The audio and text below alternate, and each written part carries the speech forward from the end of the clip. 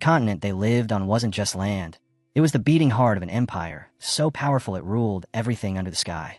And this empire was built on 4 colossal pillars, each one shaping the fate of the world. First was the noble house of the Golden Lion, a lineage that stood at the peak of martial arts and swordsmanship. Their armies marched like thunder, their blades symbolizing strength itself. Then there was the assembly of subjects and priests, worshippers of countless gods scattered across the continent. Their faith held the empire together, and their influence was so vast that people called them the Protestant Alliance. In the shadows operated the Inspection Bureau, a ruthless group responsible for gathering information and eliminating threats. They were the silent guardians of the imperial family, killing spies long before those spies even knew they were discovered. And finally, the Magic Tower. For over 1,000 years, this army of mages had ruled the magical world with absolute authority. At its peak stood a single family, the ones who signed the tower's name into history. The Melvinger family, the protagonist's bloodline. 30 years ago, when demons rose to destroy the world, it was the hero of the Melvinger family who led the final battle. They won, but victory came at an unbearable price. His father, broken by the war, slowly wasted away. His mother, a brilliant magic teacher, died soon after. In the end, only 2 children remained, the main character and his older sister. And when the family fell weak, their own vassals betrayed them, like vultures circling a dying lion. The boy saw everything. He clenched his fists, hatred burning in his chest, and swore he would rise as a great magician and restore his family's honor. That was the plan, but fate had other ideas. Because the boy had a rare condition, blockage disease, a cruel curse that prevented him from using magic at all. Overnight, the proud heir of a legendary family became the world's joke. A punching bag, a failure. Still, he refused to give up. He pushed himself day and night, searching desperately for a cure, even if it meant working himself to death. But nothing worked. No healer, no magic circle, no potion could unlock his power. Then one day, everything changed. While staring into the sky, the boy saw something impossible, a massive dragon descending from the clouds. Its wings cast a shadow over the land, and atop its corpse stood a figure wrapped in darkness. A demon. With a twisted smile, the Demon King looked down at him and declared, "You will become my new vessel." He spoke as if fate itself had already been decided. He promised the boy power, real power, in exchange for becoming the body he would use to break free from his ancient seal. Black streams of demonic magic surged toward the boy, filling the air with corruption. His vision darkened. His body trembled. His soul felt like it was being pulled apart. Yet, in that moment, something inside him awakened. Instead of surrendering, the boy gritted his teeth. His eyes snapped open, blazing with defiance. "No, Elric Melvinger, will not be devoured like this," he growled. A shock wave burst from his body. The demonic energy was thrown back, rejected completely. Light clashed with darkness, refusing to let the Demon King take control. If he had known this entire scene was nothing more than a test from the Demon Dragon, he never would have chased after it. But now, standing under the swirling sky, one thing became clear.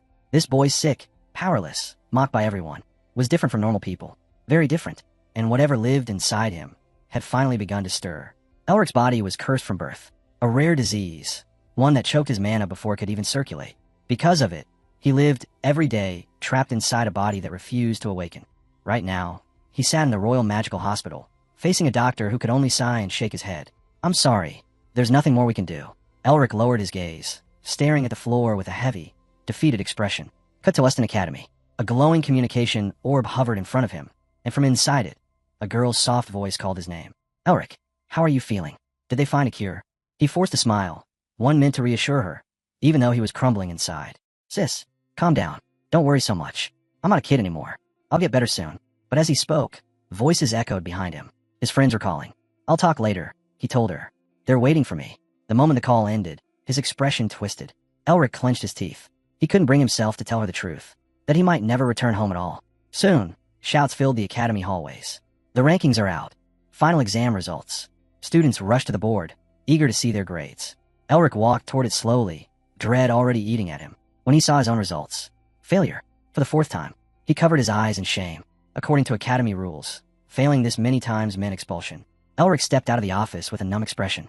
He had studied day and night, forcing himself to adapt, to keep up with the academy's brutal curriculum. He memorized theory until dawn, practiced until his hands shook, and still, it wasn't enough. For a moment, he looked around at the other students, murmuring, laughing, celebrating. "Always thought I was special," he whispered. Ahead of him, the patron's voice echoed from the ceremony stage. "Elric is not only intelligent, his sensitivity to mana far surpasses others." It was true. In theory, in perception, in understanding how mana moved. Elric was exceptional, better than almost everyone. But theory meant nothing for a mage who couldn't create even a single circle. All around him, students were performing the foundational ritual, swallowing the mana in the air, gathering it into their hearts, forming their first circle. Elric tried. His hand trembled. His jaw clenched. Nothing. Whispers spread behind him. Poor guy. He's working that hard, but still can't make a circle. Why doesn't he just give up and become a scholar? Elric walked away silently. A scholar. Yes, that was the best he could hope for. Because with his illness, he could never use magic. Not truly. Later, he found himself standing before a towering monument. A statue of his grandfather, the great hero of the demon war. Ustin Melvinger, the man who created magic of the stars. A force so devastating it could tear apart even the depths of hell. A magic strong enough to end a war. Elric stared up at the monument. A boy born into a legendary family, but cursed with a body that betrayed him. And in that moment, he silently wondered, if his grandfather had been here, would he have been proud of him, or would he have turned away? Elric stood before his grandfather's monument, towering, proud, carved in the image of a hero who once saved the world. He muttered himself, half bitter, half admiring. The best national magic academy, named after him. He didn't notice the students whispering about him from a nearby window. Can you believe the guy is the director's first grandson? What a disgrace. Born into greatness, but can't even use magic. Laughter followed. Sharp, cruel. Elric's feet stayed planted, unmoving. His expression didn't change, but inside, the words cut deep. A group of students walked past him, still snickering. Elric suddenly called out, "Hey, you two." They stopped, confused. He stepped toward them, calm, almost too calm. "Your first year's in the physical magic department, right?" The boys blinked. "Ah, yes." Elric approached slowly, smiling faintly. "Do you know Professor Sean? I'm looking for him." He paused, then added casually, "Also, what are your names?" The boys exchanged a nervous glance. Something about Elric's sudden friendliness felt wrong. They bowed quickly. Sorry, we're in a hurry." And they ran. Elric watched them disappear, then let his gaze drift back to the monument. His jaw tightened. His fists clenched. "I can't give in," he whispered. "No matter what. I'll fix this." Scene shift. Elric sat on a table in the academy library, flipping through his first research reports. Nothing. No clue. No breakthrough. He slammed the paper down, frustrated. Then, a fist crackled with mana somewhere behind him. Students gasped, backing away in fear. Elric turned sharply. "What now?" he growled. A tall man stormed toward him, furious. "Elric," the man snapped. "Why did you call my name like that again?" Elric opened his arms dramatically. "What? No hug. This isn't the friendly Sean I remember." Sean's eyebrow twitched. He was not amused. Minutes later, the two sat across from each other at a cafe table. Elric ordered drinks with a smile. Sean glared at him, like he wanted to flip the table. Elric narrowed his eyes. "I told you before, don't piss me off." He shut his eyes for a moment, letting the annoyance pass. After the fall of Elric's family, the Magic Tower had been split among 6 royal families. The hexagram. Sean was a direct member of one of them, the Nemister family's heir. Elric watched in surprise as Sean pulled a folder from his bag. After graduating early, Sean had become a professor and an elite mage. Everything Elric himself once dreamed of becoming. Sean muttered, "Even if you're walking in the opposite direction, I'm still on your side, idiot." He shoved the document into Elric's hands. "Here, take it." Elric blinked, confused. A research plan? About a diamond dragon. He took a sip of his drink, eyes narrowing. "Why are you giving me this?" Sean crossed his arms, his tone suddenly calm. "Because the artifact in question wasn't just rare, it was ancient. A pitchfork from a bygone age, recently excavated, and beside it, traces of something even more shocking. A dragon's nest." Sean leaned forward, eyes serious. "That's why I want you on the team, Elric." Elric tightened his grip around the paper, knuckles turning white. His eyes scanned the report with growing interest. If diamond dragons are supposed to be extinct, then what you found might be their wrath, the source of all magic itself. Sean smirked. "If you're lucky enough to find the artifact, the Academy might overlook your expulsion."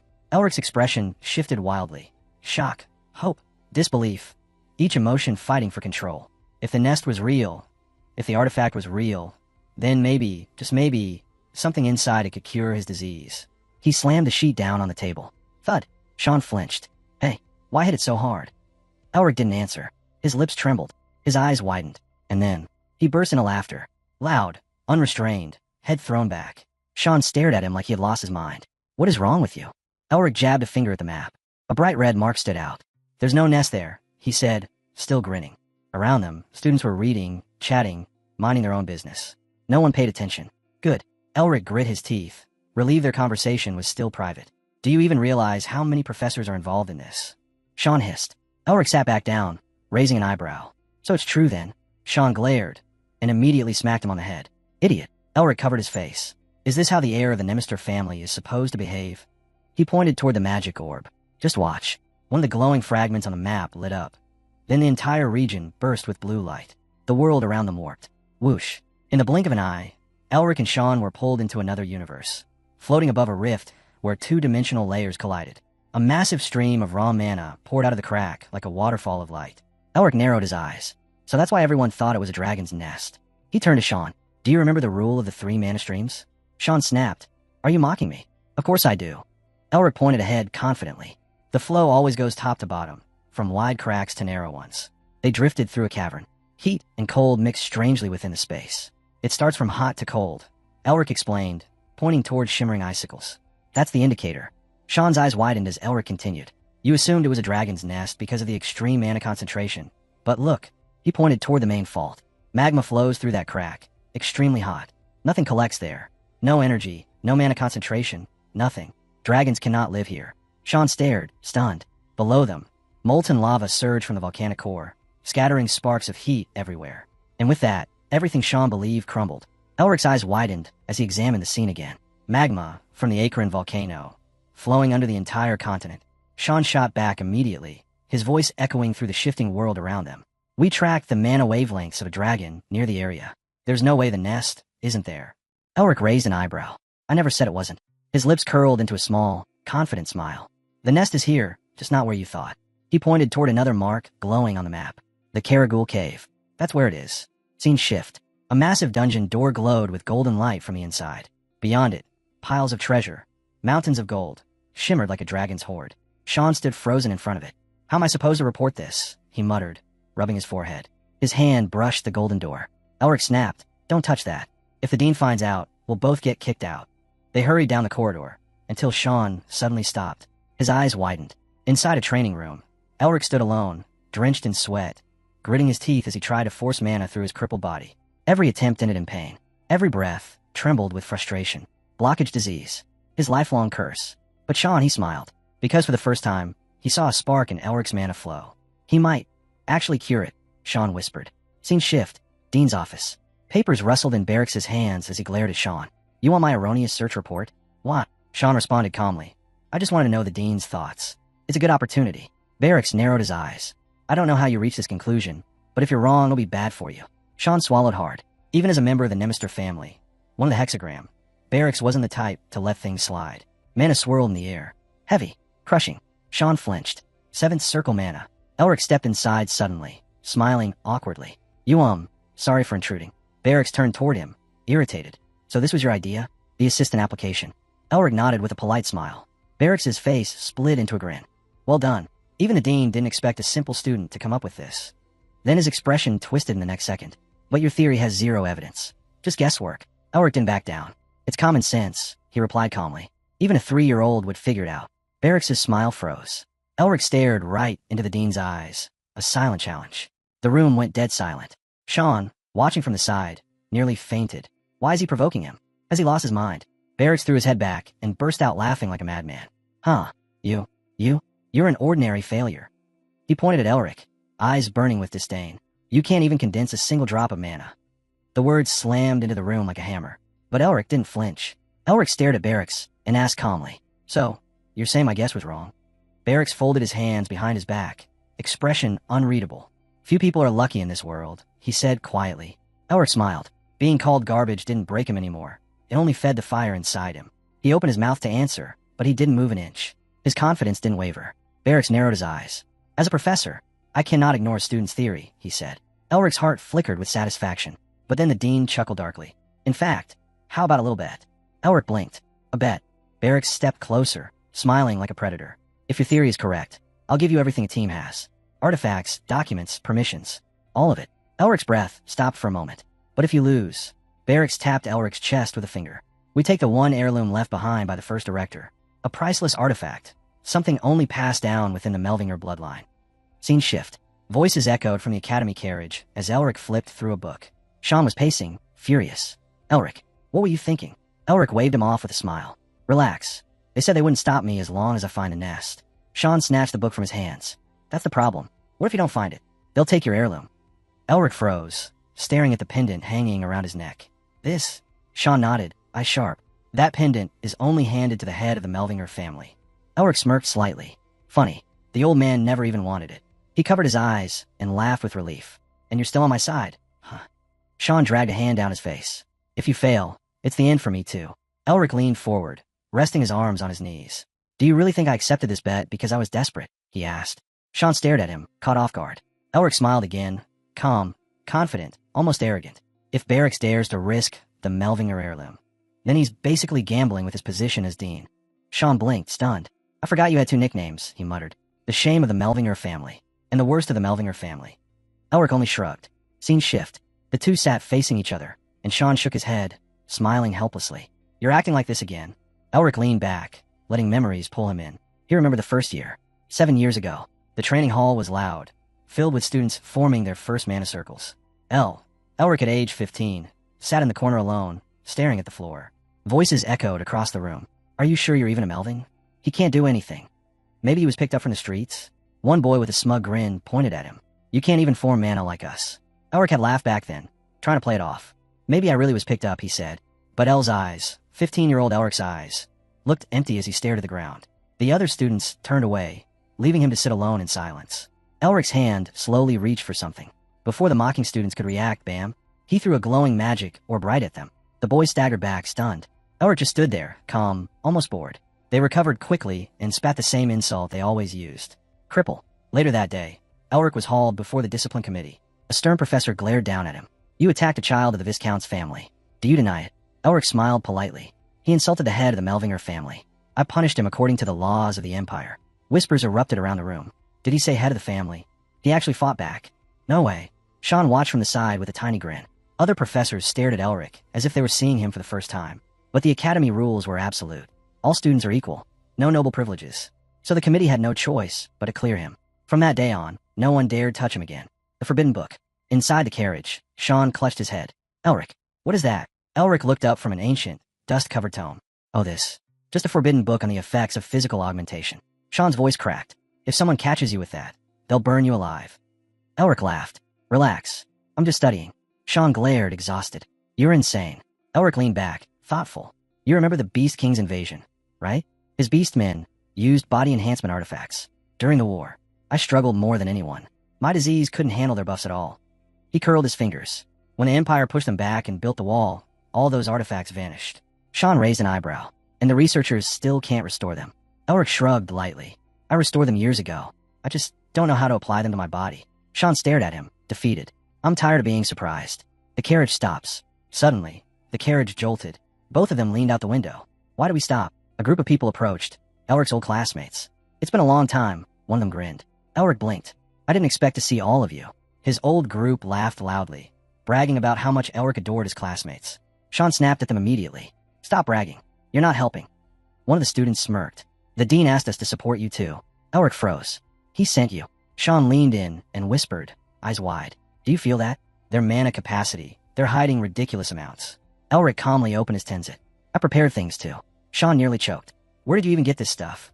Elric flashed a sweet, innocent smile. Nearby, Barracks glared daggers at his trembling assistant. The one who had secretly handed Elric the breath of Gehenna. An Azure Sky Lord armor. Elric held up 2 jars of monstrous power, smiling as if they were nothing more than snacks. Barracks, the dean, stared at him in pure horror. How? How did you get equipment strong enough to turn an entire city into dust? The door slammed shut behind them. Inside his office, Barracks gripped a newspaper, his jaw tight. If the other candidates learned about this, if they learned Elric now carried city-destroying gear, it would ignite chaos. He looked to the side as if trying to steady his thoughts. Meanwhile, Elric casually dug through research papers, humming to himself. He was really planning to find the dragon's nest. Barracks finally spoke. Well, not bad. You can't fool blood. A Melvinger is still a Melving. Then his face twisted with irritation. He threw the newspaper onto the table. That useless research team, he roared, calling themselves scientists, yet missing things even first-year students can identify. He turned his back, but a slow, confident smile appeared on his face. With these people, he whispered, I'll master magical bias. And once I have it, his fingers crushed the paper. I'll become the next director. He laughed under his breath. Even if Elric wins the bet, victory is mine as long as he dies before claiming it. The light pillar appears. Elric calmly flipped through his book while the others stared at him like he had grown another head. One student shut his eyes. A surge of power trembled in the air. Then, boom, a beam of golden light shot through the entire region. The ground glowed.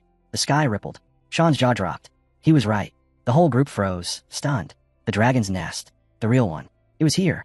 Elric didn't even look surprised. I knew this would happen, he said flatly. Move, one of the students screamed. We have to get there before the pillar disappears. Sean grabbed his gear and sprinted. Elric followed. The others tried to catch up. Wait, Sean, Elric, stop. But they were already far ahead. Nothing but blurs in the distance. The group eventually caught up, panting. Riven peeked out, exhausted. Why didn't you two wait for us? He groaned. Elric and Sean stared forward, completely focused. Streams of yellow mana twisted in front of them, but the nest that should have been there was gone. Riven glared at Elric. As expected of a Melving, you always bring disaster. One of the students cracked his knuckles. Now's our chance. Let's just break his skull and end this. Elric snapped his head toward them. Don't even think about it. Before they could respond, Sean and Elric stepped forward together, opening a massive hole in the ground. Sean muttered ancient words. A portal ignited to life. Elric activated a flash spell. Boom. Light exploded everywhere. Objects flew. The entire area trembled violently. When the dust settled, the mouth of a colossal cave appeared. Sean and Elric stared into it. This is what we found, Sean whispered. Elric narrowed his eyes. A cave this big means the dragon that lived here was gigantic. Suddenly, blue magic spiraled into the sky like a storm. Students screamed. Professors shielded their eyes. No one could understand what was happening, because the mana pouring from the cave was unlike anything humans had ever felt. One of the students froze, staring ahead in disbelief. A giant hand-shaped imprint stuck out from within the cave wall, as if something enormous had pressed its way through. Elric stepped forward calmly. That's just pent-up mana, he said. It must have burst out when we opened the hole. Then he pointed into the cave. Move, all of you inside. The others hesitated, but Elric's voice left no room for debate. They followed him into the darkness. Icicles hung everywhere, glowing faintly. The deeper they walked, the colder it became. Even fire spells did nothing to warm the air. Sean and Riven shivered. Elric, what do you see? Sean asked. Elric looked ahead, a chill crawling up his spine. Something wrong, he murmured. I can feel it. Suddenly, his Melvinger medallion began to glow. The professors tightened their grips on their staffs. A faint silhouette watched them from between the rocks. A demon's twisted grin. Finally, the path opened into a massive chamber. A door stood there, towering, ancient, painted with a golden dragon spanning its entire width. The students gasped. Should we push it? Riven suggested. The professors raised flames in their palms. We can blast it open. Stop, someone shouted. Elric stepped forward, pointing at the door. Do you see that? That's a dragon seal. If you damage it, you don't know what will happen. The room fell silent. Riven swallowed. Understand. They began analyzing the door for a way to open it. That's when Riven spotted something. Wait, look, he said, pointing at a hidden lever. Elric snapped his head toward him. From here on out, NO1 acts alone. He reached out to examine the mechanism. Hey, Riven screamed. Don't touch anything. Fire suddenly burst from the cracks in the door. Elric clenched his teeth as the shockwave threw him to the ground. What the? Hieroglyphs ignited across the door surface. Even the professor stepped back, baffled. Elric's eyes widened. It's a trap, he shouted. A moment later, boom, the first explosion erupted. Flames shot across the chamber. Block it, someone yelled. Sean threw up barriers, his teeth grinding under the pressure. Elric, what do we do? Sean screamed. Elric forced himself to breathe. Wait, give me a moment. I have to read it. He shut everything out. The explosions, the screams, the roar of magic. He imagined himself back in a quiet classroom, solving an exam. This is just a test, he whispered. A test. A question to answer. He opened his eyes. His hand moved quickly, writing counterglyphs into the dust, matching the patterns on the door. Boom, boom, boom. More explosions erupted, shaking the chamber. But Elric stayed calm. Sean, sweating, blocked every burst of fire, enduring the heat. And Elric, with unwavering focus, began to unravel the trap's ancient code. Elric kept writing without hesitation, his hand moving across the glyphs with surgical precision. With his other hand, he pressed down firmly on the mechanism embedded in the door. I'm not doing anything wrong, he muttered, refusing to let go. He shut his eyes and whispered an ancient counterspell. And then, silence. The explosions stopped. The flames died. The cave went still. Sean collapsed to his knees, staring up at the ceiling. I thought I was dead, he breathed. Elric sprinted to him. Sean, are you okay? Sean exhaled shakily, then cracked a smile. Thanks to you, yeah. I'm alive. You really are something, Elric. Elric's expression softened. Don't make me worry like that. Around them, the group tried to catch their breaths. But one student suddenly screamed. A streak of icicles shot toward them. Before anyone could react, the hand of one of the professors began to fade. No. His entire arm disintegrated. Then his body. He turned into dust before their eyes. Elric froze, horrified. But the danger wasn't over. Hundreds of frozen icicles launched toward them like arrows. Block, someone shouted. Barriers formed everywhere, students and mages pushing their mana to the limit. Elric clenched his teeth, gripping the paper filled with his glyph calculations. Hurry, hurry, Sean yelled, struggling to hold back the storm of ice. Elric's eyes glowed, bright, sharp, filled with pure magic. He finally understood it. The trap was powered by a dragon's dragon tongue magic, a living source, a dragon's will. Fear flashed in his eyes, but he didn't stop. He wrote faster, glyph after glyph. The icicles rained down harder. Sean roared, Elric now. Elric slammed his hand forward, channeling weapon magic into the mechanism. A blast of azure light erupted. The azure sky lowered armor forming around him in an instant. Riven gasped. That's impossible. You can't use it by yourself. An icicle stabbed toward Elric, but shattered harmlessly against the glowing armor. More spells flew toward Sean's head. Elric reacted instantly, throwing himself between them, directing the azure armor's shield forward. His eyes went wide as the magic surged through him, almost too much to handle. Then, whoosh, the icicles dissolved into thin air.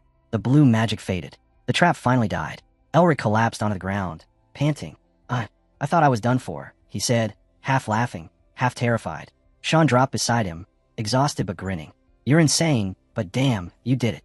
Every professor turned toward the door, which had begun to creak open. A golden light spilled out, illuminating the cave. Elric sat up, eyes widening. Inside, treasures, mountains of gold, artifacts, ancient relics untouched for thousands of years. The others gasped, rushing forward to examine the riches. Riven nearly cried as he spotted shelves packed with preserved ancient books. Elric looked around, smiling faintly, letting the reality sink in. One professor approached him with awe. You're amazing. Elric blinked in surprise. Behind him, another professor eagerly waved, cheering. Sean grabbed Elric in a hug, laughing. You did that. You actually did that. Elric only smiled. The door of the dragon's nest had opened, and their real journey had just begun. Elric let out a breath, telling the hero that he hadn't done anything special.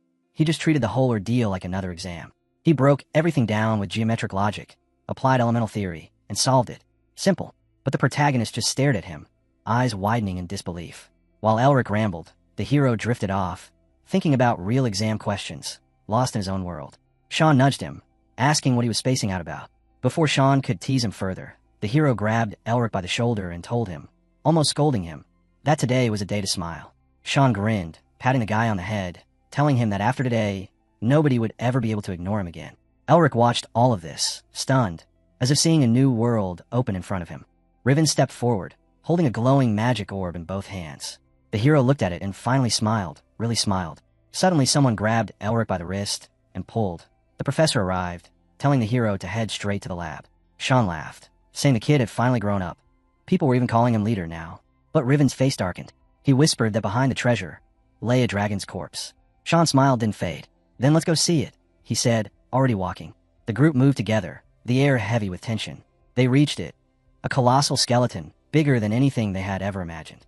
Elric froze, confused, then bolted somewhere like he'd suddenly discovered a disaster waiting to happen. The hero called out, asking what the group was doing. Elric spun back, furious, demanding the same from them. But the professor only smiled, saying it wasn't anger, just duty. The hero answered calmly, saying his work came first. Sean and Riven stood closest to the corpse. Sean narrowed his eyes at the enormous skull, swearing the thing had moved.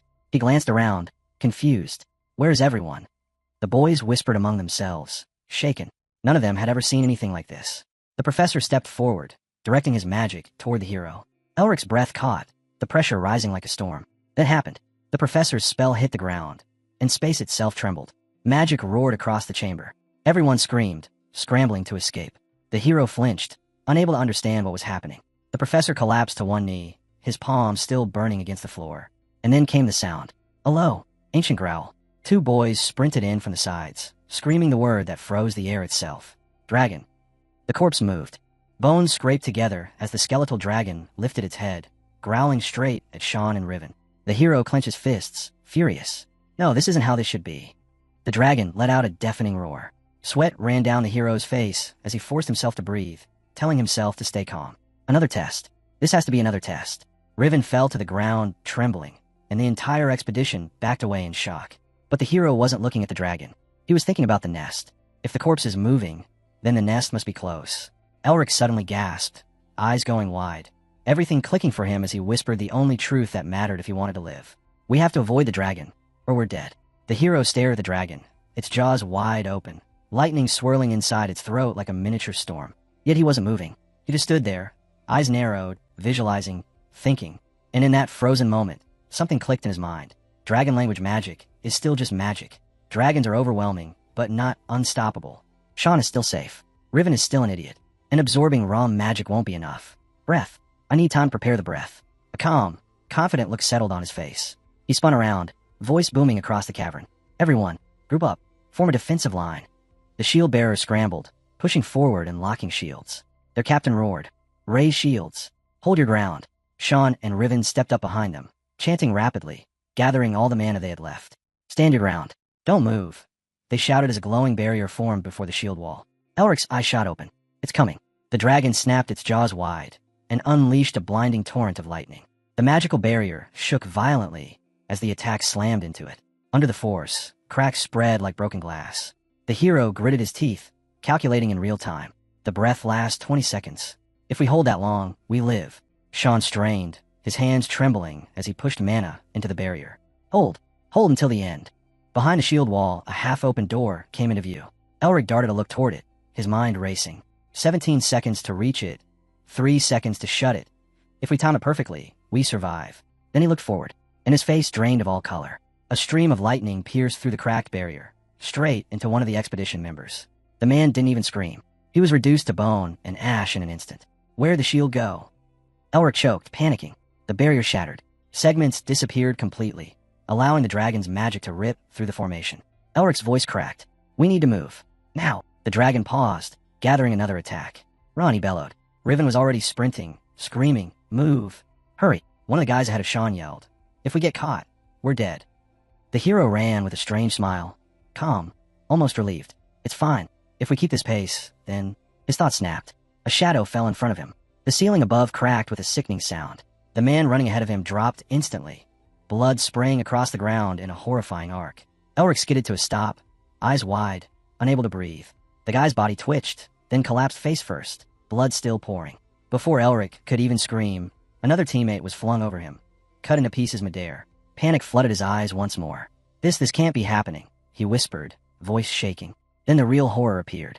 Armored monsters, massive, silent, merciless, materialized from the shadows and charged straight at the collapsing group, blocking every path of escape. The path ahead vanished as one of the armored monsters stepped directly in front of the hero. And the moment he saw its shape, his heart stopped. The Spartoi, the legendary guardians created for one purpose, protect the dragon. His throat tightened. No words came out, only a trembling gasp. He could barely breathe, let alone fight. Then, a blazing fireball shot past his shoulder and exploded against the Spartoi, forcing it back. The hero spun around. Sean stood there, covered in cuts, fighting off two Spartoi at once. Pull yourself together, he roared, blocking a spear strike by a hair's width. The Spartoi lunged again, its weapon slicing the air where Sean's head had been a second earlier. Blood ran down the hero's face. He wiped it away slowly. No more running. No more waiting. If anyone could deal with this, it had to be him. Behind him, the dragon rose once more, shaking the cavern. Two Spartoi stood forming a wall before it.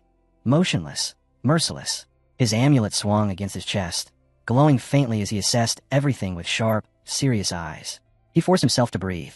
Every problem has a solution. Then the amulet flashed. A violent surge of pain stabbed through his skull. He grabbed his head, teeth grinding, unable to understand what was happening. When he opened his eyes, everything had changed. The world was tangled in green lines. A glowing web stretched across every surface, every movement, every possibility. What is this? He whispered. He could see paths, trajectories, intentions. Sean's mouth moved, shouting something, but the hero couldn't hear him at all. It was like the world had gone silent. Then a piercing voice cut through the emptiness. Dod. He froze. The warning sounded distant, distorted, yet unmistakable. He glanced sideways and saw something looming behind him. He couldn't understand at first. Then he saw it. The Spartoi in midair, spear raised, descending toward his skull. He finally understood. He threw himself aside. The spear slammed where his head had been, cracking stone. The Spartoi halted, shocked, and the hero was just as stunned. He had actually dodged it. The monster swung again, a wide, brutal strike. The hero moved before he even thought. His body slid into the perfect blind spot. His eyes glowed bright green. This was an instinct. This wasn't luck. He was seeing it. The web showing him every path the Spartoi would take, and every path that would let him live. Each strike came closer. Each dodge was perfect. The Spartoi's attacks cut the air uselessly as the hero moved like he'd already lived this moment before. Then he noticed them. Tiny, bright green points lighting up the ground ahead of him. If I follow those, I survive. But then a sickening thought twisted in his mind. What if the dots are a trap? Sean, now bleeding from his cheek, pushed against another barrage of attacks, barely holding on. The rest of the group was losing ground fast, shouting desperately for help as they dodged wildly. Meanwhile, the hero calmly avoided the strikes of 3 Spartois at once. There was no time left to doubt anything. Another blow came, this one infused with mana, roaring toward him like a falling star. And Elric leaped high, narrowly slipping out from under the incoming strike, landing hard and tearing off in a sprint. He twisted around mid-run and shouted, "Everyone, follow me. If we stay here, we die for nothing." 2 members dragged a third between them, stumbling forward. Sean, covered in dust and blood, ran while shouting, "Hurry, move." Riven, half-crawling, screamed, "Wait, take me with you." Another party member yelled back, "Hold on, we're coming." But Elric didn't slow. His expression sharpened, confident, absolute. "We go where I can see. Don't stop." Behind them, the enraged dragon unleashed another shockwave. Spartois charged like metal shadows, their spears tearing through the air. Elric weaved between them effortlessly, his green-lit eyes predicting every strike. He yelled instructions as he dodged. "Duck now. Jump left. Turn. Turn. Keep running straight." Then he spotted Chance. "Sean, fireball, left leg. Do it." Sean didn't question. He spun, blasting a fireball into Spartoi's leg, staggering it, and opening a narrow escape window. The group stormed toward the door. Someone cried out with relief. "We're almost there. Just a little more." A man wearing a cap burst out through the crack in the door yelling, "We're out." Elric caught up behind him, heart pounding, thinking, "We made it. If we just shut the door." But then, a scream sliced across the corridor. "Help. Please help." Rivo had fallen. He clawed at the ground, reaching toward them, while several Spartois closed in from behind. Elric froze mid-step. "If I close the door now, I have to abandon him." He clenched his teeth. Riven, this idiot, this pain in the ass. Then Elric caught himself grinning, realizing something dark, sharp, and new about himself. But as a Spartoi lunged toward the glasses-wearing boy, Elric snapped. "Even if he's annoying, even if he slows us down, I can't let him die like this." He turned back. He reached out his hand. The Spartoi's spear came down like a guillotine. "Elric!" Someone screamed from behind. For a heartbeat, everything froze. Riven opened his eyes and saw a shimmering yellow barrier blocking the Spartoi's attack, just inches from his skull. Elric stood over him, panting, mana crackling around him. "It seems," he said between ragged breaths, "these monsters can't cross the boundary." Riven collapsed backward, gasping, tears mixing with sweat. I'm alive. I'm actually alive." Sean rushed over, furious and relieved at once. "Are you out of your mind?" Elric casually pulled his hand away with a grin. "He's the one with weak legs. Why are you yelling at me?" The Spartoi, seeing the barrier it couldn't pass, backed away reluctantly. The others behind it did the same, silent, watching. Elric stared after them. Are they really unable to leave this place? Slowly, he lifted his gaze. Above them, the massive door towered, its surface glowing, crackling with energy. Elric raised his eyes toward the glowing door, and a thought struck him. Now that I think about it, there were signs of destruction inside the dragon's lair. From above, were we the only uninvited guests? Or did someone else come here before us? Before he could dig deeper into the idea, the dragon staggered across the broken bridge behind them, its massive weight crushing stone with every step. Elric took a closer look and froze. There was something on its head. A needle. Thin. Metallic. Buried deep between the scales. What is that? Before he could even blink. Boom. The ceiling split open. Rocks rained down like a collapsing mountain, and the entire cavern trembled. Someone screamed. "What's happening?" Riven looked up, his voice cracking in terror. "The Spartois. They're coming down." More shouts erupted. "What the hell is going on? Why are they still after us?" A Spartoi dropped behind Elric with a metallic thud, its glaring helm fixed on the group. Panic spread instantly. "Run. Just run. Didn't we already escape? Why is this still happening?" But Elric, he already knew. Sean looked back, and his eyes widened. Elric had stepped back inside the gate, past the threshold, into the lair again. The door began to close. "What are you doing?" Sean screamed, sprinting toward him. Elric turned, smiling, calm, fearless. "Sean, go ahead. Don't joke with me." Sean roared, lunging for him, but the giant stone door slammed shut right in front of his face. "Elric! Elric!" Sean pounded the door with everything he had, his voice breaking. "You're crazy. Why won't this door open?" "Elric!" But no matter how hard he hit, no answer came.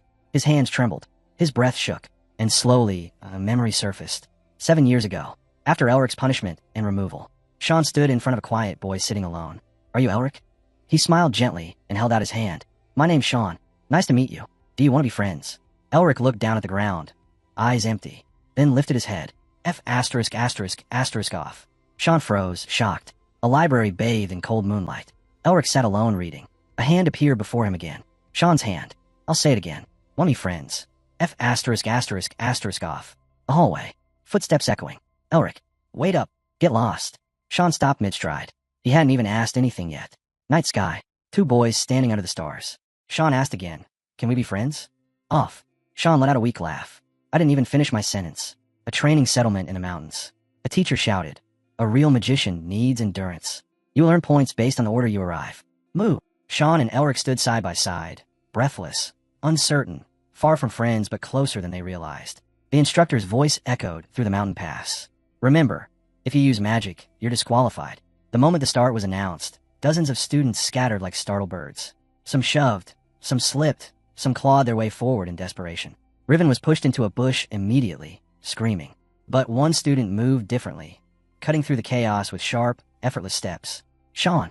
He sprinted past everyone, an arrogant smile plastered across his face, weaving between trees like he'd already won. Glancing back, he laughed. I'm already halfway up the mountain. Huh, should I go back and drag Elric with me? But his victory lasted exactly 2 seconds. His foot caught on something. He flipped forward mid-stride. Huh, what the? Boom.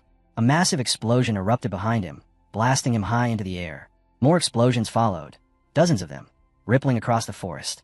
Sean crashed into a rock, blood spilling from his forehead. He dangled helplessly over a deep cliff, fingers locked onto a jagged edge. Is anyone there? He croaked. Help anyone, please. 3 silhouettes approached. They smiled down at him. Riven stepped forward, sneering. Just use magic and climb up, idiot. Why are you hesitating? Sean's fingers shook violently. His vision blurred. He didn't know how long he'd been hanging, or how much longer he could hold on. I could die here. Just use magic. Even if I'm disqualified. If I get expelled, how will I even face Father? Tears streamed down his face, dripping into the abyss. His hand slipped. He fell. Damn it. A hand caught him. Sean froze. Elric, gritting his teeth, held him with one arm, fighting to pull him up. You. Sean whispered, stunned. You came back. Hold on tighter. Elric roared, veins bulging from strain. With one final heave, he dragged Sean to safety. The two collapsed opposite each other, breathing hard. Sean's leg bent at an unnatural angle. Broken. You need to go, Sean winced. Don't wait for me. You'll be late because of me. Elric opened his eyes slowly. He wasn't looking at Sean's face. He was staring at the broken leg. Then, without a word, he lifted Sean onto his back. Wait. What are you doing? Sean panicked. I told you to go ahead. Elric glanced over his shoulder. Weren't you the one who asked me to be your friend? Sean's eyes widened. His cheeks flushed red. Well, why yes. But you told me to F off. That doesn't count. Elric cut him off. Forget that. Just give me some artifact from your house later. Sean's expression twisted. Are you serious? You're helping me and charging me for it. Elric smirked. Same amount will be fine. We're friends, right? Sean's jaw dropped. You're trying to scam your friend. Elric adjusted him on his back. I'm providing a premium service. Sean exploded. Premium. Put me down, you damned. Elric kept walking, calm and unbothered as the forest stretched ahead. No refunds, he added. Sean nearly fainted from rage. Elric once told Sean that since he saved him from drowning back then, Sean owed him a reward. And as they walked through the forest, Elric casually added, by the way, your hair looks better when it's messy. Why don't you ever push your bangs back? Sean puffed up with pride. Combing my bangs back is a matter of honor. A warrior never compromises his style. Elric had rolled his eyes. That was then. Now, back in the present. Sean stood helplessly in front of the sealed door while Spartois hammered the other side. He slammed his fist against the stone. That idiot. That absolute idiot, he shouted, voice shaking. Even if he's weaker than me. Who does he think is trying to protect who? Behind him, the surviving expedition members screamed as Spartois continued to break through the floors above.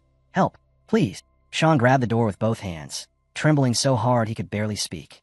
Elric, just hang on. I'll get the elders. Or my father. Just hold on. Then he spun around and sprinted in the opposite direction. But please, he muttered, voice cracking, don't die. That's all I'm asking you. Just don't die. Inside the sealed chamber, Elric stood with his back against the heavy door, listening to his friend's desperate voice fade into the distance. A small smile tugged at his lips. Thank you, Sean, but I won't let you get dragged into this. He pushed off the ground and ran straight toward the dragon. Dozens, no, hundreds, of Spartois blocked the path ahead. Their spears glowed. Their armor burned red hot. Elric slid under the first attack, sparks scraping off the floor. Who do you think I am? He roared. His green-lit eyes scanned the battlefield. Lines, paths, weak points. Then he saw something others couldn't. The Spartois were attacking each other. Found it. He twisted, dodged 3 spears at once, and sprinted toward the center of the chaos. Another blade crashed into the ground beside him. He rolled, reached out, and grabbed something buried beneath the rubble. A violent blast of magic erupted, engulfing him in flames. When the fire cleared, he stood holding breath of Gehenna, glowing like molten glass. He whispered, voice low, "Well, whatever happens, happens." His eyes flickered crimson. "You want to feel it on your own skin." The breath of Gehenna ignited. His entire right arm burst into flame. Blood streamed down from his eyes. His life force surged. This artifact wasn't meant for someone without mana. But he didn't care. He would burn himself if that's what it took. He activated the forbidden skill. A wave of fire screamed outward. The Spartois didn't even have time to scream. They were incinerated down to ash. All of this, the hero said through clenched teeth, is just another dragon test. Fire swirled around him like a blazing storm. The dragon responded with its own breath, a burning torrent meant to erase everything. Elric sidestepped casually, flames skimming past him. If this is a test, then the answer must be somewhere inside it. The dragon inhaled again, charging an even stronger blast. The hero stared at its head, at the object stuck between the scales. He crouched, then jumped, straight into the burning inferno, landing directly on the dragon's massive skull. Standing in the flames, inches away from the mysterious object, he finally reached the truth. Standing atop the dragon's burning skull, Elric narrowed his eyes at the spear lodged deep between its scales. Maybe this spear is the key, like the final answer to an exam question. Below him, dozens of Spartois scrambled up the dragon's body, climbing over each other just to reach him. Elric glanced down at them, surrounded from all sides. If I'm wrong, if this is all just some sick joke, then I die here. A crazy smile stretched across his face. But retreat? Never. I'm a Melvinger. He reached for the spear. Hands grabbed him, Spartois pulling, clawing, dragging him down. Then, boom. A monstrous surge of energy erupted from his body. The Spartois were blasted away like dust in a storm. Elric stood still, looking up. What is this? The world around him warped, colors shifting, sounds dissolving. He blinked, and suddenly, he wasn't standing on a dragon anymore. He was standing inside someone else's memory. In front of him hung a massive dragon, alive, furious, towering over a lone human figure. The dragon inhaled deeply, charging its devastating breath. But the human wasn't human at all. The figure turned, slowly. A predatory smile carved across his face. The Demon King. Elric's breath caught in his throat. Did he just look at me? Can something inside a memory see me? The demon lifted his spear, purple energy spiraling into a growing sphere in his hand. His entire body ignited in a deadly, scarlet aura, thick enough to make the air tremble. The dragon unleashed its attack, a colossal beam that could erase a mountain. The demon laughed and swung his spear. The beam split in half. The dragon recoiled in shock. Then the demon moved. He blurred, rushing the sky lizard with insane speed. Every strike shook the cavern. Every collision shattered stone. Elric shielded his face, overwhelmed. This mana, this is an eighth circle. No, this is far beyond it. The demon danced through the dragon's blows, too fast, too vicious. The dragon roared, unable to keep up. Chunks of ceiling crashed down, walls cracked, and collapsed as the battle tore the chamber apart. With a bloodthirsty grin, the demon lifted his spear high, then slammed down with enough force to shake reality. The spear pierced the dragon's skull. A deafening silence. The demon stood there, victorious, 1 foot on the dragon's head, his spear buried deep. Elric stared in disbelief. He killed the dragon. Alone. The demon looked directly at him. "You're the one who freed me from that miserable seal," he said, smiling too wide, too sharp. "Therefore, you will be my new vessel." The demon's body dissolved into swirling black fog. "That's right," he whispered, drifting toward Elric. "Let me merge with you, and together, little human, we shall take over the world." Elric froze, trembling, panic exploding across his face. But then, he noticed something behind the demon. Something moving. Something the demon hadn't seen yet. The dragon, the once fallen corpse, suddenly revived. It roared and unleashed its attack directly at the demon. Chains of pure magic snapped into existence around the demon's limbs, binding him. The dragon turned its glowing head toward him, its voice ancient and trembling with fury. "Demon King Mephistopheles." Elric froze. Demon King? He heard that right. He's the Demon King. Light wrapped around the dragon's bones, holy and wrathful. "You and I shall be buried here together," the dragon declared. But then, the same chains crawled onto the dragon, binding it as well. Mephistopheles chuckled. "Chinnick, even if you seal me alongside you thousands of years ago." Demonic power surged from Mephistopheles' body and shot straight toward Elric. This time is different. A violent, dark haze tore through the air and rammed into Elric. It invaded through his eyes, through his mouth, through every pore. Elric gagged, clawing at his face, trying to scrape the darkness off him. This wasn't the dragon's test. This was a trap designed by the Demon King. The dragon's holy light flickered. Its life force, its mana, began draining out of its bones and flooding into Elric. Elric collapsed to one knee, screaming as both demonic energy and dragon mana ravaged his body. Mephistopheles laughed hysterically. Shun's mana will make your body a perfect vessel. Stronger. Endless. The dark fog spiraled into Elric's chest. A curse took shape inside him. Then, the world vanished. Coffins. His parent cold bodies lying side by side. Elric watched from the shadows, a child staring at death. He remembered. His grandfather. His uncles. His retainers. All sacrificing themselves in the Great Demon War. All dying to drive monsters away. Even when his parents perished. When a Melvinger family was on the verge of extinction. Only he and his older sister remained. He saw the two of them sitting at the seashore, hugging each other under a lonely sunset. Only the two of them, against the world. Dark silhouettes surrounded them, eyes full of mockery, voices dripping with greed. The imperial family, the magic tower, the subject of their house. They all revealed their disgusting, selfish desires. A man approached from behind. Someone Elric once trusted more than anyone. A man hidden in the shadows, smiling cruelly. Even him. Even the man I relied on the most. He reached for the badge on the man's uniform, the badge of a loyal vassal. His sister clung to him, crying, "Uncle, please help us." But the uncle pulled away, walked off, left his sister kneeling on the ground, left Elric with the final truth. Their uncle abandoned them. Elric screamed, body twisting under the unbearable pain. Inside the memory, his uncle turned his head as a stone smashed against his back. Little Elric stood, trembling, another stone in his hand, eyes red with rage and despair. His sister hugged him, trying to stop him, whispering his name. What could I have done? I was too small, too powerless. The mansion's door slammed shut, leaving the two children outside, alone, betrayed, forgotten, and in the present. Elric screamed again, both dragon and demon magic tearing him apart from the inside, as the seal tried to forcefully make him the next vessel. The hero understood one thing clearly. This was worse than anything he imagined. Even as the violent surge of demon and dragon energy tore through his body, he clung to one final conviction. No matter what, I will cure my blocked mana. I will revive my family. His consciousness began to fade. Images of those who betrayed them, those who abandoned them, flashed in his mind. No, I haven't even started. I can't end here. Not like this. Then, BADUM. His heart slammed against his chest. Once. Twice. Faster. Stronger. A single word burst into his mind. Melvinger. His amulet responded, glowing with a radiant golden light. The hero opened his eyes, trembling. No, I won't let someone like Mephistopheles consume me, he growled. You're a bad person. Golden symbols ignited around him, spinning in the air like ancient runes awakening after centuries. His entire body glowed. His eyes exploded into a fierce, bright green light. Voices echoed through the darkness. Old, distant, sorrowful. We pray that in the far future, our voices will reach our descendant. A blast of green energy erupted from the hero, knocking the demon fog backward. Mephistopheles' grin faltered. What is this power? The hero lifted his hand slowly, as if guided by someone else. He pointed straight at the demon. Green energy surged forward, swallowing Mephistopheles' essence. The hero, half conscious, half possessed, released an overwhelming wave of magical force. Another echoing voice whispered, according to the ancient pact, this is where the first demon will be absorbed. Floating upward, Elric snapped his fingers. A burst of blue magic detonated, shredding Mephistopheles' fog like paper in a storm. Mephistopheles screamed, "This isn't possible. This isn't possible." Green mana consumed him, tearing away his shadowy form piece by piece. Right before dissolving completely, he shrieked, "Everything is wrong." Then silence. A tattoo burned itself into the hero's arm. Mephistopheles was gone.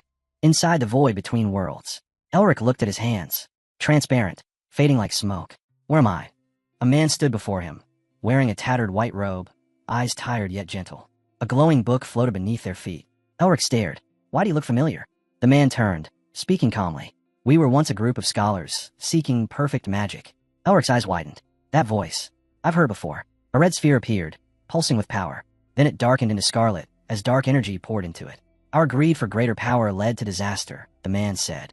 We were defeated by the demons, and brought ruin to the world. The sphere devoured more corrupted energy. To correct our sins, to repent for the destruction we caused. The man smiled faintly, golden hair glowing softly. We created a family. The vision shifted. A colossal demon silhouette rose in the sky, a dark sphere in its hand, while a lone man stood at the edge of an abyss. The hero's breath stopped. Is this the demon king? No, this is the demon god. The man continued. We created a family to eradicate demons. He extended his hand. His skin shimmered, part flesh, part swirling cosmos, as if the universe itself was stitched into his arm. In the distance, birds soared into a glowing sky. The sky trembled. Dragons, massive, ancient, godlike, hung above the robed man. He looked up at them and spoke with quiet conviction. Destroying demons, that is the duty of the family we created. He lifted his other hand, and it, too, was covered in that star-patterned cosmic mark. Beneath them, stone shattered, a demon climbed out of the rubble, standing tall, its presence heavy enough to crush the air. The man didn't flinch. However, he continued softly. Demons will never truly disappear. They will always return again and again. Behind him, a crowd of demons materialized, dozens, hundreds, eyes blazing red. That is why he raised both hands, forming ancient gestures. Steam burst from a glowing fissure in the ground. We must absorb them, repeatedly, until not a single demon remains. He pulled his hood over his head. The demons shrieked and lunged. The man extended his hand, and his entire body shimmered like a constellation, woven from stars themselves. In the far future, demons will battle dragons again. The earth rippled like liquid from the force of that imagined war. And when that time comes, our descendants will inherit our will. The demon's silhouette warped, its body covered in chains and seals, its form blurred into darkness, but its two glowing eyes stayed fixed on the man. A massive hand reached out of the shadow, stretching toward the hooded figure. The image warped violently. The world twisted. Elric staggered. What? The image is breaking. A hand reached out toward him. Careful. He blinked. When he looked down, his own hand was trembling in midair, grabbing at nothing. What happened? Sunlight spilled through a window. He was lying in a bed. With a long exhale, he wiped his chin, then noticed someone sitting beside him. Sean, sitting on a stool, back hunched, head down. Elric blinked. Sean, what are you doing? Sean jerked upright. Huh? What do you want? Elric squinted. Were you crying? Sean's back stiffened. Do you seriously think I was crying? He was shaking. His shoulders trembled silently. Why'd you wake up now? Sean muttered. And why is that even embarrassing? Elric smiled lightly. I'm still pretty sure you were crying. Sean's face was hidden in the shadow, but his silence answered everything. It's okay, Elric said gently. You can cry if you want. He chuckled. Actually, you cried in the nest too. That did it. Sean whipped around, furious. What did you say? Elric panicked instantly.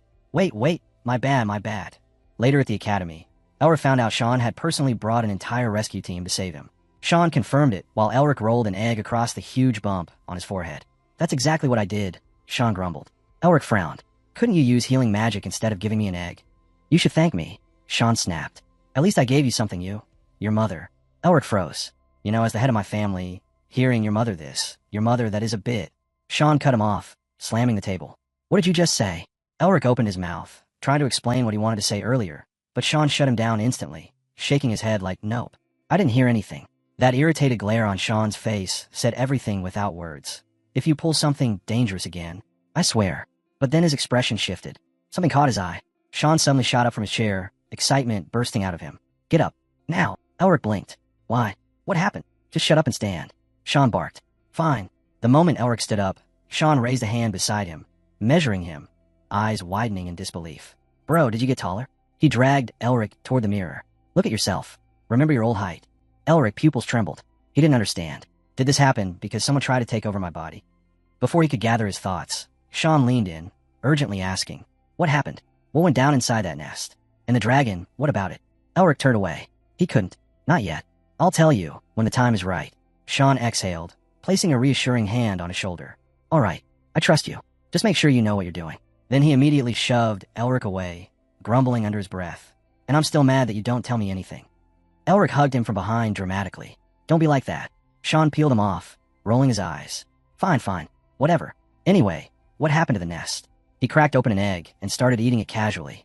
My family's guarding the lair. Elric sat on the windowsill. Then they must be busy excavating, right? No. Sean plopped down beside him. They're guarding it so no one enters. Elric's face twisted in horror. What? Sean swallowed the egg before answering. Because it belongs to you, idiot. You're the one who found the nest. My family can't just take it and do whatever they want. Cut to a group of men in business suits shaking hands in front of a massive chained-off door. Elric narration filled in the rest.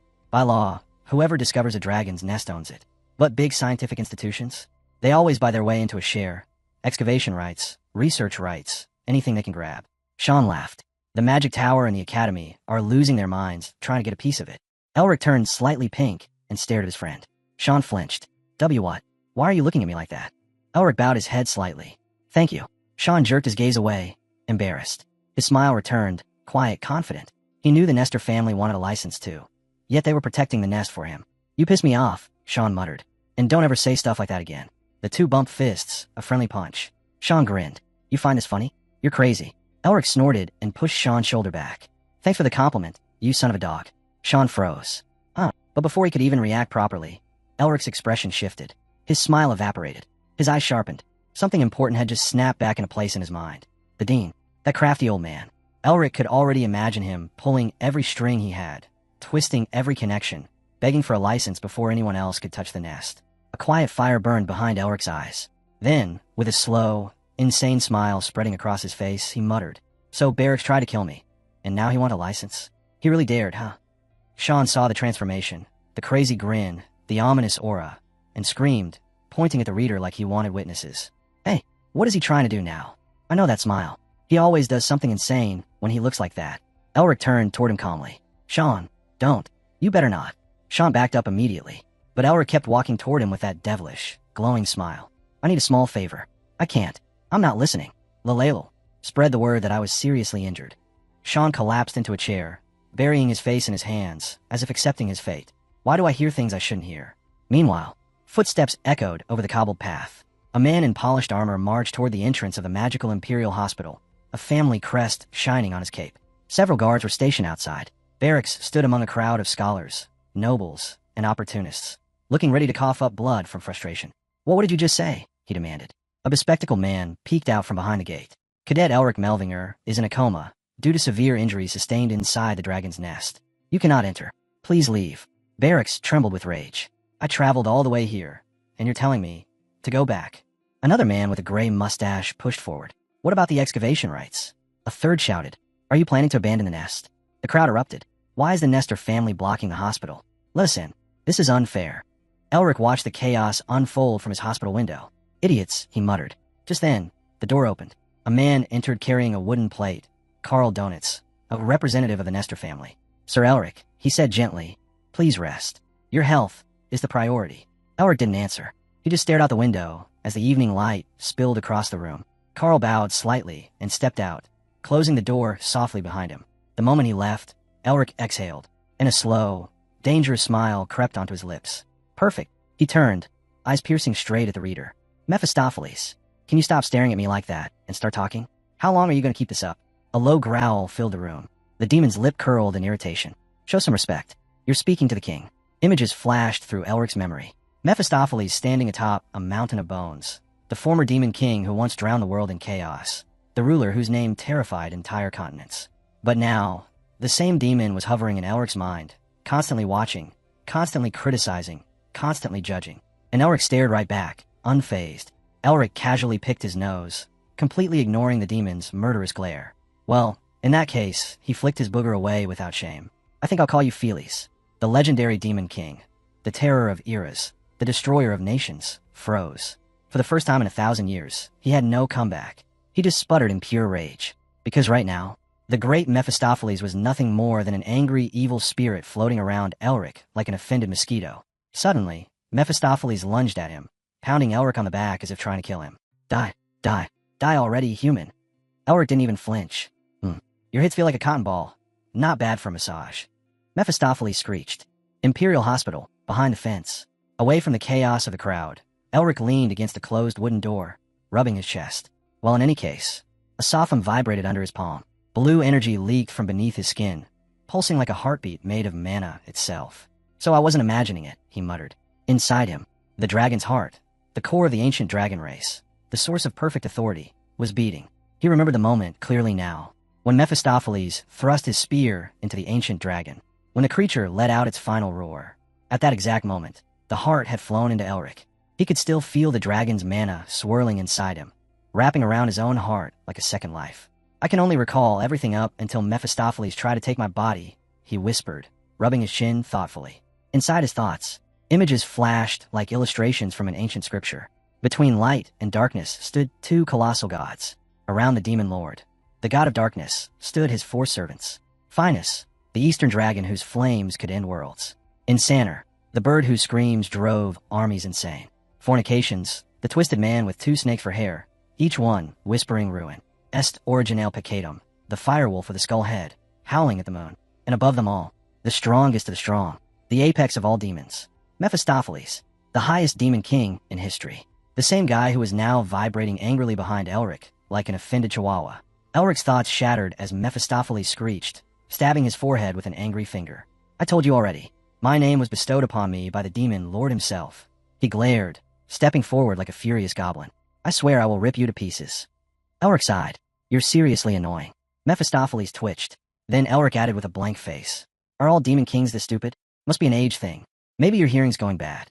Mephistopheles' jaw dropped, so far it almost hit the floor. Elric lay down on the bed, scratching his but casually. Mephistopheles hovered behind him, trembling with centuries of rage. 1,000 years. I waited 1,000 years. And my mana was stolen by this brat. A distorted silhouette of Mephistopheles flipped upside down behind him. A demon who once believed the world should kneel beneath his feet. Now reduced to arguing with a kid lying sideways on a hospital bed. Mephistopheles gritted his teeth, so hard sparks almost flew. In Mephistopheles' fading consciousness, the past rose again like a nightmare carved into stone. He remembered the mountain of corpses, the battlefield where he stood tall above the defeated. Back then, the carnage stretching beneath him wasn't horror. It was purpose. It was the meaning of his existence. Then came the roar. A massive silhouette soared across the full moon, wings blotting out the sky. Closer, closer, until every scale gleamed like polished steel. Shaynark, king of dragons. The ancient dragon opened its colossal jaws, preparing to unleash a world-ending breath. Mephistopheles only smiled. That cold, merciless smile of a being who knew, absolutely, who was superior. With a single motion, he slashed through the dragon's attack, cutting the stream of power apart with his spear. The dragon roared again, releasing thick chains from its mouth. Divine restraints forged for demon kings. Mephistopheles remembered it all, clearly. The moment Shaynark blocked his path. The moment the dragon lunged. The moment those chains wrapped around them both. He remembered the crushing weight as the dragon dragged him down, burying both king and demon deep beneath the earth. But that time, there was no vessel nearby. No human body to slip into. No soul to claim. So Mephistopheles waited, and waited, and waited. Thousands of years passed in darkness, until a group of heroes stepped into the cave. Their torchlight cut through the gloom, and among them stood the boy.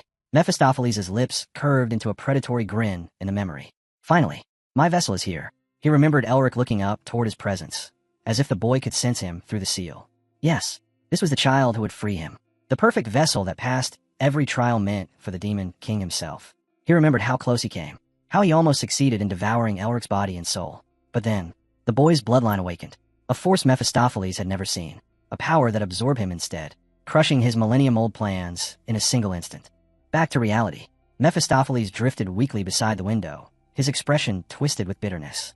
All he had left now were scraps, particles of demonic residue clinging to existence. What kind of power was that? He whispered, trembling with rage at the memory of being consumed. Elric, lying on the bed, glanced at the demon-possessed amulet. Stop acting so high and mighty. You're not exactly powerful anymore. That snapped something in Mephistopheles. The demon exploded. How dare a mortal offspring speak to me like that? If I were 1,000 years younger, I would. This is the problem with you Melvingers. Acting like you're something divine. In MY era, I went against the entire world.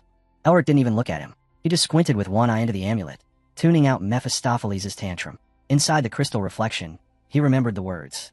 The prophecy that whispered through his dreams. One day, in the distant future, our voices will reach the descendants. He saw again the moment he was nearly overwhelmed by demons, and the instant when this mysterious power awakened within him. He rolled the amulet between his fingers. In his mind, an image formed, the profile of his grandfather, and the mysterious man from the visions. Could it be his voice? He murmured. Then the memory struck sharply. The moment he absorbed Mephistopheles, the echoing voice that followed. According to the contract, the first demon shall be absorbed. Elric's eyes widened. Everything clicked at once. Elric's eyes snapped open, pupils trembling. Wait, if I absorb Mephistopheles, does that mean I absorb his power too? He jumped out of bed and grabbed the pendant in his hand, staring at it like he had just discovered a divine treasure. So this thing, this magic pendant, it's an item that absorbs the Demon King. He looked even closer. No, not just the Demon King. His voice lowered, eyes narrowing with realization.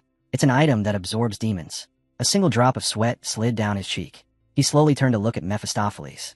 Mephistopheles stared back. Why are you staring at me like that? The demon asked nervously. Elric didn't answer at first.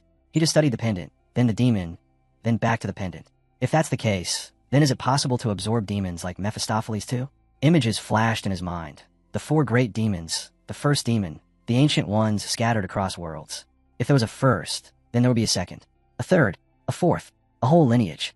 A wicked, predatory smile crept across Elric's face. His pendant glimmered ominously. I hit the 10 spot, he muttered. Kings, better get ready. You're already dead.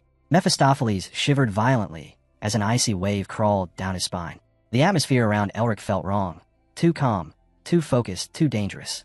Later, Elric and Mephistopheles stood before a long stretch of mountain ranges split by a flowing ribbon. The winds were gentle, but the tension cut like a blade. Mephistopheles blinked. What is this sudden walk for? Hey, when an adult asks a question, you should answer. Elric sighed. You're too loud. Shut up for a while. He removed his cloak and laid it neatly on the ground. Then he sat down cross-legged, folding his hands. Until I understand how to use this pendant, I need to confirm something. With calm breath, Elric closed his eyes. The world fell silent. Meditation realm. Then, everything exploded in color.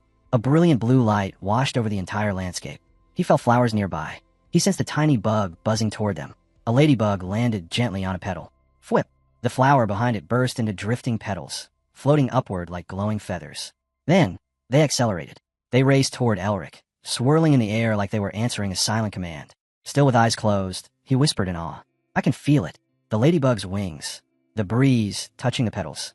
The smell of flowers in the air. I can sense everything. His eyes opened. If my guess is right, he reached forward.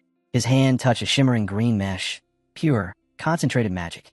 His face darkened in shadow. He slowly closed his hand, then clenched it into a fist. His heart thundered in his chest. Thump, thump, thump. A spark flickered at the tip of his finger. Then, burn, whoosh. A violent pillar of flames roared upward in front of him, turning the air molten. Elric's face twisted in pure shock. What? A close-up of his widened eyes. Mephistopheles stared, horrified. That's... His voice trembled. That's dragon magic. Elric stood there, flames still crackling in front of him, his finger raised in disbelief. Mephistopheles stared at him, completely stunned. This is impossible. How can a mere human use dragon magic? Even for a Melvinger, this is far too much. The last wisps of magic dissolved into the air, scattering like glowing dust. Elric raised his head and laughed softly. Fire burned in front of him, wild and alive. He stared into it, then pressed his lips together, because he finally understood. He could use magic, not a trick, not borrowed strength. His magic. And that meant one thing. The curse that had blocked his entire life. The disease that strangled his mana. The condition that made the world call him useless. It was finally cured. His mind flashed back to childhood, to the voices that had stabbed him over and over. Disgrace of the Melvinger family. Probably picked up from the street. He's trash. A failure who doesn't know his place. On lonely nights, he had heard every whisper, every insult, every cruel laugh. Now, standing in the glow of the sunset, firelight reflecting in his eyes, Elric exhaled slowly. Everyone who betrayed his family. Everyone who ignored him. Everyone who spat on the Melvinger name. His face hardened. Determination blazed in his eyes. I'll make every one of them regret it. A group of reporters stood near the riven bank, golden light dancing across the water. Camera lenses zoomed in. We have news regarding the student Elric Melvinger, one reporter announced. Details about the dragon's nest excavation will be released soon at the Magic Tower. Footsteps echoed down the hallway. Carl, the servant who had been forced into humiliating tasks, all thanks to Sean's reckless temper, walked quickly, his nerves frayed. He had lied to the Imperial family. He had deceived the Magic Tower. And all because Sean insisted everything would work out. Sean claimed he had it under control. Carl wanted to believe him. He really did. But the consequences could be disastrous. Carl hurried back to the room and asked where Elric was. Gone, someone replied. He left. Didn't say where. Carl froze. What? All that remained was a small note Elric had left behind. Carl unfolded it, and his face drained of color. He immediately turned to Sean. We have a problem. Sean sighed loudly. What now? Before Carl could answer. Bam! The doors burst open with explosive flare. A young woman strode in, flames flickering faintly around her hair. Sean's jaw dropped. Sister. His sister stepped forward, irritation on her face. Why do you look surprised? Are you not happy to see me? This was Tasha Nister, the Firebird Witch, the youngest Grand Mage in Empire history. A prodigious genius forged by the Magic Tower, the Imperial family, and the Protestant Union. One of the Empire's legendary 3 new stars. And she was currently glaring at Carl Donitz like she was about to burn him alive. Did you do what I asked you to do? Carl nearly fainted. Yes, Lady Tasha. Sean rubbed his temple, overwhelmed. Why are you even here? Tasha crossed her arms. I heard about your mess, she said, voice sharp. And there was no way I could just sit and watch. Carl swallowed hard, fear twisting inside him. If someone like her was stepping in, things were already far worse than he imagined. Sean knew it was bad, very bad. If Tasha entered the room and didn't see Elric, his sister could sense trouble instantly. She grasped everything on the fly. He needed to keep her away before she discovered anything. But Tasha asked the most dangerous question in the world. Is it all true? Sean smiled nervously. You should leave. You'll disturb the doctors. Tasha blinked. Did my little brother just tell me what to do? She stepped closer, expression sharp. Reveal the truth about the dragon's nest excavation. Sean nearly choked. Of all things, she remembered that. Of course she did. Tasha had been obsessed with dragons since childhood. No one took the dragons, right? She asked, voice trembling with excitement. Sean forced a straight face. I'll handle it myself. She grabbed his wrist tightly. Call me the moment your friend wakes up. Sean froze. Like hell I will, he thought.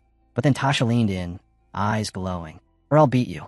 Sean flinched like lightning struck his back. Yes, I'll definitely. Absolutely. Probably call you. Panic swirled in his mind. Elric, think of something, please. At that moment, Carl staggered in.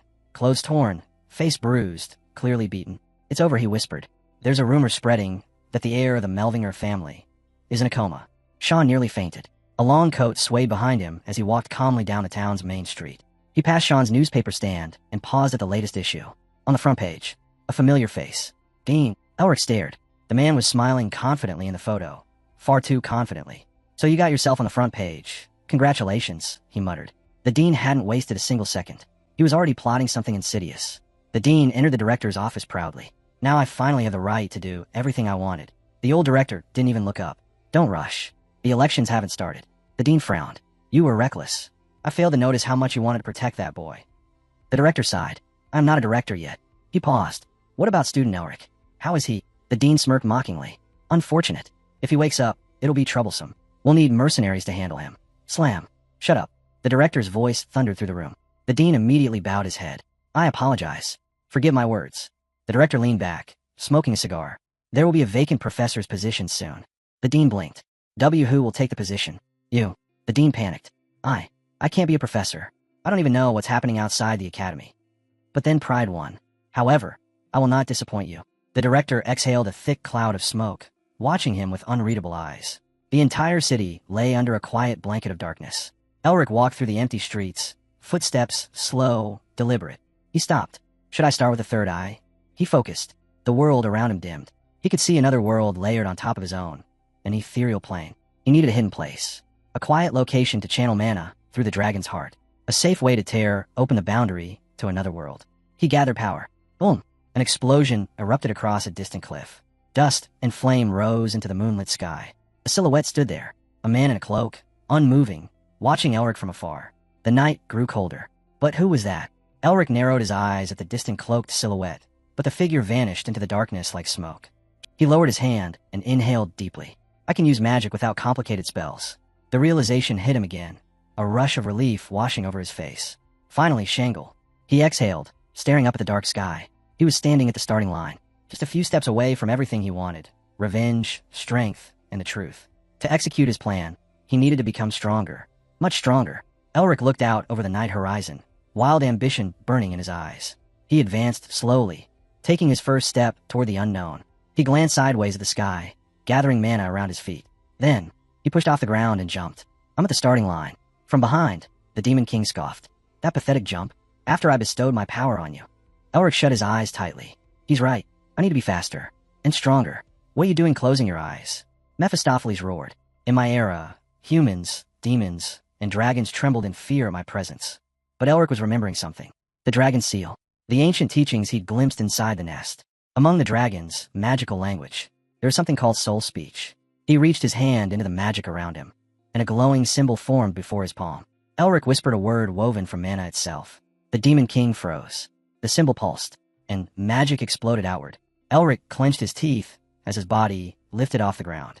Slowly, higher, higher. Then suddenly whoosh. He shot into the sky, carried by raw mana. WWHA. Mephistopheles' jaw dropped. You created flight? Elric soared above rooftops, lights shrinking beneath him. The city spread out like a shimmering map, every street glowing faintly. His eyes widened in fear. I'm too hot. The spell was simple, yet unbelievably powerful. And he wasn't done. He cast it again. Mephistopheles flew after him, voice cracking. A child who just learned magic. Using soul speech and a double spell. The Demon King couldn't believe it. Even among the monstrous geniuses of the Melvinger clan, no one possessed this level of talent. There had only been one person. A man whose face was always hidden beneath cloth. The predecessor of the Melvingers. A smiling monster of a mage. Mephistopheles remembered him too well. And now this brat. The Demon King's expression darkened. If Elric kept growing like this, before long, he would become something terrifying. Which meant only one thing. Mephistopheles had to take over his body. destroy the boy's ambitions, claim the vessel before it was too late. He flew closer, thinking desperately of a method. Meanwhile, Elric looked ahead, wind tearing past him. The soul speech was incredible, but hard to master alone. He clenched his fists. To grow stronger, I need to understand real dragon magic. His eyes narrowed. And for that, I need a teacher who can keep a secret. Elric knew one thing for sure. The academy was already under Barak's control. There wasn't a single mage left who was qualified or trustworthy enough to teach him dragon magic. He stepped firmly onto the ground, then sat down, folding his legs. I need someone who's at least Castellan rank, he muttered. His grandfather flashed through his mind. His father, his uncle, strong mages all gone. Mephistopheles hovered off to the side, watching him silently. Elric suddenly called out, "Mephistopheles." The demon blinked. "What now?" Elric smiled. "Can you teach me magic?" Mephistopheles' entire face twisted in confusion. "What in the abyss are you talking about?" Elric stared at him without blinking. The Demon King's expression slowly shifted, and then a sly smile crept across his lips. "What do I get from this?" Mephistopheles asked calmly. Elric smiled even wider. "I'll make a brand new vessel for you, using alchemy." Mephistopheles stared at him like he'd just heard the world's dumbest joke. A human brat making a vessel strong enough to contain me? Impossible. Elric shrugged. "Then make your own offer." Mephistopheles frowned. "No." He closed his eyes as if lecturing a child. "Why should I pass information to you? If anything," he smirked, "you should become my ally. Then I can consider it." He watched Elric's face carefully. The boy worried for a moment, and Mephistopheles chuckled. "Serves you right. You were too weak to absorb me," he mockingly added. "But," the demon continued, lowering his voice, "if I teach you just a little dark magic, your soul will be influenced by it, slowly corrupted, and eventually, a wicked glint flashed through his eyes. I'll absorb you anyway." Mephistopheles leaned forward, smiling like a viper. "Fall to your knees. Beg me to accept you as a disciple." Elric blinked. Mephistopheles blinked back. "Forget it," the Demon King said. "No deal." Elric tilted his head, smiling. "You really don't get it, do you? If you play hard to get, you get nothing from me." He released a small wave of magic. The demon jolted. "Hey, what are you?" Elric looked forward calmly. "Close your mouth." Mephistopheles' mouth snapped shut instantly. The protagonist smirked. "It works even better than I expected." Mephistopheles thrashed, trying to scream through a sealed mouth. "You, MF, MMM. You can't control me with just soul speech." The demon tried to yell, but his voice was barely a muffled growl. Elric raised a finger. "Be a cute bunny." The world went silent. Two fluffy pink bunny ears popped onto Mephistopheles' head. A tiny glittering blush mark appeared on his cheeks. His expression turned adorably harmless. Elric stared. Mephistopheles stared. Elric went pale, gagged, and turned to the side. "Lord." He spit into the grass. Why did I even order that?" The protagonist held his stomach, horrified at himself. Mephistopheles stood there with bunny ears, looking like the most humiliated demon king in history. Elric wiped his mouth and glared at Mephistopheles. "I don't want to see that either. If you've changed your mind," he pointed at the notebook, "write a full explanation of soul speech." He stood, stretching his arms, deciding to use the time for training. Mephistopheles snarled, "I will not simply obey you." Elric trained tirelessly under the moonlight, carving runes into the air, sweating, focusing. Mephistopheles hovered behind him with crossed arms. "I might forgive you," he said smugly, "if you admit you were wrong." Elric ignored him. Elric continued training. Mephistopheles continued waiting for Elric to beg him for magic lessons. He didn't. Elric pushed his body harder. Mephistopheles stared at him, now confused. What is wrong with this kid? Mephistopheles sagged with exhaustion, watching the boy practice. Finally, he decided to pretend to obey, just to see how Elric would react. Elric didn't react at all. He simply sat by the fire, taking notes, jotting down symbols and phrases. Mephistopheles growled, I can't just obey you." But Elric was already writing. Mephistopheles' eye twitched. "Why are you acting like a dog?" he finally shouted. Elric didn't even look up. "The foundation of soul speech is ancient knowledge you won't find in any book," he said calmly. His notebook was full of scribbles, diagrams, and dozens of spell structures. Mephistopheles tried to say something, but the soul speech seal choked his voice. Elric showed him a sheet of paper. "If you want to speak, explain this spell. I might let you talk." Mephistopheles muttered curses under his breath, barely audible. Elric lifted the paper again. "You know you have to write more than yesterday. Don't slack." Mephistopheles froze. Elric grinned. "If you write several pages a day, I'll remove the spell for 3 days." The Demon King's fist clenched so tightly his knuckles cracked. "You brat. The dark magic in these texts would tear your disrespectful body and soul apart." Mephistopheles snapped. "What you've studied is only the introduction." But Elric didn't back away. He looked at the ice-crusted spell circle he created. "There's so much power in it," he whispered. Mephistopheles stared at him, confused. Why weren't there any signs of dark corruption? His body should have changed by now. He should have been twisted by demonic influence. Elric noticed the demon's expression. "What's wrong with your face? You look like my body was supposed to mutate, but nothing happened. Mephistopheles looked away sharply. I don't know what you're talking about. Elric smiled. I reached a new level, didn't I? Mephistopheles' eyes widened, then narrowed. He knows. He knows everything. Elric flipped to a new page in his notebook, genuinely surprised by his progress. Mephistopheles cursed loudly. You damn. Elric casually used soul speech again. Silence. Mephistopheles' mouth snapped shut for the second time. Elric blinked, impressed. Still works. Mephistopheles sagged in defeat. Fine, he said weakly. I have nothing left to teach you, except true speech. Birds flew overhead, cutting across the sky. Elric looked forward. You mean the highest rank of soul speech, he said quietly. Beyond everything else, except the voice of God. Divine speech. Mephistopheles' silence confirmed it. The demon spoke with a calm, almost bored tone, telling Elric that at his current level, he couldn't help with something like this. And unlike humans, the monster added, demons don't lie. Elric stared ahead, confused. The demon continued, saying the Melvinger family had always known this truth. Magic only becomes real on the battlefield. That was the core principle of the Melvingers, the family that had defended the continent from demons for generations. A memory surfaced. His father, calm, steady, holding young Elric in his arms on the very land that had been torn apart during the war. He never spoke of the scars left behind. Yet even then, Elric could feel how much his father missed the battlefield, the days when he fought side by side with Elric's grandfather. Little Elric tugged at his father's clothes, saying that when he grew up and won a fight, he'd use magic just like Grandpa. His father looked away, silent. His sister leaned in with a bright smile and asked him what he needed to become a strong mage. Annoyed, Elric muttered that he needed to study. She laughed softly, telling him he couldn't magically become absurdly strong like their father. Their father clicked his tongue in confusion, telling her not to talk like he wasn't standing right there. Their mother pushed the stroller and scolded him to stop acting so proud.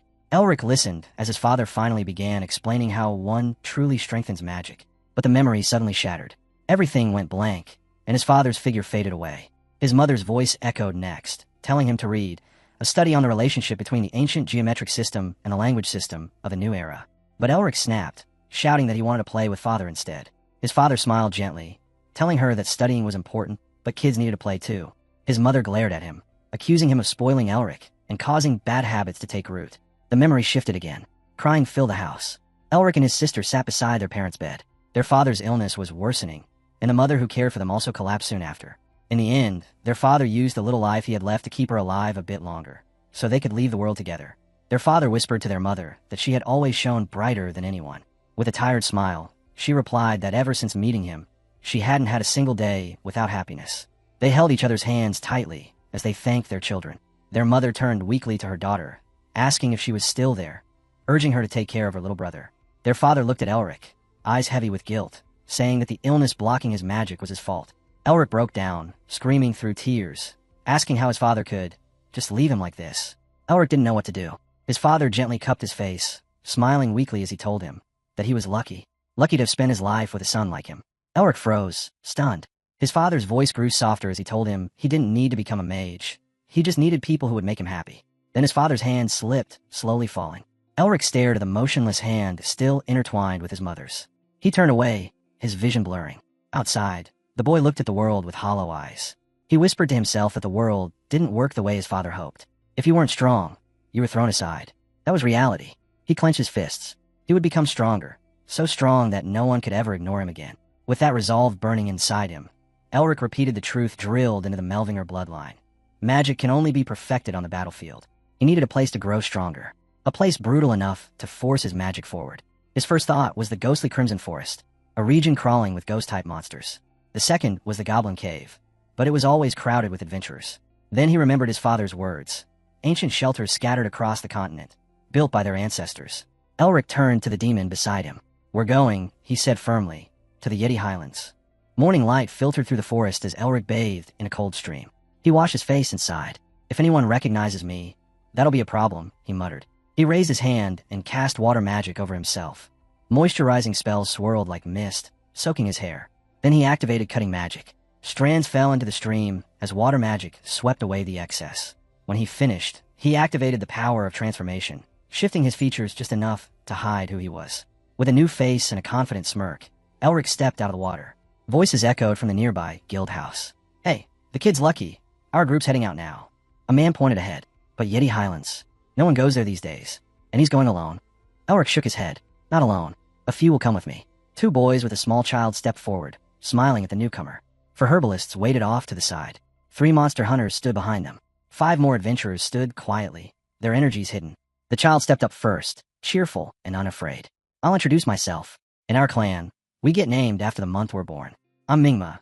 It means the second dawn of the week. The Demon King floated behind Elric with an irritated scowl. This brat talks too much, he muttered. Elric crouched a little, looking at the child. What's your? Elric asked the child if he could buy a crystal communication sphere anywhere nearby. All the boys shook their heads at once. There wasn't a single crystal sphere in their entire village. If you need to contact someone, just use a dove or write a letter, one of them said. Mingma laughed cheerfully. Let's just go. I'll tell you everything on the way. But Elric frowned inwardly. If I don't contact my sister soon, she's going to kill me. The group traveled deeper into the Yeti Highlands. Mingma kept chattering, jumping from story to story without taking a breath. The Demon King walked ahead through the rocky terrain, his brows furrowed as he muttered that this place felt familiar. This is the habitat of the Yeti, Mephistopheles said coldly. Elric stared at him in surprise. He'd always thought Yetis were just monsters. He never imagined they had any connection to demons. Mephistopheles stopped, his back turned to Elric. They were worthless creatures, he said, but their former king had his uses. Because of that, the demon lord granted him mercy. His fate was brighter than the rest. Elric blinked. The Yeti had a king. Mephistopheles nodded slightly. His grave should be here somewhere. Elric stared at him. Do you know where it is? No idea. Mephistopheles answered instantly. Elric narrowed his eyes, annoyed. If the Yetis were tied to demons, then their king's grave had to have some connection to his family's ancient hideout.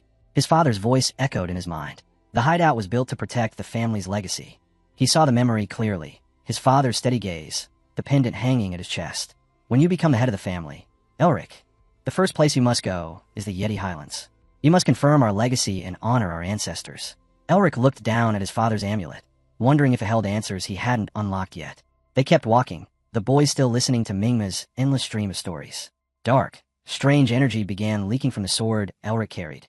The demon snapped. Can you shut that thing up already? Elric glanced at the blade in confusion. Why hadn't a single Yeti appeared yet? This place was supposed to be crawling with them. Mingma finally stopped talking and grinned. We should hurry. The road gets harder from here. Night fell. The group made fires around the camp. Flames flickered across the clearing. Elric walked up to one of the fires. Mind if I borrow some? He crouched, exhausted, warming his hands. He glanced at one of the older boys and muttered, Your strength, it's almost on the level of a noble knight. The boys exchanged glances, whispering among themselves. Their stance was subtle, but Elric picked up on it immediately. They weren't here for him. They had a mission of their own, a secret one. One silhouette stood out, the leader. His presence was sharper, heavier. Elric slowly reached up and removed his hood. Elric stared at the scene in disbelief. Everyone suddenly looked away, flustered. Isabel stepped forward with a bright smile, casually announcing that she was just using everything for its intended purpose. One of the men whistled, impressed. Another adventurer stepped closer, laughing as he asked her why she had been hiding such a cute face. They couldn't get enough of looking at her, but someone else in the group wasn't smiling. A man gripped his sword so tightly his knuckles turned white. Magic surged around him, too quickly, too violently. Before anyone could react, one of the heroes shot forward like a flash of light. The tip of his sword stopped right at the man's throat. That's unforgivable, the hero growled. You'll pay with your life. The others screamed in panic, yelling for him to put the sword down. Elric and the demon watched the chaos unfold with matching confused smiles. They had absolutely no idea what was happening. The group settled near the fire, tension still crackling in the air. The furious hero pointed his sword at the trembling man. Let him go, Isabel shouted, her voice echoing across the yard. The swordsman hesitated, then slowly lowered the blade. The man backed away with a sorrowful expression, unable to look anyone in the eye. Elric let out a loud shout from the fire pit, scolding all of them to calm down before they killed each other. The silhouette who started it all froze, unsure of what to do. No one else moved. No one dared breathe. Then, chaos erupted. The man raised his sword defensively, and countless attacks rained across the yard. Mingma's eyes widened. What is happening? Blood splattered as someone was struck down instantly. Protect the princess, Elric roared. Everyone scrambled in confusion. Icicles, hundreds of them, fell like daggers from the sky. Elric sprinted, weaving through the barrage. More attacks streaked toward him, too many to count. He threw up shield after shield, blocking the incoming hailstorm of death. Ice shattered around him as he covered the others. Screams echoed. Swords clashed desperately. One adventurer fell, pierced clean through. Another collapsed moments later. Bodies dropped fast. Elric gritted his teeth, furious. The demon floated behind him, watching with casual interest as the slaughter unfolded. Ah, the Crimson Eyes tribe. Mephistopheles chuckled. Such a stupid bunch. Elric stiffened. Reflected in his eyes, silhouettes. Dozens of armed Yeti emerging through the snow. I heard Yeti move in groups of 10, he muttered. But this was far more than 10. The monsters marched toward them in formation, organized, ruthless, unrelenting. This is too much. Elric shouted. We destroy them. One of the men screamed, swinging his blade wildly. The Yetis lunged. Hands like boulders smashed into the adventurers. Bones cracked. Bodies flew. The demon smirked. Hardcore difficulty, he said. The highest challenge life can give. Shut up, Sean yelled, slapping another silent spell over Mephistopheles' mouth. The demon's eyes bulged as the magical tape resealed itself. Elric stared ahead, jaw clenched. The Yetis were coming. Even after everything, Elric could see the Yetis were just as shocked as they were. Power surged in their eyes, raw mana overflowing. Weapons, pistols, and blades were flung across the battlefield as if the entire world had been pulled apart. Elric glanced at the sky. I want to see more, but the time amp won't hold. He realized something terrifying. One wrong move, and the entire group was done for. But if he made the first decisive strike, the situation would flip entirely. Objects crashed apart in every direction. Elric felt his body illuminate from the inside, every nerve firing at once. He activated information cancellation. The weapon's energy redirected into his own body, focusing into his core. Elric leaped down into the middle of the monsters. Dozens of Yetis stood before him in a rigid line, unsure how to react. One Yeti twitched. Its gaze shifted sideways, sensing something or someone it couldn't understand. Elric didn't wait. He shot forward and smashed his fist into the monster's skull. The entire row erupted. The Yetis roared at once, charging him from every direction. Elric clenched his teeth and threw out waves of magic, trying to slow them. Then, boom, an explosion rippled across the entire highland, shaking the ground. He looked to the side. More Yetis were advancing. Fine. Then he'd burn them all. Elric activated burning magic. Flames exploded outward, swirling like living beasts. Cold fragments shattered through the air, then sharpened into icy blades. The Yetis froze, watching the storm gather around Elric. He unleashed piercing force. The shard shot forward like a rain of knives. Sharp weapons tore through the Yetis' bodies one after another. Within seconds, the field was quiet. The monsters were down, except two. Elric approached the two surviving Yetis. Where are you going? He asked calmly. They said nothing. Elric smiled faintly and activated the binding force. The two were instantly immobilized.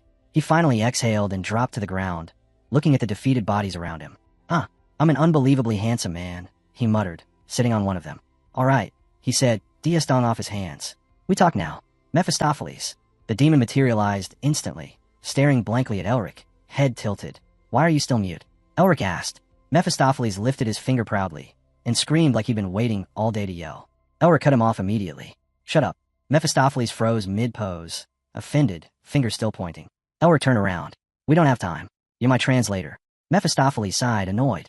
Why me? Just do it. Elric faced the Yetis. Tell them if they talk, I'll spare their lives. Mephistopheles squatted next to the monsters and spoke in a harsh, unknown tongue. The Yeti answered.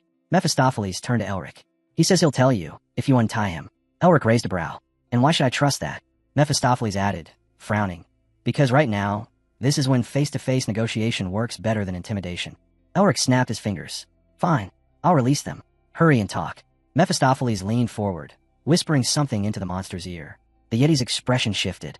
Mephistopheles kept whispering into the monster's ear, and a sarcastic grin slowly spread across his face. Elric narrowed his eyes. Something fell off. He activated his translation ability, quietly, without letting Mephistopheles notice. And then he heard it. Mephistopheles wasn't negotiating. He wasn't translating. He was telling the Yeti, let's send this annoying human to hell together. Elric barely had time to react. A massive bear-like Yeti lunged at him, rising on all fours with a thunderous roar. Elric was knocked back, but he didn't panic. While sliding across the ground, he pointed his finger and unleashed an ice block, slamming his attacker into the snow. He lay there for a moment, breathing hard, still pointing upward. Then he looked forward, pale and shaken. That was close. He glanced at Mephistopheles and the bound monster, both trembling like they had just seen a ghost. A second later, Elric's fear vanished, replaced by a cold, wicked smile. So, he said, voice dropping, should we continue our little conversation? A loud scream echoed across the forest. Some time later, Elric ran across the snow, following a fleeing Yeti. He clicked his tongue. Because of you idiots, all the decent Yetis ended up dying. Mephistopheles, walking beside him, made a face. You're the one who killed them, he thought bitterly. Suddenly, Elric clutched his chest. His heartbeat stopped for an instant. Cold, sharp, terrifying. The dragon's heart, filled with the mana of a dragon and a demon king. I can only use about 3%. If I push further, my body will explode. The Yeti village came into view. Elric exhaled slowly. If I fight like last time, I might die. He clenched his fists. But I can't back down. Not over something like this. If I retreat now, I'll never revive my family. He narrowed his eyes, and then a thought stabbed into him. Is that noble lady okay? Meanwhile, blood splattered across the snow. Chun looked up, horrified, breathing hard along with the surviving members of his group. A girl with blue hair stumbled forward, panic in her voice. One person is missing. Chun wiped the blood from his mouth and muttered. Either he died running, or he's hiding somewhere. He forced a small smile. Let's assume he escaped safely. The girl glanced around the devastated battlefield, anxiety tightening her voice. I hope so. I really hope he's okay. Back to Elric. He stood facing the entrance of the Yeti settlement, his expression dark and sharp. Dozens of massive Yetis emerged from the shadows, surrounding him. Elric crossed his arms, smirking. No need for pointless bloodshed. Just bring me your tribe's leader. The Yetis growled, stepping closer. Then, a thunderous roar erupted from behind them. Moo! The Yetis instantly scattered to the sides. A massive foot slammed into the snow, shaking the entire mountain. Elric froze. Emerging from the darkness was a monster so huge it dwarfed the others. A titan covered in scars, each one telling the story of a brutal life. It glared down at Elric, frowning. Elric stepped forward, facing the enormous Yeti leader. I need to ask you something, he said calmly. The leader growled low, studying him. Elric reached into his pocket and pulled out a small blue crystal. His expression tightened. I hope it doesn't come to this, he thought. If negotiations fail, I'll have to kill him before he even moves. Before Elric could continue, the leader lowered his massive body and spoke. Green Eyes, what is your name? Elric blinked, surprised. Elric Melving. The leader stared at him for a long moment, then nodded. Follow me. Elric, the leader, and a few Yetis began moving through the snowy paths. Without warning, the leader said, There's a legend in our tribe. Elric raised a brow. What kind of legend? The answer froze him in place. Long ago, a king ruled this mountain. Elric turned sharply. Mephistopheles was already in front of him, looking irritated, as if expecting trouble. The Yeti leader bowed his head respectfully as he continued. The legend says, there is only one human the king called his friend. An image flashed in Elric's mind. A towering Yeti king standing beside a man. The human had light green eyes, and his name was Melvin. Elric felt his heartbeat skip. So one of my ancestors was the Yeti king's friend? The leader's voice hardened. The head of our tribe made a promise to that king, to protect the house of Melvin. Elric exhaled, eyes narrowing. Then tell me, where is he? The leader clenched his teeth. Below. He led Elric to the edge of a sheer cliff.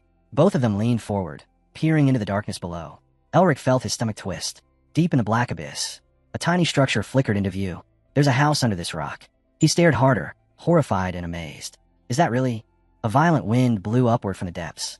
An updraft, Elric realized. Even the Yeti stepped back from the edge. One time a year, the leader said. That is the only moment our tribe can descend. When the wind stops. Mephistopheles suddenly materialized beside Elric, grinning mockingly. With your magic? You can't even protect yourself from freezing, he scoffed. What will you do down there? At your current skill level, it's impossible. Elric said nothing. He stared into the abyss, silent. Mephistopheles continued. Seriously, if you go down there, you... But Elric cut him off in his mind. He's right. With my skills, it's dangerous. But if I retreat here, I'll never take another step forward. He stepped closer to the cliff's edge. And if my ancestors are watching, if they want to judge the strength of their descendants... Elric took one last breath. Then I should show them properly. And he jumped, falling straight into the darkness. A fearless smile spreading across his face. Above him, Mephistopheles screamed, You crazy bastard. Elric shot downward like a falling meteor, wind tearing past his ears. I'm gonna die. He gritted his teeth, refusing to panic. The speed only increased. This was far worse than he expected. Mephistopheles finally caught up, face twisted with disgust. Concentrate, you idiot. If you don't, you're dead. Elric forced his legs down, adjusting his posture mid-fall. Right, this is what I need to do. He narrowed his eyes, steadying himself despite the violent descent. But he was still dropping too fast. Slowly. I need to do this slowly. Far below, the tiny house came into view, just a speck in the darkness. He used thread, mana bursting beneath his feet. The house grew larger, then larger again, then massive. The yellow glow flared beside his foot. A magic circle sparked to life as he kicked off the cliffside wall, accelerating into a controlled slide. One more jump, another burst, and he was almost there. He slammed into the ground at brutal speed. Boom! Stones exploded away from him in every direction. Elric stood up with a threatening glare, and then collapsed flat on his back. I thought I was dead, he gasped. Mephistopheles floated down, expression blank. I have no words, he muttered. Only emotions. Elric laughed breathlessly, then turned toward the ancient house. In any case, this place is too simple. He approached, grabbed the handle, and a purple seal flashed violently. Ancient magic. Elric stepped back, eyes narrowing. I didn't think unlocking it would be difficult, he muttered. Mephistopheles shook his head. Try translating the mana pattern into words. Elric placed his hand over the glowing seal. A noble magician family, a demon king, a demon hunter, a yeti, a squirrel delivering bread, history. He stopped. No reaction. This isn't a mana drawing, he muttered. There must be a key. Then it hit him. The family emblem. What if I put the Melvinger crest into the seal? He pulled out the emblem, pressed it into the circle. Flash. The door glowed, and slowly opened. Inside was a colossal hall filled with relics, scrolls, tools, artifacts. A treasure hoard of ancient magic. Elric grabbed a book off the nearest shelf and froze. Then he snapped. He sprinted around the library like a madman, shouting, "This is the basic doctrine of magic. Fairy magic, beastman magic, even black magic." Mephistopheles watched him spin in circles. "The winter sage must have lived here," he said quietly. Elric peeked around a corner, eyes wide. "What are you talking about?" For once, Mephistopheles lowered his head, silent for several seconds. Someone who knew the Yeti King and the Melvinger ancestors. Someone who knew both worlds. He finally asked, "What book did you just pick up?" Elric held it up. A massive tome with an ornate, ancient cover. A book fit for a legend. Elric wiped the dust off the old pages and opened the book. "The history of the Melvingers," he muttered. The pages were worn, stained with age, but the words hit him immediately. "The destruction of demons is the sole duty of our family." Elric froze. That wasn't what he heard in his dream. He turned the page, and a faint green glow seeped out from the ink, swirling above the parchment. A voice echoed from the text itself. "This shall become the vessel, once all prerequisites are fulfilled." Green seals spun into existence around him. The room filled with an eerie green aura. Elric continued reading. "The debt given to our family by the heavens can be repaid." The entire chamber was bathed in emerald light. Elric's eyes narrowed. "If I could absorb demons properly, including the ones I'm absorbing right now." He flipped to the next line. "Only then will a new harmonic combination of magic be born." Then, an ominous pulse. The air trembled. Elric read deeper, and power surged into his gaze. "Eat, absorb, devour, fill yourself with demons." His family's old seal glowed, cracked, and shattered. A new seal formed in its place, polished, intricate, embedded with rare jewels. The Shin seal. A giant crystal in the center of it burst into light. Visions flashed before Elric. Memories, battles, family, death, hope, everything. The descendant who passes the first trial, claims the first pendant, and absorbs the first demon, begins the true lineage. The world went white. Sometime later, Elric lay on soft grass, staring at the sky in confusion. "Where am I?" He pushed himself up. A voice spoke behind him. "So, you must be our descendant, the one chosen to inherit our destiny." Elric spun around. A tall man approached slowly, a monocle over one eye, light stubble on his chin, sharp, refined aura. Elric stood, frowning. "Who are you?" The man placed a hand over his heart. "I am Otto Han Melving." Then his expression hardened. "I am the one who guides and tests the future heirs of our blood." Elric stiffened. "Otto Han, you remember the stories. The ancient founders of their magic system. The 5 revered ancestors who shaped the Melvinger family." Otto Han smiled faintly. "So you know me after all?" Elric swallowed, still confused. "You're the revered ancestor. The Winter Sage." Otto Han blinked, then frowned, then stared sharply. "No one in the world should know that nickname. Unless someone told you." Elric raised a hand hesitantly. "Mephistopheles said something like that." Otto Han's face went white. "Mephistopheles, the demonic king of original sin." "Yes," Elric answered casually. Otto Han stepped forward immediately, slapped his hand on Elric's shoulder, and burst out laughing. Otto Han laughed, so hard he could barely breathe. "To think the first demon you absorbed was that one." He wiped a tear from his eye, smiling wildly. "We have a marvelous descendant. In fact, maybe I should increase the difficulty of your tasks." At the same time, Mephistopheles clenched his fists, shaking with fury. "Who dares insult the great king?" he roared. "I'll cut off their limbs and—" Back to Elric. Elric raised his hand. "So, about the task. What will I be dedic?" Otto Han placed a firm hand on his head, stopping him. "You must have many questions." He smiled gently, eyes closed. "And yes, sometimes I wonder why our family complicates everything. We could simply write notes, but no." Elric stared at him, stunned. Otto Han extended his hand. Lightning crackled around his fingers, and a white seal formed in his palm. "Because," he said, "we created something like a wheel." A surge of aura exploded around him. He flicked his wrist, and a glowing projectile shot forward, spinning faster and faster, its power growing with every rotation. "Once it starts spinning," Otto Han said, "it cannot be stopped. We can't trust something like this to just anyone. So we must examine every error carefully, no matter how long it takes." He turned to Elric. "And since you passed our test, the choice is yours alone." Elric stared at the white seal hovering in front of him. "Whether to stop the wheel or spin it." Otto Han repeated, "The choice is only yours." Elric didn't answer. He just stared at the seal, jaw clenched, veins tight. "If I make the wrong choice, everything in my life could shatter. He pictured the seal inside his mind, the weight of his family's past pressing down on him. Then, without hesitation, he grasped the seal tightly. This is my last chance. Otto-han exhaled in relief. Good, he said. I respect your decision. Elric looked him straight in the eyes. I will revive our family. Otto-han froze, speechless. Elric continued. I will fulfill the dreams of my grandfather and every ancestor who fought before me. Images flashed in his mind. Heroes of the Melvinger line battling colossal demons, standing against impossible odds. I will carve my name in a history, he said, voice steady. As a powerful magician of these lands, he pictured himself in the distant future, standing before a giant statue of himself, towering over the capital. Elric lifted his hand. A magical seal appeared in his palm. Elric placed the glowing seal on the ground. It immediately began jolting left and right, bouncing with insane speed, as if something inside it was trying to break free. Both Elric and Otto-han watched silently. Then Otto-han's eyes widened in surprise. A huge smile spread across his face. He slapped Elric hard on the shoulder. Wonderful. Such courage truly befits our heir. Elric winced. That actually hurts. Otto-han ignored him, lifting his hand. A second later, flash. The world shifted. Elric staggered as freezing winds hit him from all sides. They were standing on icy mountains. Endless snow, razor-sharp cliffs, and a cold that cut straight through the bone. He shivered uncontrollably. Itch, how do we get here? Where is this? Otto-han folded his arms. This is the test area. Here, you will receive your first task. Elric gritted his teeth. A test in a place like this. Then I'll become even stronger than before. Otto-han turned, noticing Elric's grin. You're smiling? Good. You'll need that spirit for what comes next. He pointed into the distance. Look over there. Where exactly? Elric asked. Further, Otto-han said. Look deeper. Elric narrowed his eyes. Far away, something pulsed in the blizzard. Dark, heavy, suffocating energy. Then his vision blurred, and a massive shadow appeared in front of his mind's eye.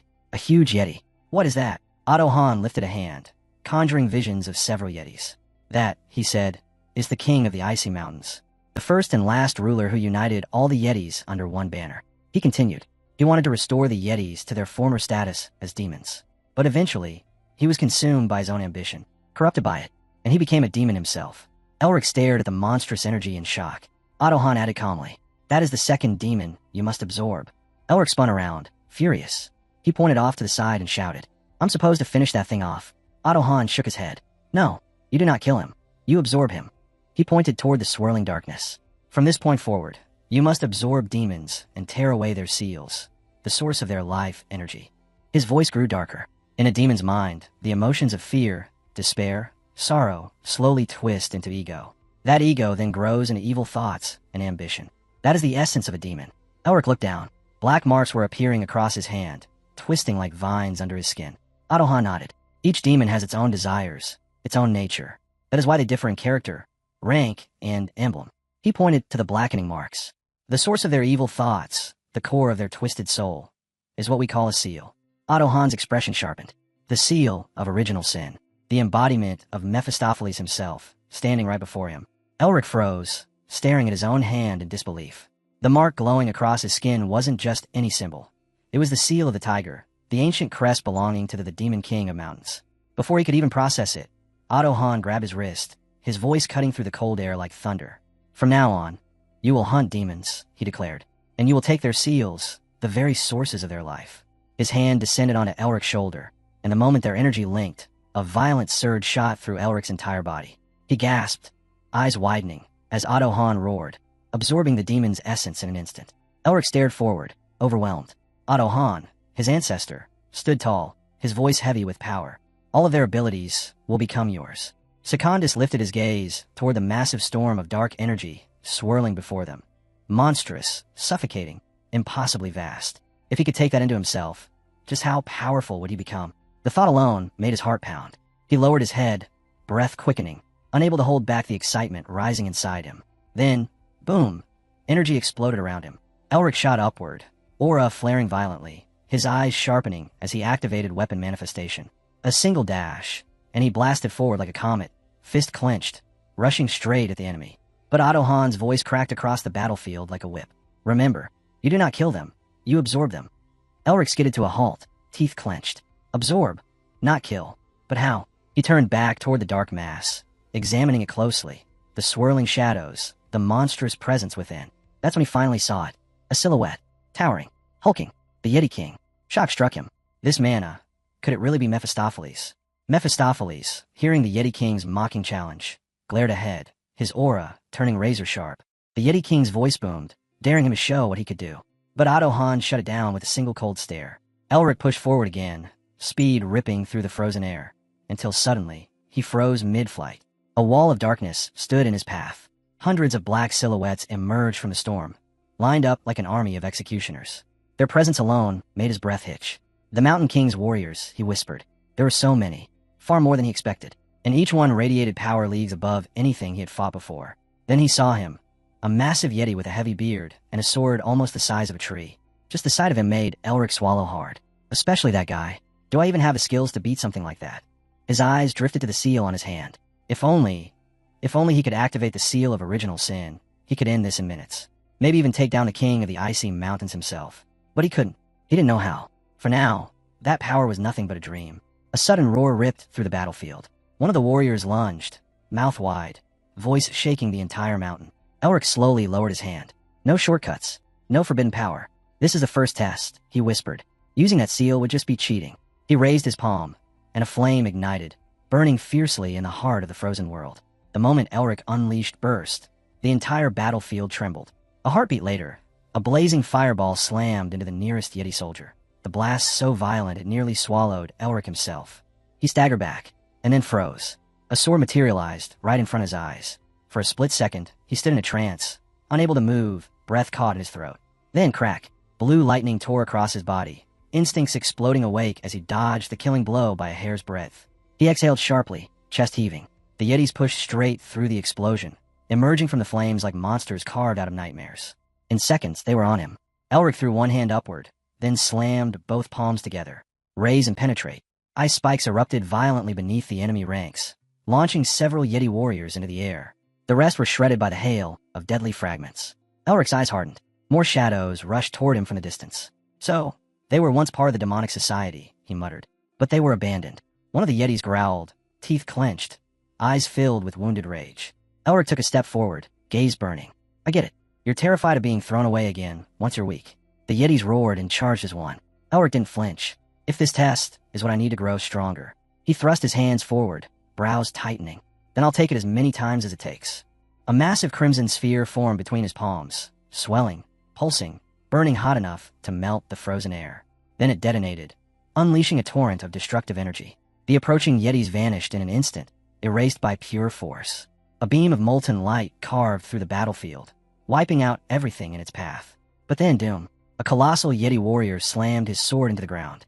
The shockwave ripped through Elric before he could react. Blood burst from his mouth as the impact launched him backward, tumbling across the icy floor. He crashed face first and lay still. He lifted his head weakly, vision shaking. At this rate, I'll lose. Mana spilled from his lips like steam. No, not like this, he growled. I won't fail the first trial so miserably. A fierce aura erupted around him, blasting outward.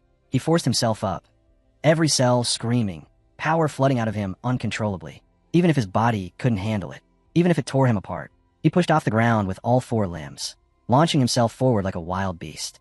He closed the distance in a blink. I'll extract more mana, whatever it takes. The massive Yeti looked down at him, eyes cold, and swung. Elric twisted out of the blade's path, sparks cutting across his cheek. He lifted his gaze. That feeling. His pulse roared. This is from a demonic heart. The Yeti attacked again fast. Faster than before. But Elric was faster. He ducked under the strike, dashed in close, and delivered a brutal, clean, devastating blow straight to the monster's core. A strike precise enough to kill a demon outright. Elric raised his hand again, whispering the next command. Bloom and scatter. In an instant, the massive monster froze solid. A heartbeat later, crack. A forest of ice spikes erupted and tore through its body, stopping the beast mid-roar. Elric lowered his head, shoulders trembling. A dark aura seeped from his body like smoke. His breath hitched, mouth open as he struggled to inhale. Then his knees buckled, and he collapsed onto the icy floor. For a moment, he simply lay there, eyes closed. Then he forced them open, scanning the frozen battlefield. What was that? He muttered. He turned and saw it. A towering mass of dark aura gathering behind him, thick and suffocating. No matter how you look at it, this is way too ruthless for a first trial.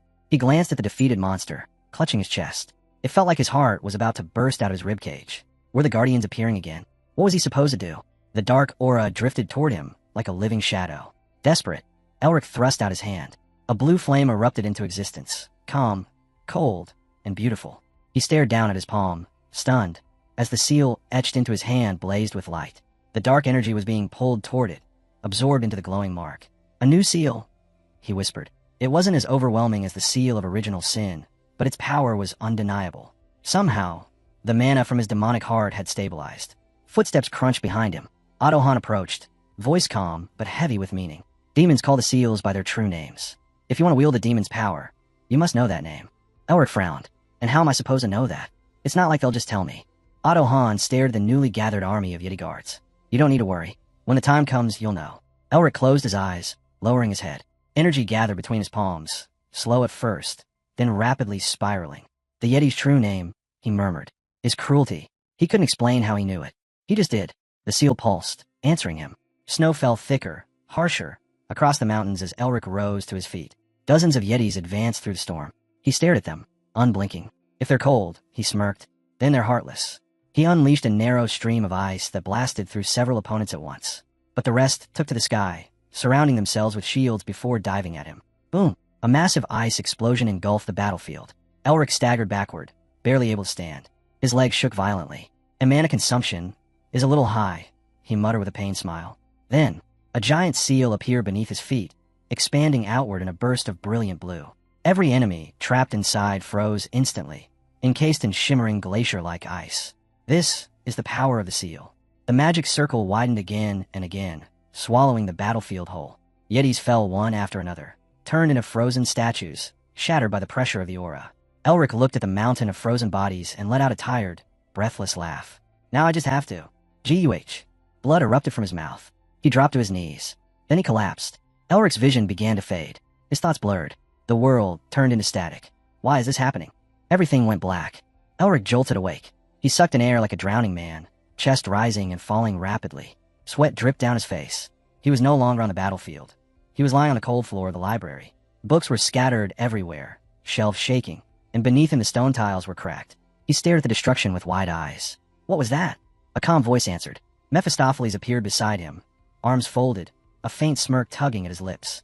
Looks like you ran into a pretty rough test, he said casually. The demon looked away, clicking his tongue. I figured something happened when your pendant went berserk the moment you fainted. Doesn't take a genius to guess it wasn't pleasant. Elric lowered his head. A task. It had to be a task. Which meant, I'm not dead. He looked at his hand, the blue seal still glowing faintly, and suddenly the realization hit him like a dagger. I trusted the seal too much, he muttered. That's how I got careless. The moment his mana dried up, his consciousness collapsed. He remembered standing on that massive magic circle. Remembered the overwhelming force flooding his veins. That power was beyond anything I imagined. He stared at the seal, shivering. If this incomplete seal was already so strong, then the seal of original sin, fully awakened. Just thinking about it sent a chill down his spine. Mephistopheles glanced over. So, that's the seal of cruelty, huh? The snow sage set you up with quite the trick. Elric raised his head, frustration creeping into his voice. Then how do I use the seal of original sin? Mephistopheles didn't even pretend to consider it. I was helping a friend by letting him ask my true name, he said with a dark glare. You really thought I'd reveal that to you so easily? His expression hardened. No matter what humiliation you drag me through, I will never speak a single syllable of my true name. Elric groaned, turning away and scratching the back of his head. So much for just asking. He frowned deeper. He really expected Mephistopheles to tell him. But of course he wouldn't. Seal names were everything to demons. Elric looked at the massive shadow, engraved into the seal of original sin, and sighed. If I gave him full control of the original sin seal, he'd lose everything that makes him a demon. No wonder he's guarding it. For now, he'd have to step back. He hid the blue seal and exhaled. And besides, this one belongs to a demon king, he thought. If I can't even withstand the Yeti's seal, the king's power is way beyond me. Elric finally stood, brushed the dust off, and extended a hand toward Mephistopheles with a sharp grin. You know the king of the icy mountains, right? Mephistopheles turned, suspicious. Why the sudden interest? Elric's smile widened. Because this place is his grave, and I need to win. Mephistopheles paused. Then his lips pulled into a massive, feral grin as he burst out laughing. I knew Adohan was insane. Mephistopheles scoffed under his breath, unable to believe it. Letting a brat hunt an entity, even he acknowledged? Ridiculous. Elric, however, simply smiled. I've got some good ideas, he said confidently. Mephistopheles drifted to the side, eyes narrowed. None of your ideas are good. Elric just spread his arms wide, grinning. Oh, come on. You're not even part of the demonic race anymore. You could at least help a little. Mephistopheles' expression snapped. His frown twisted into something sharp and furious. "You idiot," he roared. "Revealing the secret of a seal is exposing the weakness of an entire race. It's like ripping out a piece of the demon king himself." Elric held up 3 fingers. "I'll grant you 3 days of exemption." Mephistopheles' eyebrow twitched. He closed his eyes slowly. "That's supposed to mean something to me." Elric didn't back down. He shot up his entire hand, all 5 fingers extended. "Fine. 5 days." Mephistopheles' jaw clenched, veins bulging on his forehead. "You dare show me that level of disrespect?" Elric waved dismissively. "Forget it then." And that was what broke Mephistopheles. The demon suddenly smiled, a wide, malicious, teeth-baring grin, before extending his hand. Even though it was disrespectful, he sighed dramatically. "My kindness knows no bounds. I'll help you this one time." His expression hardened. "Listen carefully. With the seal you have now, you can forget the test entirely. You'll never even get close to the Mountain King." Elric blinked. "Then what do I do?" Mephistopheles folded his arms and smiled again, but this time there was cruelty behind it. "Well, I wouldn't say there's no way." The icy mountains returned. The wind stabbed like knives. The cold wrapped around him like chains. Elric squinted ahead. "Damn, I really didn't want to come back here." A swirl of dark aura hovered before him. A reminder, a clue, a hint Mephistopheles had passed on. Elric leapt forward, reaching toward the dark energy, Mephistopheles' words echoing in his mind. Seals are divided by rarity. Simple, advanced, precious, unique, mythical. Even within the same rarity, Mephistopheles had said, achievement levels change everything. That's why seals with equal rank can differ wildly in real power. Elric spun midair, dodging a downward strike from a Yeti warrior. He remembered the rest. The seal of cruelty, its precious ranked. Not low tier, not garbage, but its achievement level was barely above 1 star. A Yeti guard thrust his sword forward, aiming for Elric's throat. The protagonist slipped past the attack like water, eyes cold. And the Mountain King, Elric recalled, has a full 10 stars. He crushed the guard in an instant, ice bursting around him like shrapnel. So that was the gap. 10 stars versus 1. Mephistopheles' conclusion burned in his mind. To face the Mountain King, you must raise your seal to 10 stars, or elevate its rank to unique. Elric clenched his fist. His seal of cruelty, a single star. 1 tiny flame against a frozen mountain god. But his smile only grew sharper. "Then I'll raise it," he exhaled. "One way or another." Elric smiled wide, eyes sharp with confidence. He activated the seal on his hand, and the mark blazed to life. A single sweep, and the swirling dark matter shattered around him like smoke under a storm. Some time later, Elric knelt in deep snow, breath forming white clouds in the frozen air. Before him, a colossal dark aura rose like a mountain. "So we finally meet," he whispered. "The king of the icy mountains." The dark mass shifted, twisting, reshaping. Its presence was suffocating. Elric clenched his jaw. "No matter how many enemies I've killed, my achievement level won't rise past 2 stars. Meaning there was only one path left. Face the king directly." The aura grew heavier. He stared into the storm. What kind of monstrous demonic energy is this? How strong was he in life to reach such a level? His fear flashed. Not from weakness, but from respect. He remembered Otto Hahn's smile. And it hit him. Of course. Only someone from MY family could be this terrifying. Definitely an ancestor, not an enemy. Later, in the icy mountains, Elric stood tall, snow whipping around him. "I still have to try," he said quietly. "It'll be hard, but I can't run away." He lowered his head, then straightened. A smile curved across his lips. "I'll win, no matter what." Mephistopheles watched him from the side, intrigued by the stubborn spark in his eyes. But then, Elric opened his eyes again, and he wasn't in the mountains anymore. He was lying on the library floor, books everywhere, cracks under him. "Ah, seriously?" He burst into laughter. "All that effort, all that fighting, and I died before I could even lift a finger at her. Flat on the floor," he muttered, "and I thought I was capable of defeating her." Mephistopheles floated down, arms folded. "You finally get it. Just give up. You can't absorb a seal of that level." Elric's eyes suddenly gleamed. He pointed at Mephistopheles with a smug grin. The seal of original sin trembled violently. "That brat." Mephistopheles snapped. "He's doing it again." Elric raised a finger. "I didn't expect the king of the icy mountains to be a woman." Silence. Then Mephistopheles' face twitched. He looked away awkwardly, refusing to make eye contact. Why are you looking at me like that?" he yelled, pointing straight at Elric. "What's with that expression?" Elric stared at him for a long moment. So that's it. There was definitely something between Mephistopheles and the Mountain Queen. But for now, he shelved it. He gazed at the seal glowing faintly on his hand, the seal of his own lineage. More important than gossip was one thing: absorbing her power. He stretched out his hand, aura swirling. He didn't know the method yet, but his instincts roared awake. His vision lit up, flashes of countless scenes exploding behind his eyes. "If I beat all the truth out of her," he muttered, "I'll figure everything out." Sometime later, Elric launched forward. Lightning burst across his arms. Thunder cracked behind his steps. His dash tore through the snow like a meteor. Elric blasted forward, lightning tearing across his body as he shot straight through the Mountain Queen's attack. But a heartbeat later, crack! His entire body froze solid. He fell like dead weight, smashing into the snow, unable to move, unable to breathe. And that was only attempt 1. More than 100 tries followed. 100 deaths. 100 agonizing ends. Each time his consciousness faded, he thought the same thing. It hurts so damn much. On another attempt, a massive ice sphere hurtled toward him. This time, Elric planted his foot, thrust out his hand. Boom! He actually reflected it. Through the blinding blizzard, he saw her face, the Mountain Queen, and his heart raced. I can't believe it. I'm actually getting closer. Her crimson eyes narrowed. Her attacks didn't slow, didn't soften, didn't hesitate.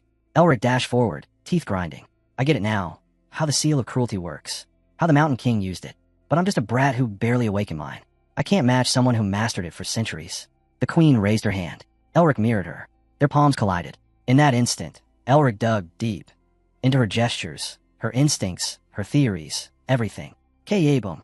A monstrous explosion tore the mountain apart. The shockwave carved trenches through the snow. Elric's arm cracked from the force, fractures crawling up his skin like roots.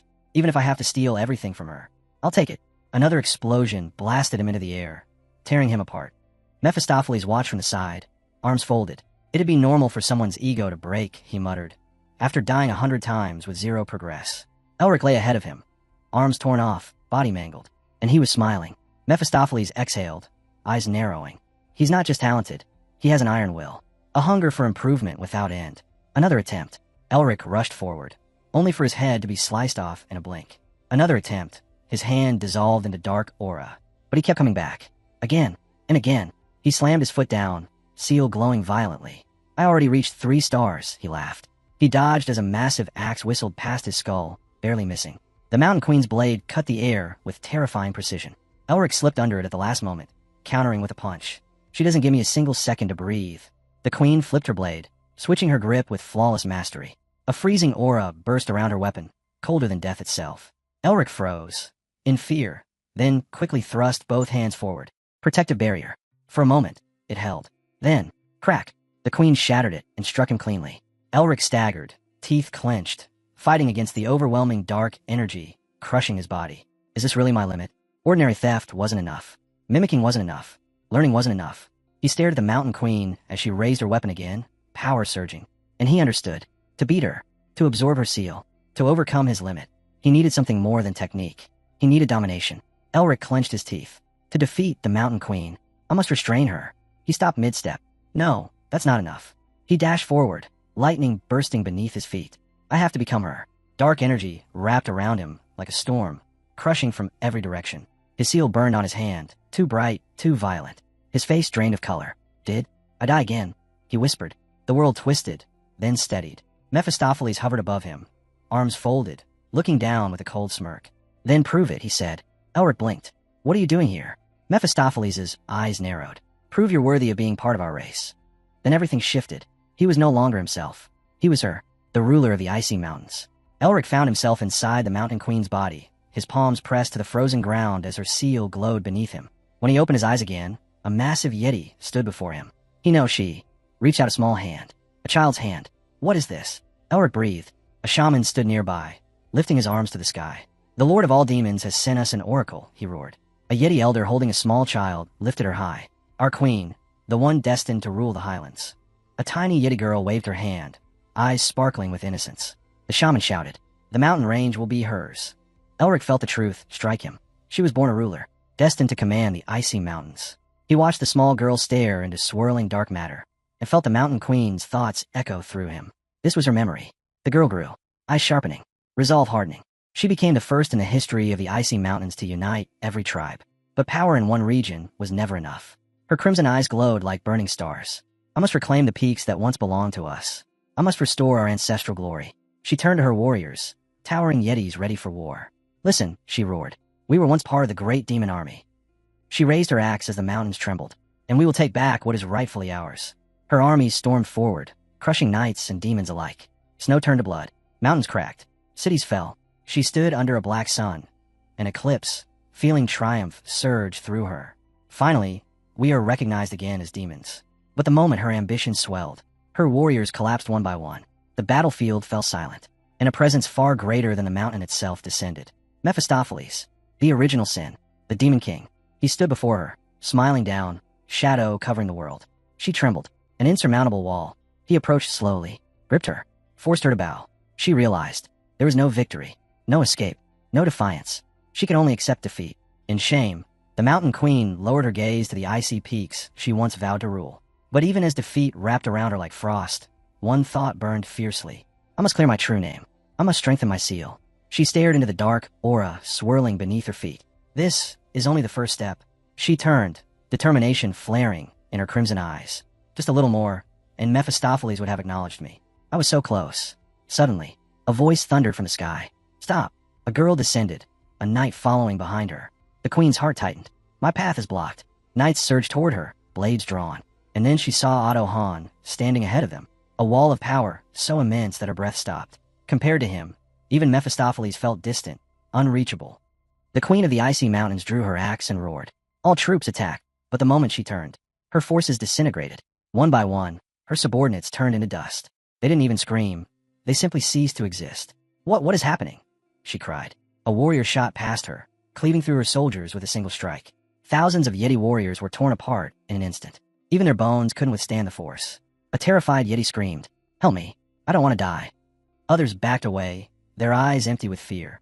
A massive demon appeared, towering over them, roaring like a beast of calamity. Then, something fell from the sky like a meteor, the shockwave blowing apart the snowfield.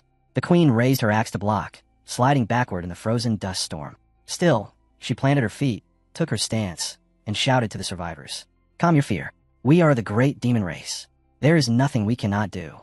She inhaled and let out a war cry that shook the mountains. Show them our wrath. A heartbeat later, splash, blood erupted everywhere. The queen's eyes trembled. What is this? Her allies' heads tore off all at once. Fountains of blood shooting skyward. Their bodies collapsed like puppets cut from their strings. She stood alone, unable to understand how death claimed them faster than thought itself. Otto Hahn stepped forward, lifting his hand. The world burned behind him. The queen staggered, whispering through cracked lips. We lost the war against the humans you led, and were driven back to these mountains. Her face twisted with despair. Why? Why is this happening to us?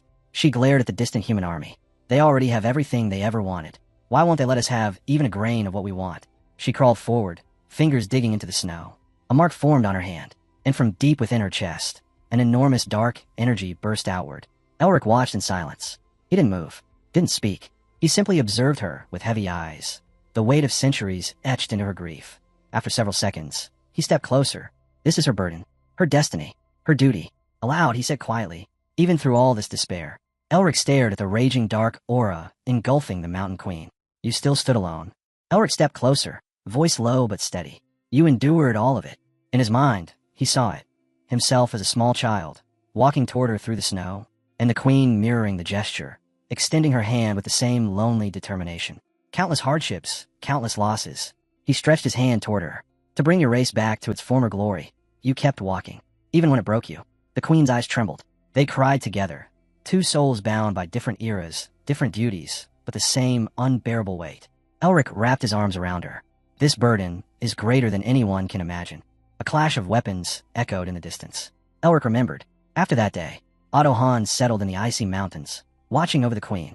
Battle after battle, their blades crossed so many times that the hatred faded, replaced with respect.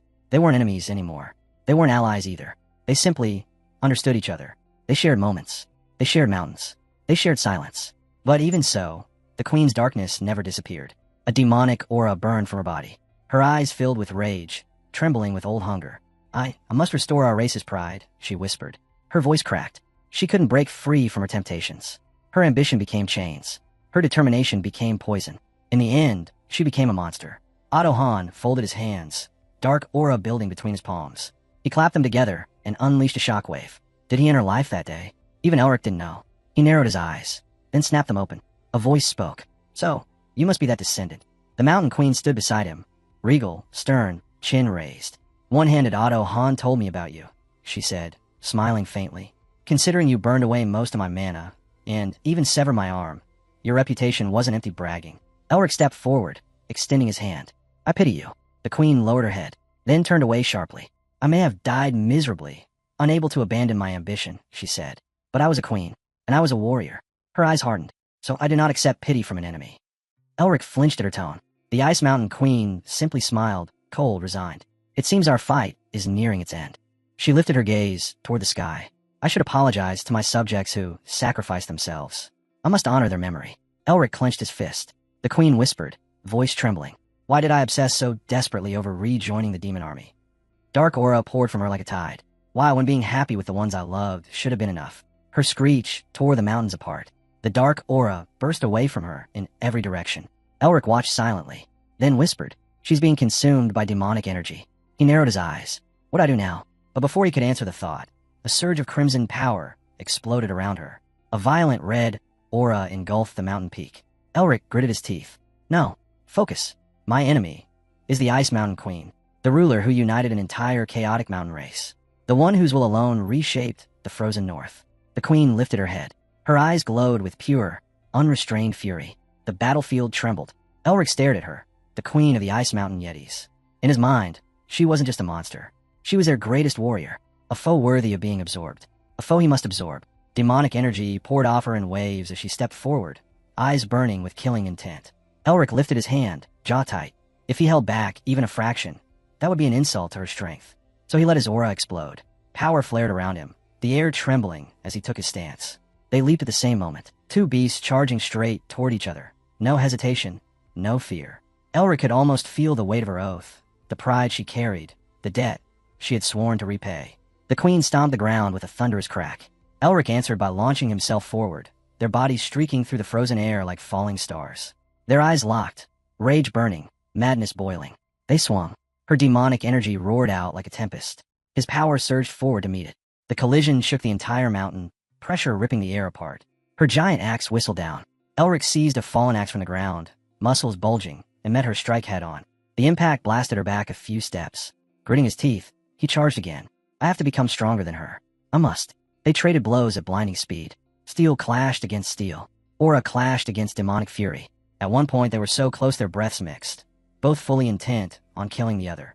The queen stomped again, her life hanging on this battle. Elric matched her movement perfectly, launching forward with equal desperation. A blinding flash exploded between them. The shockwave shattered stone, sent massive boulders flying, tore the ground apart. Elric felt every pebble, every vibration, through his body. Raising his hand, he moved to strike, feeling something strange inside him, as if fighting her filled him with a twisted sense of joy. The queen's brows furrowed. She drew her fist back. Another flash burst forth. Elric was thrown aside, vision white for a heartbeat. She came at him with her axe, but he managed to parry, twisting his body away. She chased him like a wild beast. Elric spun, opened his mouth wide, and let out a roar that shook the earth. The queen staggered back. Both pushed off the ground again. Both soared. Both landed facing each other in identical stances, battered, trembling, and ready to finish it. Elric's teeth clenched, so hard they might break. Rage burned behind his eyes. Across from him, the queen's gaze was just as wild. We're at our limit, he thought. This final dash, this will decide it. They moved. In a blink, they were beside each other, power exploding in all directions. And in that instant, Elric realized something. The technique she was about to unleash, the move that once crushed countless races beneath her feet. This was the secret art of the queen of the Ice Mountains. The queen glared ahead with a terrifying calm, her killing intent bursting like frost in the air. She lifted her palm, massive, icy, and filled with destructive power. Elric mirrored her, eyes blazing with the same ferocity. The moment their palms collided, the world exploded. A blinding surge of power erupted between them, lighting up the mountains like a second sun. The ground beneath their feet split open, cracks racing across the ice like spiderwebs. For a heartbeat, everything vanished into dust and roaring wind. Then, two silhouettes appeared in the haze. Elric stood unmoving, arms still outstretched. The queen, her massive frame trembling, had a gaping hole torn through her body. Elric's eyes widened in horror. He had struck with everything he had, but even he hadn't expected this. The queen stared forward silently for a few seconds. Then, slowly, she lifted her head and laughed. It wasn't madness this time. It was relief, peace. She whispered that this would be the last time. Her words made Elric's entire body shake. He lowered his head, teeth clenched, trying to hold himself together. Then her final words came. Thank you. Elric's eyes snapped open in shock. The queen turned away, tears pooling in her eyes. She dropped to one knee. As the sun broke through the icy sky, its warm light fell on her face. She smiled, softly, looking ahead one final time. Elric stood over her, unable to speak. Then, her body dissolved into glowing particles and evaporated into the wind.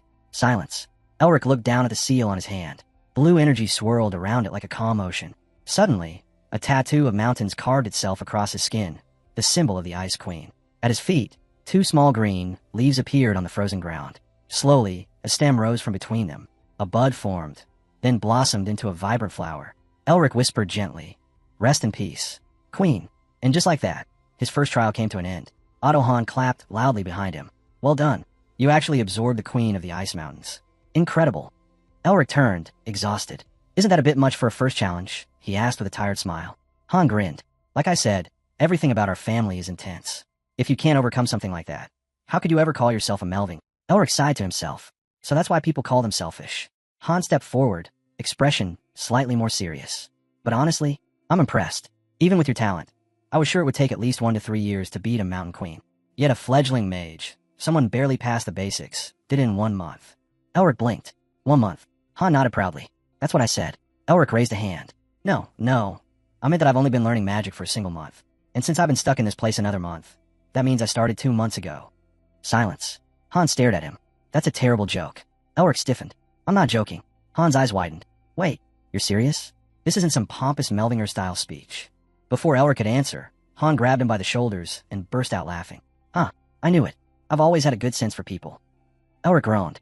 "Didn't you literally just say something completely opposite, even despite your talent?" Han tilted his head back and roared with laughter. "You bastard. Hey, it hurts.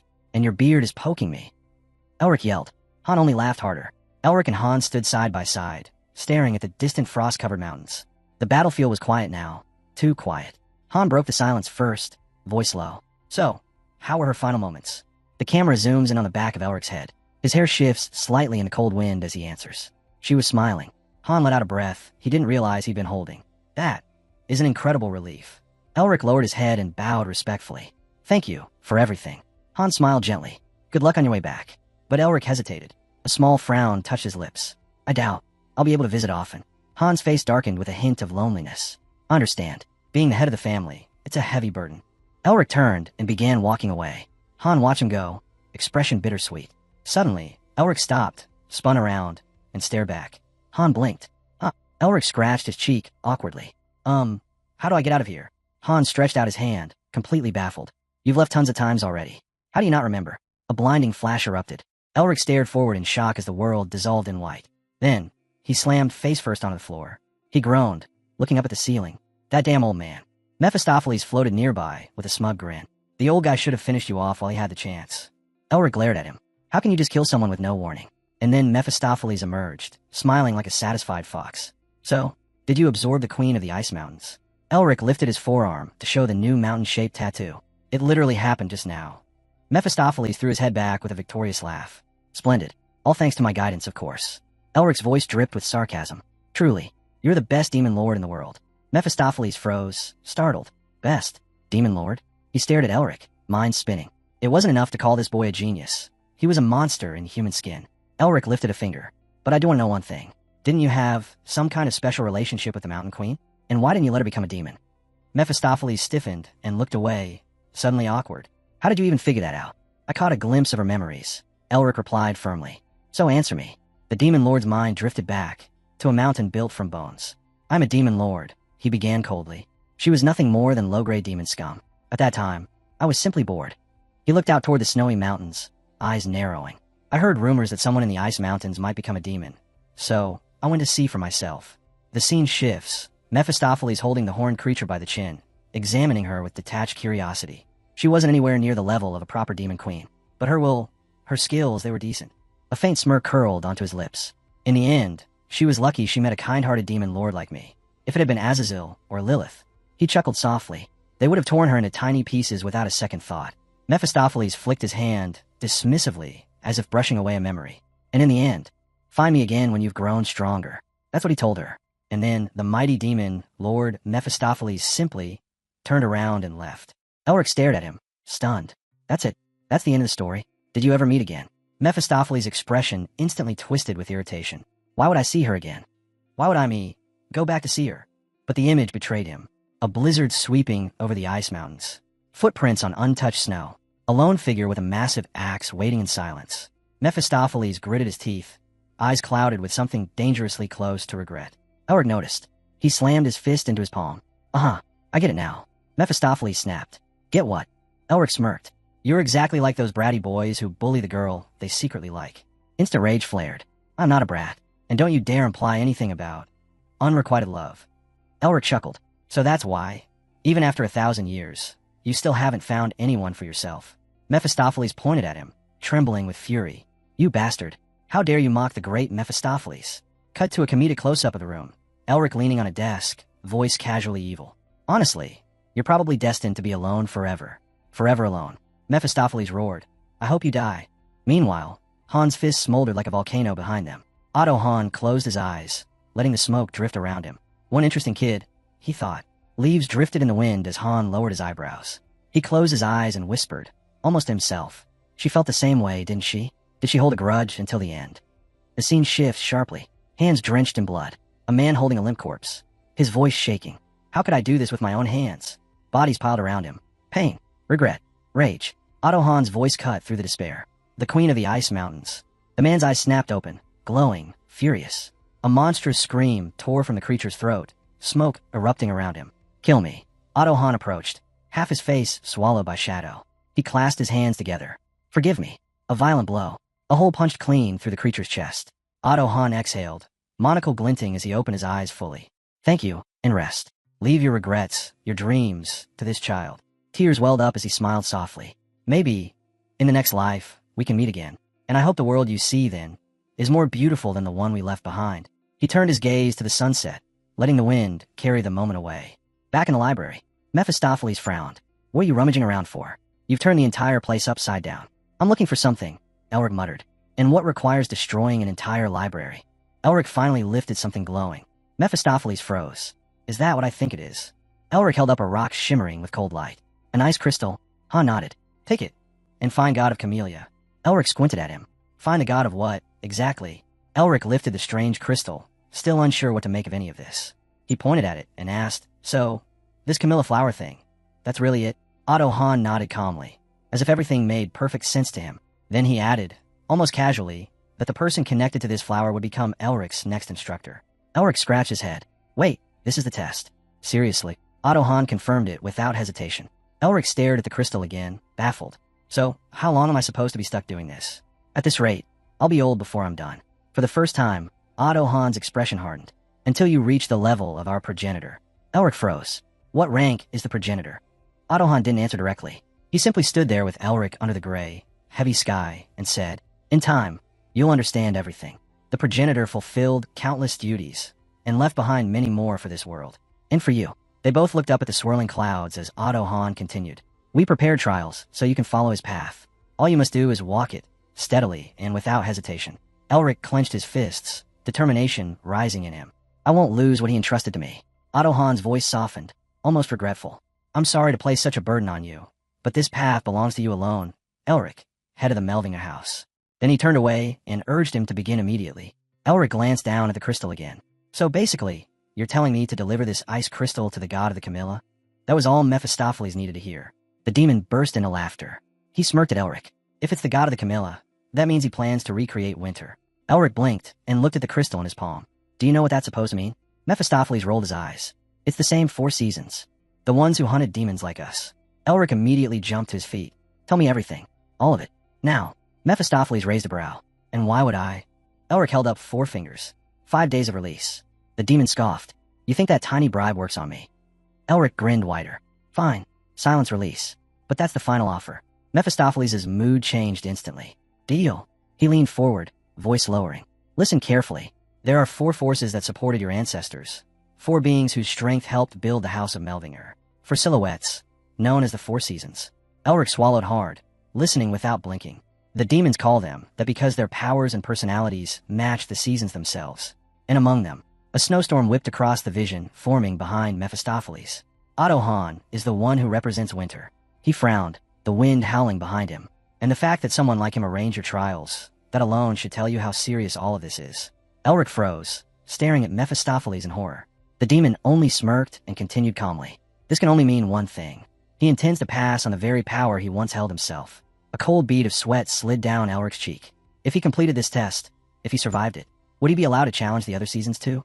A silhouette flickered in the swirling clouds above. Elric tightened his grip and swallowed hard. If I absorb the power of all 4 seasons, wouldn't that put me on the same level as the progenitor they once served? A tattooed hand flashed through his mind. The hand of someone who stood at the peak.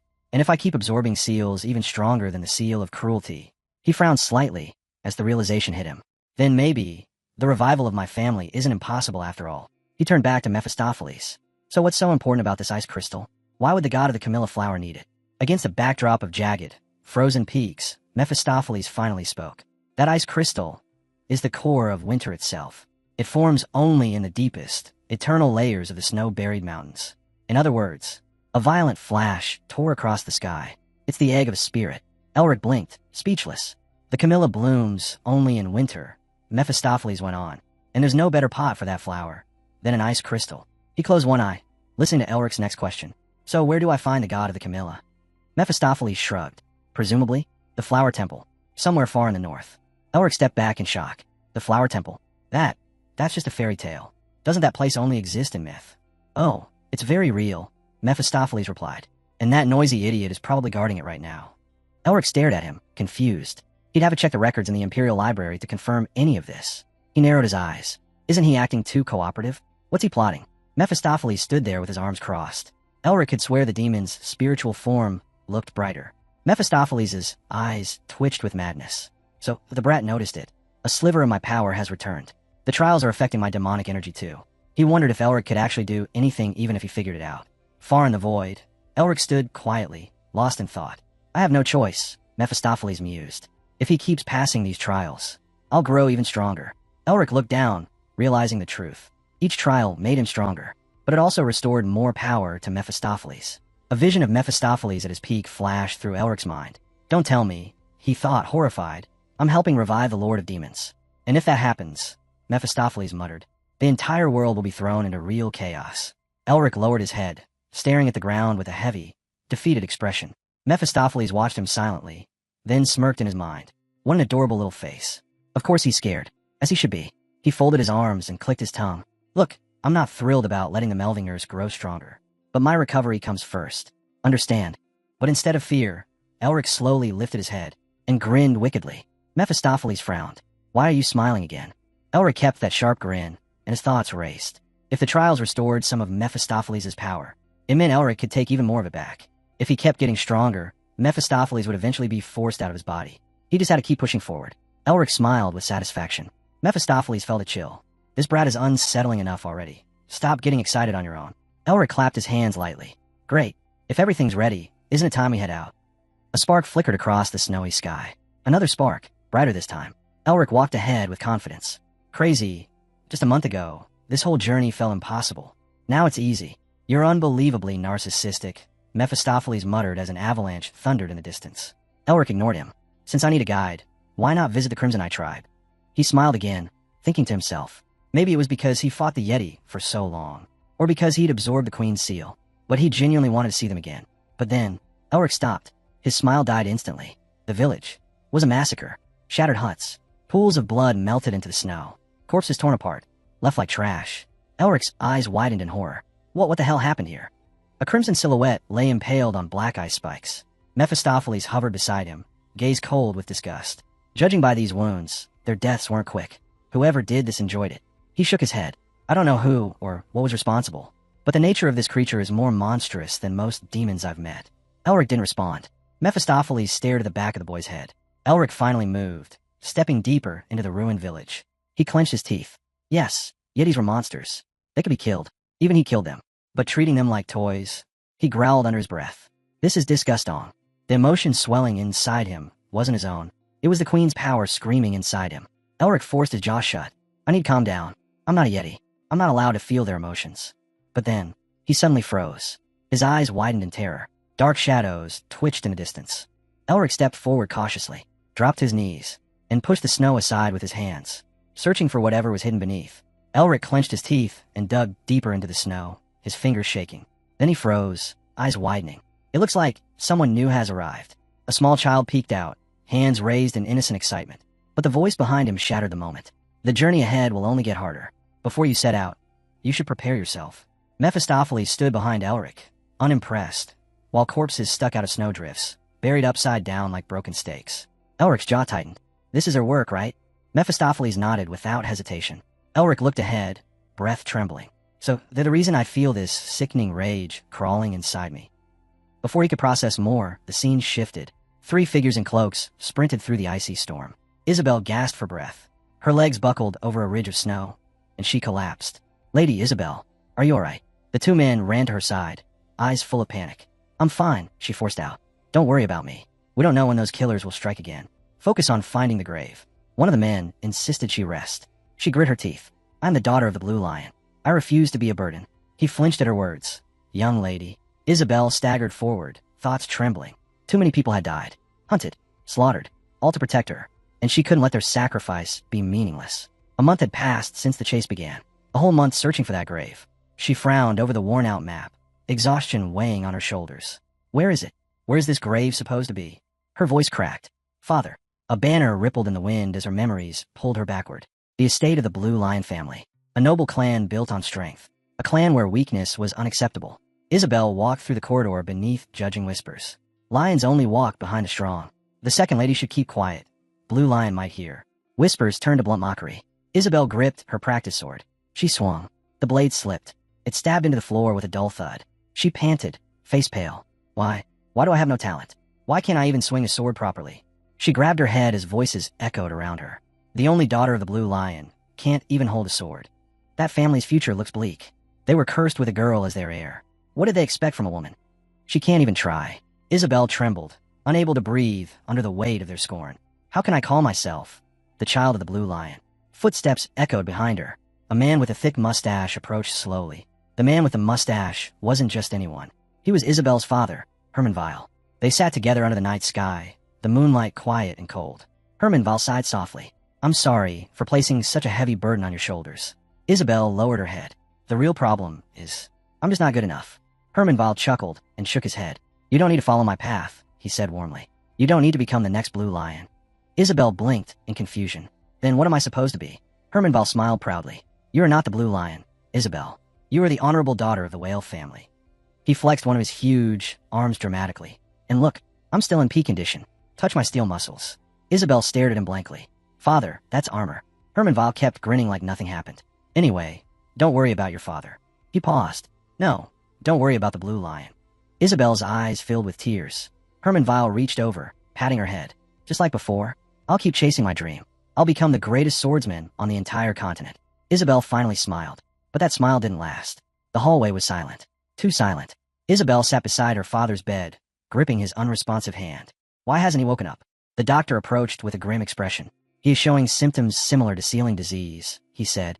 His mana circulation collapsed. He overused his aura. Hermanvile lay motionless, his breath shallow. If this continues, his muscles may begin to waste away. Isabel's heart cracked. The doctor continued. We can solve it, if we manage to restore his mana flow. But with the amount of mana your father holds, it's practically impossible. Isabel lowered her head, devastated. In a case like this, the doctor added, your only hope is magical items. Isabel mounted her horse with trembling determination. I'll save you, father, no matter what. The tower's peak glowed in the distance as she rode.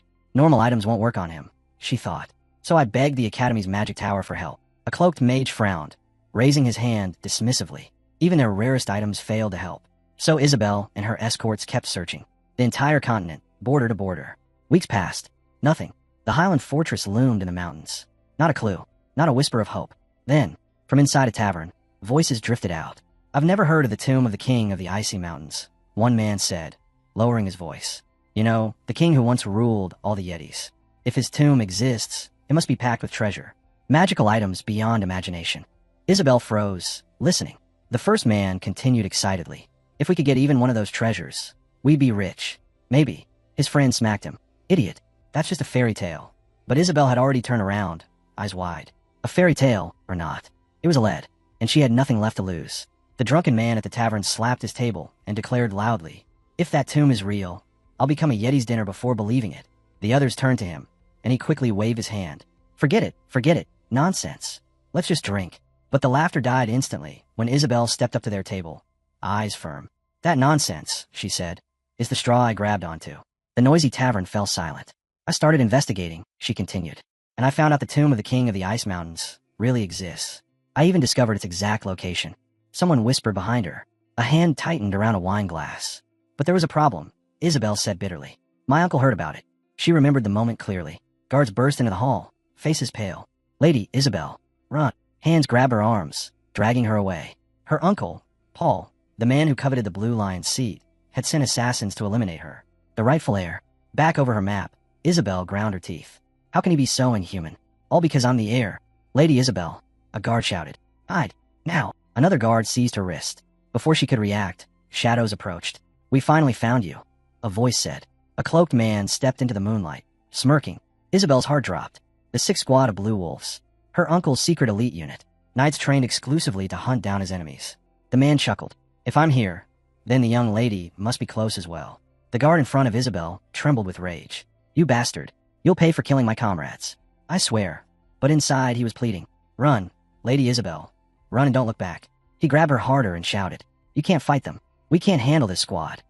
Isabel struggled, kicking wildly. Let me go. He'll die out there. The second guard is risking his life to buy us time, he yelled. Do you want his sacrifice to be wasted? Isabel tried to protest, but then a chilling voice echoed through the snow. Lady Isabel. She turned around, frozen in terror. The cloaked man held her loyal guard by the hair. Your knight is about to die, he sneered. Why don't you come out and watch? He rammed his blade through the guard's chest. Blood splattered onto the snow. To think the lady abandoned her glorious knight, he said mockingly. Lady Cruelty. He lifted his sword again, preparing to sever the man's head. Stop!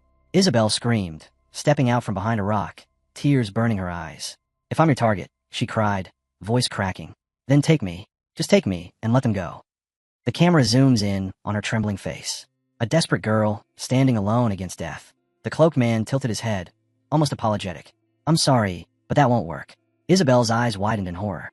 We were ordered to kill everyone even slightly connected to this mess, he said coldly. Isabel tried to speak, but bloody handprints stained the snow beneath the corpses.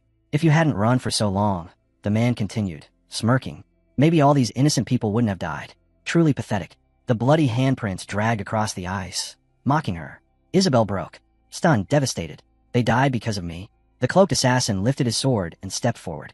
Well then, time to end this. But suddenly, a calm voice cut through the wind. All right, I've heard enough. The cloaked man spun around. What? Who's there? A branch creaked overhead. Snow slid off it. Someone had used transformation magic. A leg appeared first. Then a full silhouette perched casually on the branch. Elric. The assassin bared his teeth. Elric crossed his arms and said casually, just Satan passing by. Then he glared down at them. You vile bastards. He dropped from the branch and charged straight at the cloaked man. The narration tightened. Elric intervenes, stepping in as the hero of this moment. The assassins moved to counterattack, but Elric pointed his hand at them. Trash like he doesn't deserve mercy.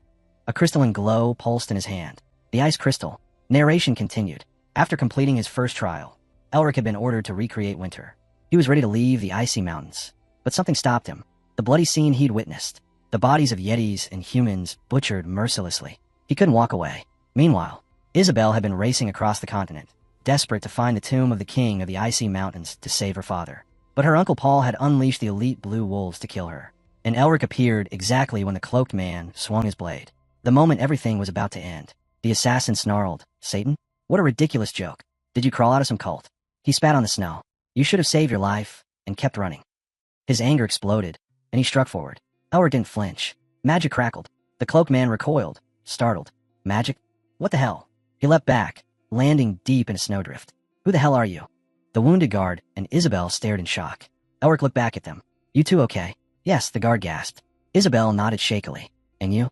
Are you hurt? I'm fine, Elric answered. Meanwhile, the cloaked assassins whispered among themselves. Mages always land like that. Maybe he tripped. Possible. But standing up again, unlikely. They were wrong.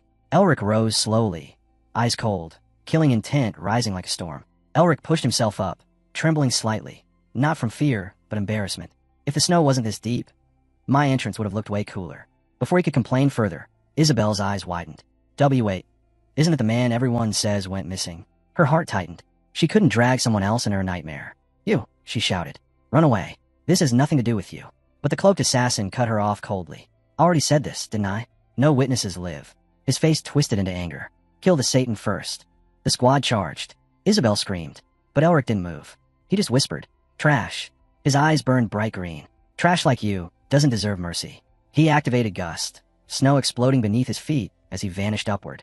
A blinding glow tore across the battlefield. The assassins looked up, too late. Elric's fist crashed down like a hammer. Blood mist filled the air. The guard stared, speechless, unable to understand what he'd just witnessed. "Don't just stand there," the cloaked man roared. "Kill him. Don't give him time to cast." But Elric didn't need time. He turned calmly, lifting his palm. Slash. A wave of force shot outward, freezing, compressing, and detonating all at once. Ice spikes erupted from the ground, skewering squad members before they could react. "Block it. Block half." Blood sprayed across the snow. The cloaked commander reached out helplessly. "Help. Someone." Another spike pierced him, blood bursting outward like a crimson cloud. He staggered, shaking, fury twisting his face. "Where the hell did you come from? Do you even know who we are?" Elric laughed. "I don't care who you are. Bow your heads before me." Isabel peeked from behind a tree, terrified. He defeated the blue wolves effortlessly. Who is this man? But now's not the time to think. I need to move. She watched as the last assassin lunged toward his wounded men. "If I die, I'm taking you with me," he screamed. Elric frowned. "He's fast. Keep your distance." Isabel yelled. Elric's eyes glowed again. Armament enhancement. Ice wrapped around his arm like armor. The assassin swung. Elric stepped in, raising his hand. Cleave. A colossal burst of ice surged forward, splitting the ground apart. The cloaked man dodged with a snarl. "You think magic like that can stop me?" He broke through the wave of frozen shards, screaming furiously. The cloaked man screamed. "You're finished." He swung his blade. But the moment the steel touched the rising wall of ice, it stopped cold. Elric countered instantly. Penetrate. A massive slab of ice erupted in front of the assassin's face, blocking his attack completely. The man's eyes widened. "Why isn't the ice breaking?" From behind the wall, Elric smirked. "You should be worrying about something else." He casually brushed his hair back. "Because I'm about to bury your skull in the ground." The cloaked man froze, realizing far too late that he'd already lost. Elric shot forward, his figure blurring. Boom. A single impact. When the snow settled, only shredded pieces of the assassin's cloak fluttered in the wind. The surviving guard trembled. He destroyed the blue wolves in an instant. Another guard swallowed hard. A mage like this just wandering on the mountainside. Isabel stared at Elric, stunned. "He looks the same age as me. How can someone that young be this strong?" The wind whipped snowflakes around him, blurring his outline. With power like that, is he on the same level as Tasha? One of the 3 rising stars. How have I never heard of him? Elric stood motionless for a moment. Then he closed his eyes, tilted his head back, and finally exhaled, relief washing through him. The image of the child and the Yeti flashed before him. He opened his eyes and whispered, "May the dead rest in peace." Mephistopheles appeared beside him. "Hey, they're staring at you like you're about to explode. Maybe say something." "Even I feel uneasy from that intensity." Elric panicked. He absolutely did not know what to say. "Are you even listening to me?" The demon snapped. Isabel blinked, dumbfounded by his sudden awkwardness. Elric turned to them. "It's been a long time, hasn't it?" The guard frowned immediately. "Even if he saved us, he's a stranger. We can't lower our guard. If he has other motives, he's just as dangerous as the Blue Wolves." The guard glanced at Isabel. Isabel stepped forward and bowed. "Thank you. Truly." The guard shouted, "Lady Isabel, you don't need to bow to him." Elric's eyes widened. No, don't. It's really not necessary." But Isabel ignored them. She called out to the guards.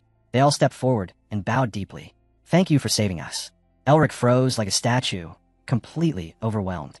"And no, really anyone else would have done the same," he muttered. "Please just stand up." Mephistopheles snorted. "Well, Isabel knows gratitude. Can't say the same for the other 2. Isabel straightened up. "This may sound rude," she said carefully, "but may I ask you for a favor?" Elric sighed. "It's time for me to go." But Isabel reached out, crossing her fingers over his palm, and said. Isabel swallowed nervously, then gathered every ounce of courage. "I would like to hire you." Elric raised an eyebrow, then slowly looked up at the night sky. Moments later, a chariot pulled by horses raced through the snowy mountains. Inside sat Elric, Isabel, and her guards. Mephistopheles floated behind with a deep frown. "Tisich, even I can see the corners of your mouth lifting," he muttered. "If you're going to hide it, at least try harder." Elric crossed his hands behind his head. "Well, it's only natural," he thought smugly. He held a small brown stone in his hand. No, not a stone.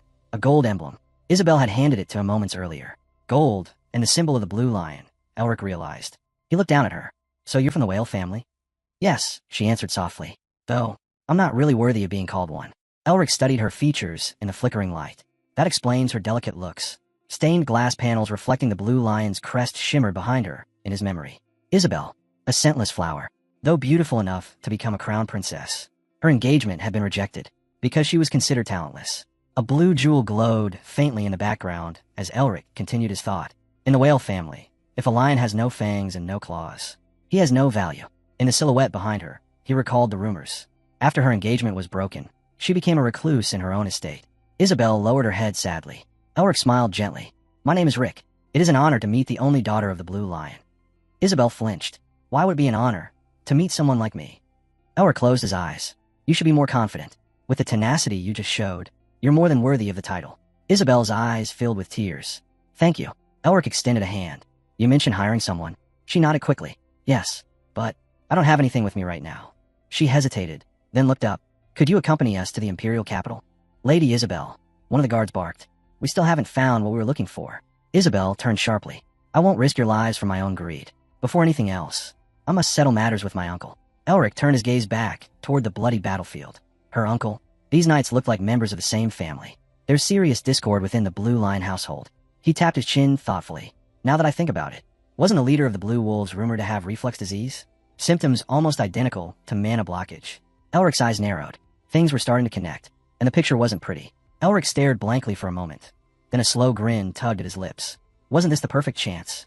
If he played this right, he could make the head of the Blue Lion family owe him a debt. And if the reborn Melvinger house became allies with the Blue Lions, that alone could rewrite the future. In his mind, he imagined the scene playing out. The Duke of Melvinger and the Blue Lion Patriarch clasping hands, smiling like old friends. The crowd whispering. A Melvinger saved a Blue Lion heir from a fatal curse. The two great powers, magicians and warriors, binding themselves in a powerful alliance. Elric smirked. Being smart feels damn good. Goosebumps raced up his arms. Isabel, sitting across from him in the chariot, carefully explained that the coin she offered wasn't worthy of his skills, but they would pay him double once they reached their destination. Elric eyed the coin, and before he could answer, she nervously added, Do you mind? He reached out, grasped her trembling hand, and flashed a confident grin. I'll escort you safely. You have my word. Outside the chariot window, the night sky drifted by. Mephistopheles' voice echoed in his mind, annoyed as always. There's a mountain of treasure in that temple. Why would you even bother with these pennies? Elric leaned on his hand, speaking through the silent soul channel. Because I have a plan, and unlike you, I've known hunger and freezing nights. Humans need food, a warm bed. You don't. You're a ghost. Mephistopheles twisted in irritation. You people are so troublesome. Elric chuckled inwardly. This sound transmission skill is incredible. I can talk without moving my lips and spend almost no mana. The demon scoffed. Don't flatter yourself. I taught you because your silence was driving me insane every time someone showed up. Elric shot back calmly. No wonder you were raging when I shut you up earlier. Mephistopheles cursed under his breath. On the outside, Elric hadn't said a single word for minutes. Isabel blinked at him, confused. He hasn't spoken at all. He must be upset I hired him. She bit her lip. With her uncle sending assassins, and possibly an even stronger wolf squad next, they wouldn't survive without him. The chariot rolled onward through the dark. Scene shifts. High towers rose over a vast estate. A man sat upon the throne, fingers tapping the armrest as a report was delivered. The sixth wolf squad was destroyed. His eyes narrowed. The man in the dark cloak dropped to his knees, forehead nearly touching the cold floor as he stammered out excuses. But the lord of the estate didn't bother listening. With a single swing of his arm, a sharp line of blood splattered across the marble. He stood sideways, calm as ever, and asked, Where do you think Yahello is headed? One of the subordinates swallowed hard before answering. She has left the territory of the icy mountains. It's been confirmed. The doors to the hall opened as more people slipped inside, heads bowed. Most likely, the man added, she will return to the Imperial capital soon. That means, the Lord replied coldly, she intends to contact him. The leader of the first Blue Wolf squad lowered his gaze. It seems very likely, my lord. The uncle's hand tightened around the hilt of his sword. That stupid child. His voice dripped with contempt. How dare a weak, pathetic girl dream of negotiating with me? He turned, cape sweeping across the floor, and sat back on the throne. Hilton, he called, voice echoing across the chamber. You have only one chance. Scene shifts. The horses came to a stop. Elric and the others looked around from the slope, overlooking a bustling stone city. They had arrived in Lyseni. Isabel rubbed her shoulder, wincing. Her entire body was stiff. They hadn't stopped once, and somehow reached in just 2 days. Mephistopheles collapsed dramatically. My whole body aches, why didn't we rest? Elric laughed. Funny, coming from a ghost. The demon glared. He clearly hadn't realized his upside-down posture was the reason he suffered the whole ride. As they entered the massive archway of Lyseni's gate, Elric noticed men in blue robes standing guard. Inside the fortress hall, mercenaries knelt before Hilton.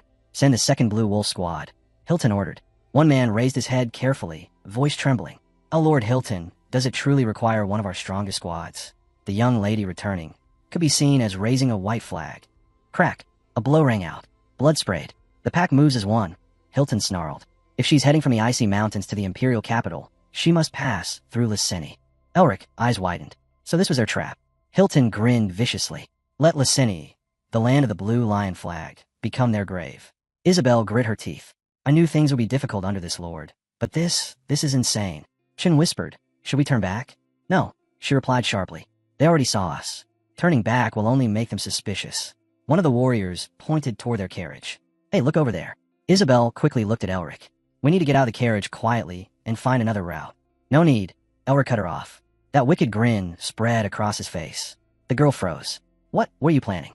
Elric lifted a hand. Transfiguration.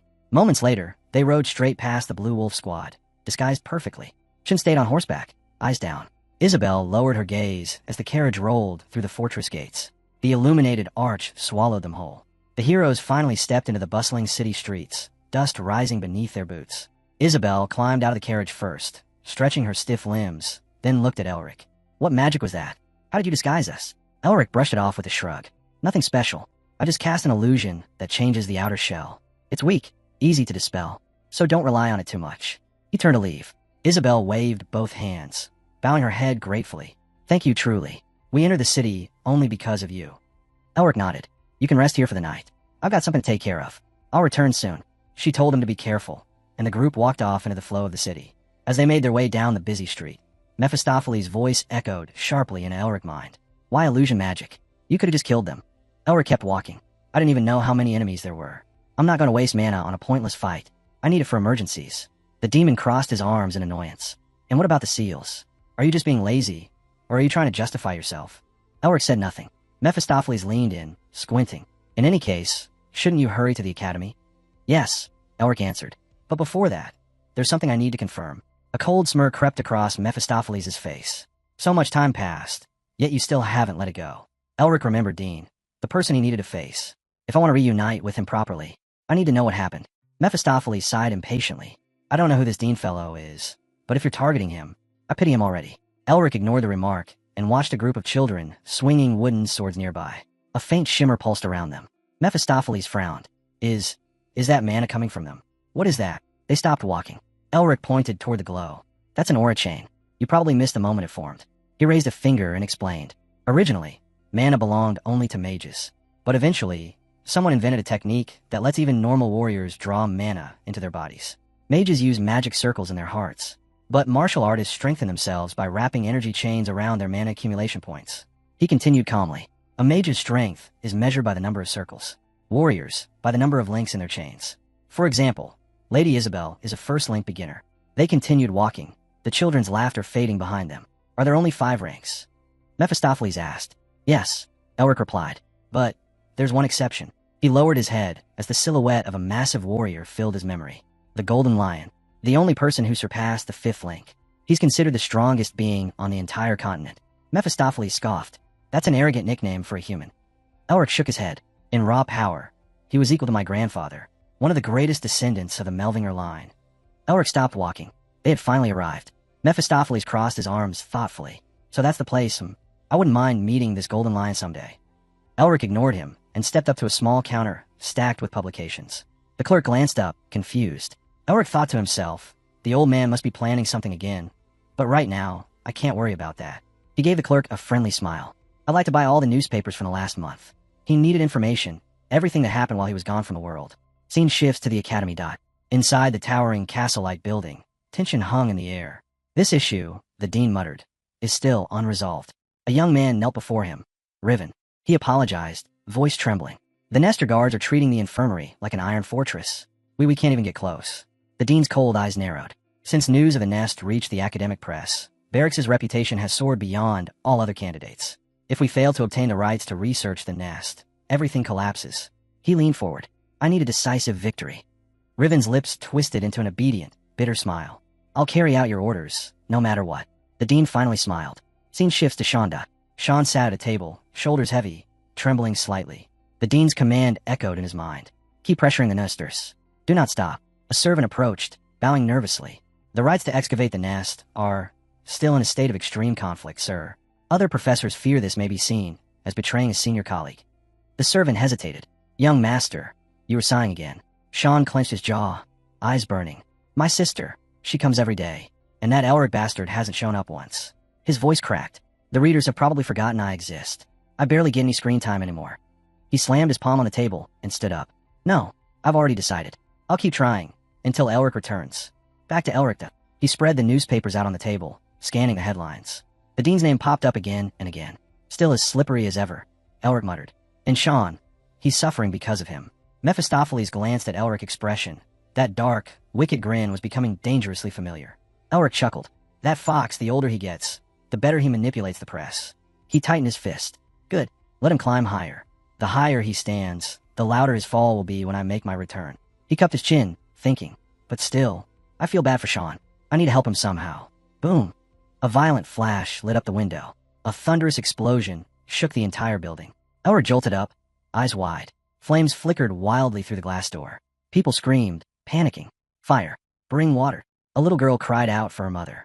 Someone shouted for help. Elric burst out of the building, stunned, mouth hanging open. Something massive was burning, and it wasn't an accident. Elric rushed outside and froze. The entire city was burning. Flames tore through rooftops, smoke clawed at the sky, and the streets echoed with screams. Scene shift to the inn where Isabel and the others stayed. A worried servant turned to her. My lady, do you truly trust Elric? Isabel sat at the table, hands folded. Yes, we owe him our lives. Shin stepped forward, uneasy. Maybe he's not working for Paul, but more than one faction wants your position. Someone else could have sent him. Isabel lifted a sheet of paper and thought. Shin continued, voice tense. I'm not saying he's suspicious, but we can't say for certain. We must be careful. She understood what he was trying to say, but after the attack in the icy mountains, Chun had become overly anxious. She turned toward him. Your words make sense. Chun tried to explain further, but Isabel raised a finger toward the paper. Remember one thing, she said. Doubting Elric was the same as doubting her judgment. Both men stiffened. Isabel pictured Elric's face, the sincerity in his eyes, the way he held her hand. I trust him. A face like that can only belong to someone genuine. Chin sighed. Even so, isn't he just a mercenary now, hungry for a reward? She shook her head with a small smile. That was just an act. Chin blinked. An act? She faced the servants. From the beginning, he helped us without expecting anything in return. He never tried to gain benefits. And the moment he discovered we were members of the whale family, his expression completely changed. Her companions lowered their heads, listening silently. She continued softly. With our family's reputation shattered, he lowered himself on purpose. He didn't want me to appear weak or pitiful. Ed's eyes lit up in understanding. She nodded slowly. I see. Isabel beamed, warm light falling on her as firelight from the window flickered through the room. Scene shifts. A mountain overlooking the city, now swallowed by flames. A group of mercenaries watched the chaos from above. It's burning nicely, one of them remarked. Blue Lion Knights stood behind him, faces lit by the inferno. Simon whistled. The fourth circle spell, Advent of Heatwave, definitely worth every coin. Beskov raised an eyebrow. You think this is funny? Simon snapped back at him, waving the scroll indignantly. Hey, just earlier you supported the plan, and now you're acting serious? Do you even know how much money I put into this? Beskov frowned, rubbing his chin. With the young lady's nature, she'll definitely try to help the wounded. There wasn't a better way to lure her. Simon's voice trembled slightly. Should we add more fire? Beskov shook his head. The sixth squad was wiped out. According to Hilton, there are at least 3 enemies with her. One of them should be a mage. Be cautious. Simon ripped off his hood, annoyed. Relax. Even I could kill that entire 6 squad with my eyes closed. He licked his lips, excitement and nerves mixing. After all, he didn't come all this way for nothing. The blue wolves scanned the burning city from the ridge. Simon scoffed, closing his eyes with a grin. It would be nice to meet someone strong for once. Behind him, warriors knelt as their leader barked orders. Find a princess. Exterminate everyone except her. Scene shifts. Isabelda. She lay on the wooden floor, ears ringing, the world muffled and distorted. Screams echoed outside. Hide quickly. Those are blue wolves. They're here for you. Isabel pushed herself up, calling shakily. Jun, Ed, are you hurt? No answer. She gritted her teeth. Outside, a burning tree collapsed. A home exploded in flames. Smoke suffocated the streets. A child screamed. A woman fell to her knees, clutching her head in terror. A girl ran past with blood dripping down her face. Bodies everywhere. Blood staining the earth. Isabel stared blankly. Is this what Paul wanted? A servant shouted her name. Boom. The blast wave slammed into her, hurling her into the air. Chun, trapped under rubble, reached out desperately. My lady, run. Please. Isabel hit the ground hard, searching blindly with trembling fingers until her hand brushed the hilt of her sword. A twisted grin cut across her face. Rage boiled inside her. Rage at her helplessness. Rage at this massacre. Rage at being powerless. Ash drifted down like snow. She wanted... No. Needed to fight back. But the truth crushed her. She didn't have the strength. She didn't have the talent to stop them. Her lip trembled. But still she refused to run. Living like this, hiding, depending on others, it disgusts me. She remembered Elric's words. From your tenacity alone, you're more than worthy of the Blue Lion name. She wanted, more than anything, to be like him. A faint light glowed in front of her. She rose, eyes blazing. I am a member of the Whale family, she whispered. Defenders of the Empire, even in the face of death. She raised her sword high, fury burning in her gaze. I will fight to the last. Boom. Smoke exploded upward. Isabel shut her eyes, then opened them slowly, and froze. The ground beneath her was coated in frost. Sparkling? What happened? She looked up. Elric stood in front of her. A burning house behind him froze solid in an instant. Snowflakes drifted down. Fire died at his feet. People gasped as the flames vanished, replaced by shimmering ice. They were saved. Isabel stared at him, tears spilling over. A flash lit the sky. Stones rained down as structures collapsed. Elric, she cried. He didn't move. She didn't know how long this path of his would take. Years, decades, maybe more. But she wished, someday, she could stand beside him. Elric clenched his teeth. The bodies inside those houses, the burnt families, the innocent screams. Why? He whispered. Why do knights kill civilians? Mephistopheles appeared behind him, watching coldly. It doesn't happen often, he said quietly. But when a Melvinger gets angry, truly angry, the spark becomes a wildfire. And once that rage ignites, stopping it is nearly impossible. He had seen it before, and now, he was seeing it again. Before Elric could even speak, the truth was already clear. Unlike ordinary people who panic and crumble when anger takes over, Melvingers become colder, sharper, more lethal. Elric stood atop the castle roof, staring down at the blue wolf squads assembling below. Mephistopheles hovered beside him, frowning. There are a lot of them, stronger than the ones before. Do you really think you can win? Below, the terrified townspeople looked up at the lone boy, standing against an army. Elric exhaled slowly. It won't be easy. My mana won't last forever, and I need to fight without hurting civilians. Light gathered beneath his feet, forming glowing circles. Mephistopheles asked quietly, So why aren't you thinking about saving yourself? Elric, eyes flickered with green sparks. My family has a saying. He looked down at a memory. A young Melvinger soldier hugging a crying child on a battlefield. Those who have power must take responsibility. That's why, Elric whispered, in every war, Melvingers were the spearhead. Scene shifts to the blue wolves. Simon grabbed his head. My scrolls. That was fourth circle magic. I spent everything on those. Beskov cursed under his breath. Where did this brat come from? He's from the magic tower. If we provoke the tower, we're dead. He squinted at Elric standing above them. I know every follower from the tower, but I've never seen him. Be cautious. His voice hardened. We eliminate the girl and retreat immediately. Simon's expression twisted into a feral grin. And what if that mage interferes? Blue light burst across the horizon. Scene shifts. Isabel. She jolted to her feet as mercenaries lunged at her. He interferes, the captain growled, raising his blade. Then we finish him too. Isabel's eyes widened. Her legs refused to move, but Elric appeared beside her, gripping her hand firmly. She looked up. His expression had turned ice cold. Scene shifts. Aerial view. Glowing lines crisscrossed the burning city as Elric dashed through the streets, carrying Isabel in his arms. Below, mercenaries shouted. Formation. Third squad, follow me. Elric counted quickly. More than 40 opponents. Great. Blue fireballs streaked across the sky. I need to draw them somewhere empty, he thought. A sharp whistle rang out. Blue wolf warriors rushed in, blocking every exit. Elric vanished, and reappeared behind them in a flash. But more mercenaries burst from the alleyways, surrounding him completely. Elric bent his knees, spread his stance wide, and dropped down onto the ground. In an instant, he was surrounded. One of the blue wolves behind him smirked. Got you. Simonin stepped forward, trembling with excitement, sword already in hand. This is my first time hunting a mage, he shouted. Where did you hide the girl? Elric raised his arms casually. You really think I'd answer that? You're not very bright. A crooked, evil smile stretched across his face. Of course you're chasing me, like a pack of mongrels. Simonin's face tightened with rage. Can't wait to die, huh? Bring me his head. Blinding flashes rained down. Elric shielded himself with his forearms. He had already spent too much mana, freezing the entire burning city. He clenched his fist. At least the seal's Dragonheart mana reserve has increased. But if I push too far, my body won't survive. Magic tore past him, slicing the ground. This time, there was no respawn. No second chance. One mistake, and he would die for real. He scanned quickly. 30, no. 40 attackers, all moving as one. Just like Yahello said, these wolves fight like a single organism. An axe materialized in his hand. His gaze locked onto their leader. I'll take him out first. He burst upward, but his body didn't respond the way it had during his fight with the Mountain Queen. Mephistopheles appeared beside him, watching him dodge. Are you sure you defeated the Queen of the Icy Mountains? Elric gritted his teeth. In that fight, my body moved exactly how I wanted. I was furious. The demon snorted. Idiot. A blade smashed into the ground where Elric's head had been a second earlier. Shards exploded everywhere. Mephistopheles crossed his arms. You seriously thought reality would be like the game auto-designed for you? Elric snapped. Then close your mouth if you're not helping. Human silhouettes lunged from every direction.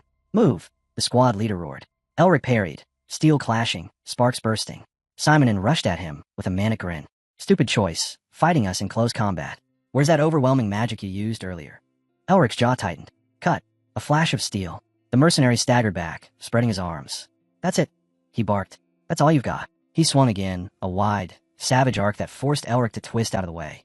Another blow smashed into the ground, cracking the stone. Simonin's smile only grew more twisted. Come on, Mage, entertain me some more. Elric roared, a raw scream of fury ripping from his throat. Flash. The sword thrust scraped along the ground, sparks flying. A cloud of purple smoke burst outward, and when it cleared, Elric's silhouette emerged again, eyes blazing. One of the mercenaries clicked his tongue. So, this is the result of all that running? We've got you surrounded. You're caught in a mousetrap. A spark crackled in the air. Time to end this. A sudden burst. Boom. A firework-like explosion lit up the night. Simonin blinked, confused. What was that flash? But Elric only bared his teeth. Glowing lines snaked across the ground. Every path, every corner. He had gathered them all. The entire squad was trapped inside a massive magic circle. Simonin's face twisted. Enough with these tricks. Then he froze. Above Elric, the image of a monstrous wolf materialized, its eyes glowing an unnatural green. How can a human have eyes like that? He thought, trembling. Blue wolves surged in from both sides. Kill him before the spell completes, their captain shouted. Elric smirked. Simonin raised his sword. The pentagram beneath Elric gleamed brilliantly. Going to kill me? Elric mocked. Sure try. Flashback. Earlier, when Elric carried Isabel in his arms, the mercenaries had surrounded them back then too. Elric said calmly, I'll gather them in one place, then wipe them out with a single volley. Isabel blinked. A trap? That could work. She turned red when she realized what she'd said. Elric asked her for a favor. Once the townspeople clear the square, use the signal whistle. He planned to destroy the wolf's eye, the core of the magic trap. Back to the present, Doc. The square was coated in white, frozen. The entire city was buried under a shell of ice. A warrior was frozen mid-strike. Another blue wolf locked in place, frost binding his arms. Elric shivered from the cold. Yeah, magic circles really help with mana accumulation. His gaze landed on Simonin. The man was shaking violently. It's impossible. Elric tilted his head. How stupid do you have to be to not notice a magic circle beneath your feet? He reached towards Simonin's frozen face. Stay back. Simonin screamed. Elric frowned. You won't even get the mercy of a quick death. Suddenly, clang. A blade swung from his side. Beskov appeared, face shadowed. This is where your luck ends. Elric turned. More enemies approached from behind. The entirety of Formation B. They surrounded him in a tightening noose. The squad captain stepped forward, staring hard. He gathered us all to annihilate us with the circle, the man realized. Without perfect calculations and insane confidence, pulling this off would be impossible. He noticed Elric smiling. He knew. He knew we were hiding here. Is that possible? No. I couldn't sense anything. If he knew in advance, he wouldn't have used the circle so early. The captain leaned in, voice low. We'll spare your life, if you hand over the young lady. Elric blinked. Really? That's all. The captain flinched. He had just realized. They weren't hunting prey. They had walked straight into the jaws of a predator. Elric blinked slowly, almost bored, when he heard the offer. Spare his life. He wasn't planning to leave a single one of them alive. Suddenly, flash. A violent burst of light swallowed the entire square. Elric squinted slightly. You've made a terrible mistake, he said. Knights who abandon their code of honor don't deserve mercy. Beskov snarled and lunged, weapon raised. Strengthen your bodies with mana. Don't break formation, he roared to the others. Steel clashed. Elric caught the incoming blade with his bare hand, a thin shimmer coating his fingers. Blunting magic. He pulled his hand back, frowning. My curse didn't work. The mercenary's eyes sharpened. He had resisted it. Elric flicked his wrist. Impulse. The shockwave slammed forward. The enemy barely parried it. This spell is weaker too. Elric thought, sliding back with a grunt. It must be the seal of cruelty. Non-ice magic is weakening. His breath frosted. He glanced down at his own fingertips. Ice crystals clung to his skin. I need more seals. Only then can I use my full magic. He swung down, icy force bursting outward. But it was nothing like the overwhelming storm he summoned in the highlands. Here, inside the city, he couldn't unleash the seal's true power. Worse, it consumed mana like a monster. Elric crossed one palm over the other. Sparks flew. Weapons clanged. A blinding flash erupted as blades locked. He bent his back slightly, spread his legs wide. Rush. An icy whirlwind exploded around the entire squad. Beskov waved frantically. Block it. Elric struck again. Steel screamed. The squad leader spun to guard, but the hero slipped past him. A mercenary screamed. Fingers severed. Face slashed open. Elric raised his hand. 3 fingers pointed forward. He closed his eyes. Boom. An explosion erupted behind the squad. Beskov growled, dust swirling around him. I've had enough of your tricks. I won't waste another moment on you. He turned, opening his mouth to deliver the killing order, and froze. Literally. His eyes widened as he saw it. The warriors of Formation B were turning to ice. Frozen mid-movement, frost crawling up their arms, their chests, their faces. It's how. Beskov gasped as ice spread across his own skin. Elric tilted his head. The ice potion freezes anything it touches, even the slightest contact. You miscalculated by blocking instead of dodging.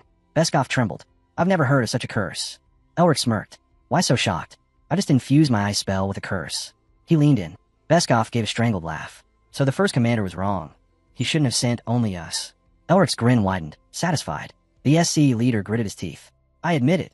You're unbelievable. His voice dropped, face twisting in fury. But you will regret this. Deeply. He roared. The leader of the first squad will come personally and finish you. Elric tilted his head, expression darkening. So it was him. He turned away from the frozen Beskov, raising his hand toward him. The one responsible for all of this, he said quietly, shouldn't expect a peaceful end. The frozen sculpture of Beskov glistened under the moonlight. Elric's eyes glowed in the dark, perfectly round, terrifyingly calm. Don't worry, he whispered, voice cold as death. You won't be bored on your way to hell.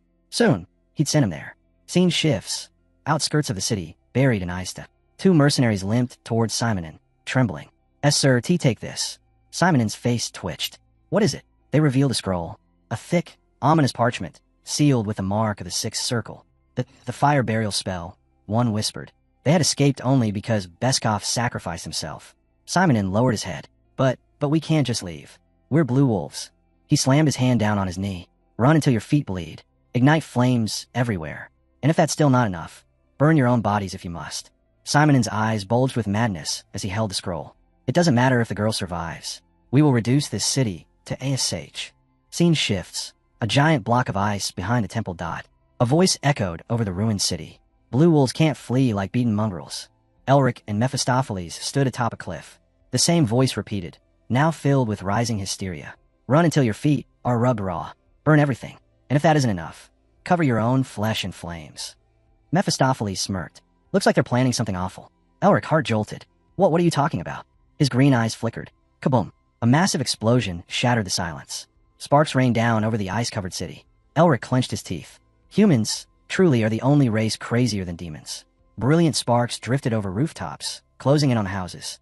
No matter how humans hid their nature, their true madness always revealed itself.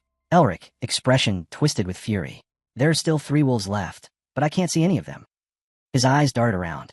But the scroll, that cursed 6th circle scroll, was all that mattered now. One mistake, and the entire city would be burned alive. Far away, Simonin grinned wildly, flames reflecting in his eyes. Will your magic save you this time, Mage? Elric shot across the street, surrounded by streaking sparks. Simonin raised the burning scroll, laughing hysterically.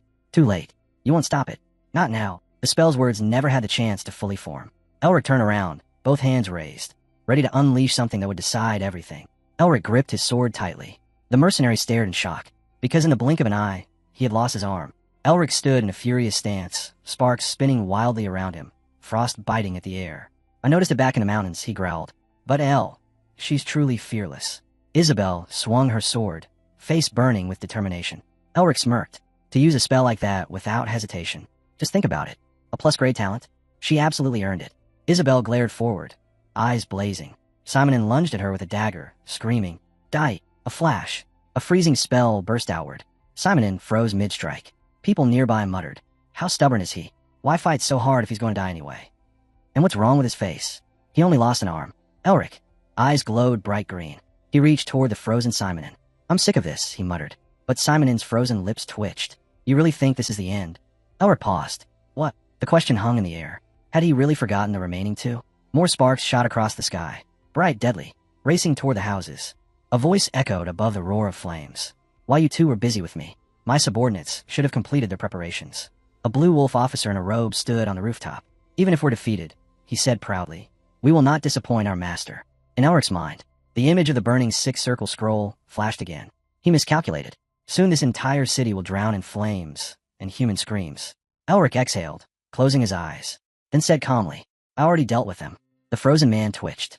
What? Elric tilted his head. Weren't you wondering about my magic earlier? Simonon's earlier memory replayed. The man on the roof, and Elric standing beneath the sky, filled with sparks. Elric turned, and the spell began. Pierce. A smile appeared on his lips. Burst. Flash. The air ruptured with exploding light. What is happening? Simonon screamed, panic twisting his voice. Flashes burst around him. Eyes shattered. Sparks flew like shattered stars. The frozen mercenary stared at Elric in terror. Even their trump card, even the six-circle scroll, was useless. All three blue wolves stood stunned beneath the open sky. Simonon stammered, shaking violently. This is impossible. This is a joke. It has to be a joke. He turned desperately toward Isabel. Wait. Listen, please. If you let me live, I'll put in a good word for you. For Mr. W. I swear, at the start we were only supposed to scare you, then escort you to him. I'm the leader of the third squad. He'll listen. He will listen. His voice cracked with fear, but there was no sympathy left for men who burn an entire city. Isabel glared straight at Simonon, fury burning in her eyes. Do not dare desecrate the name of the whale family. Simonon trembled. Sparks danced around him like burning embers. Isabel lowered her gaze, suddenly embarrassed. Sorry, I lost my self-control. Elric shook his head. It's fine. I plan to leave him to you anyway. Are you hurt? Isabel covered her eyes, cheeks turning pink. And no, I'm okay. Elric stepped closer, expression softening. Your body is in shock. Hold still. He placed a hand gently on her shoulder. A warm glow spread beneath his palm. Elric, she whispered. Yeah, he answered. Just a moment. A voice echoed through the cold air. Leave, when the blue wolves alive. Isabel blinked, and suddenly, memories and images surged through her mind. Castle walls, knights standing rigidly, men and women bowing, not out of respect, but obligation, only because she was the daughter of their lord. Not love, not admiration, just duty. Talentless Ares, a girl unworthy of the whale name. She remembered the blue wolves, some polite, some cold, and some glaring at her with open contempt, all their eyes, empty and chilling. Bowing before her now, Simonon asked weakly, why are you letting me live? Isabel's gaze sharpened. Someone has to deliver my message to my uncle. The remaining blue wolves flinched. They were terrified of her now. She stepped forward confidently. Tell Paul this. The title of Blue Lion will never pass to him. Behind her, Elric stood like a shadow of power, eyes glowing brightly. For a moment she thought, let's be honest, they're scared of him, not me. The ice binding Simonon cracked and fell away. Elric gave him a lazy wave. In Isabel's mind, a sudden ache. If only I had the same strength, the same talent. Elric lifted two fingers in a casual thumbs up and smiled. Isabel clenched her fist. No, I need to pull myself together, she thought. I can't keep pitying myself. If I want power, I have to change. She took a breath. Finally, the girl of the whale family stood tall. Elric looked at her. So, where are you heading next? Isabel smiled. To see my father in Karoe. We'll make a new plan. Elric nodded knowingly. Want to increase your combat power? She looked at the smiling protagonist. Yes, I'll ask for help from my father's old comrades. The ones who owe him. Elric grinned. A wise choice. No one will dare attack the fortress of the Blue Lion. Isabel pressed her lips together firmly and took her first real step forward. Her lips barely moved, yet her voice held firm, an answer shaped entirely by his presence. Standing before the protagonist, Isabel's thoughts churned. If father doesn't wake up, this battle will be impossible. With Elric, their chances would skyrocket, but lions were forbidden from relying on magicians, and she already owed him far too much. Isabel lowered her eyes, sadness flickering across them. She didn't want this moment to end like that, but they had no choice. Then Elric stepped forward and quietly handed her a stack of papers. Take this. She blinked at the sheets. A dissertation. They stood facing each other. Elric exhaled and admitted, forgive my boldness, but I heard the Blue Lion's symptoms resemble the occlusion disease. I wasn't sure, so I. He closed his eyes with a calm confidence, and Isabel watched, stunned, as he continued. I believe this can cure him. What does that mean? The question echoed in her mind. Isabel glanced at the men, kneeling nearby, confused. What does he mean? One of them opened his mouth to answer, just as Elric lifted his hand, a bright glow forming beneath his palm. First, he said, I need to apologize for hiding my identity. Isabel froze. Hiding. His appearance began to shift, features settling into a form she recognized from old portraits and imperial records. My name, he said, is Elric Melving. Her eyes widened. And I'm the current head of the Melvinger house. He clasped his hands together. The Duke of the Shining Star. That title alone shook her. A title granted only to the Melvinger who defeated the demon army. The mage whose brilliance had once turned entire battlefields into starlight. Though the title held no political power, its prestige was absolute. The Duke of the Shining Star, Isabel whispered. But then confusion hit her. You're supposed to be lying in a coma at the Imperial Magic Hospital. Everyone said you. Elric smiled, almost apologetically. There are circumstances I can't explain. But yes, I suffered from the same illness as your father. Her breath caught. And what you're holding, he continued, nodding at the pages in her trembling hands, is the treatment method I developed after recovering. Since the blue line affliction mirrors the symptoms of occlusion disease, it should help him. Isabel's eyes widened, disbelief crashing into hope. And besides, Elric added quietly, you deserve the chance to punish every traitor who wronged you. It would be a tragedy for the Blue Lion to fall a moment like this. Isabel's lips parted in shock, and then, quietly, a single tear slid down her cheek. How can I ever thank you? She whispered. Elric gently placed a hand on her head. You don't need to.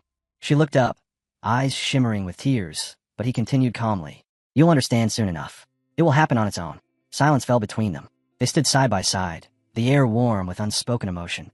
Elric studied her with narrowed eyes. Isabel smiled, first small, then wider, as another tear rolled down her face.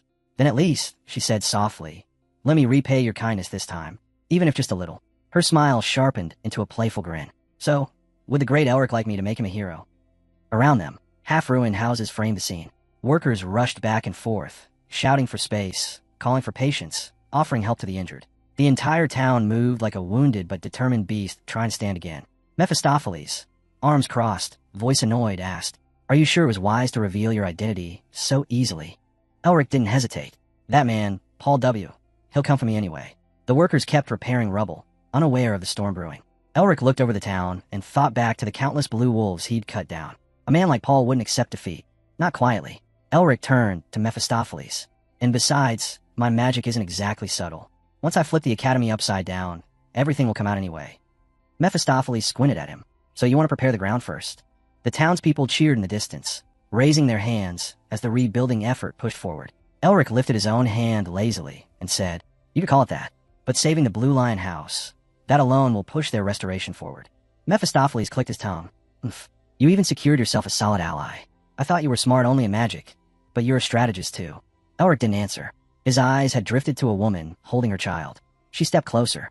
Are you really leaving? Can't you stay a little longer? Elric shook his head. No, I've already taken too much of your hospitality. You'll all return to your normal lives soon. He glanced at the small child sleeping on his mother's shoulder. She bowed her head deeply. If you hadn't dealt with those bastards, She didn't finish. She didn't need to.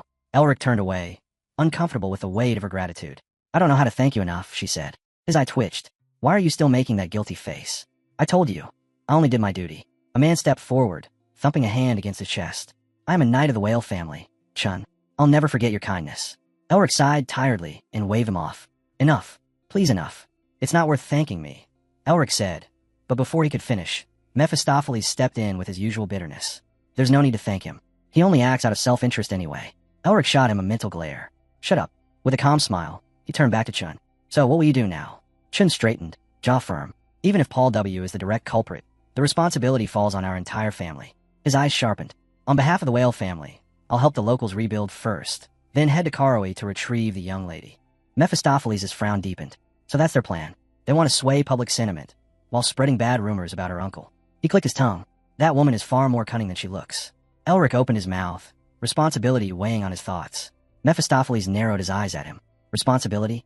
That's what nobles are supposed to carry. The thought flickered across Elric's mind. He turned toward the crowd. People shouted thanks, begged him to visit again, told him they wanted to grow up to be like him. Dozens of hands waved at them with genuine warmth. Chun closed his eyes, satisfied. Mephistopheles jabbed him with his words. Go ahead. Shove that responsibility deep down. It's just an excuse anyway. Elric ignored him and walked toward the distant glow, toward the academy. Time to meet the dean. A massive structure rose before him, countless pillars reaching into the sky like ancient guardians. Inside, Riven bowed deeply before Barracks. The old man exploded instantly. I told you to secure the rights to that excavation. Immediately. Even if someone stands in your way. What the hell have you been doing? Riven bent even lower. I'm sorry, sir. But Sean, he interfered. He blocked everything. From now on, I won't allow him to set foot in this academy again. Barracks' face twisted. Find a way. Use the press. Bribe the authorities. I don't care. Just handle it. His shout shook the room. The dean turned away, eyes landing on the newspapers lying on a table, each one containing damning headlines. Only 3 days until the election of the new director, he muttered. If I don't get approval by then, it's over. Purple flames burst from his fingertips, burning the papers into ash. The fire hovered dangerously close to his own chin as the last page crumbled. Barrick spun around. Repeat what you said earlier. The man beside him grinned, twisting his lips into something cruel. You're finally ready to cooperate with us. On the couch sat a man with a glowing, blood-red eye, watching everything with amusement. Inside the dean's office, Barracks leaned forward, voice tense. So, you'll make me director, right? And how do you plan on getting excavation rights? The stranger on the couch smirked. All preparations are complete. We only need your consent. So, have you finally decided to cooperate with us? Barracks frowned. How will you accomplish something even we couldn't manage? The man's grin sharpened. If you doubt us this much, perhaps we don't need a contract at all. Barracks' eyes narrowed. You're not the only candidate for director, the man reminded him. The dean hesitated, then exhaled slowly. Fine, I'll trust you. What exactly do you want from me? Nothing special, the stranger replied casually. Just support us. Barracks' eyes widened. That's it, nothing else. The man stretched lazily on the couch, a wide smile on his face. That alone will be more than enough. Sunlight poured across the capital streets. 2 voices echoed between the alleys. Hey, have you heard the rumors? Rumors about what? A river flowed between the stone roads as the whispers continued. Remember that small town, Lyseni? They say the Blue Lion people caused a massive disaster there.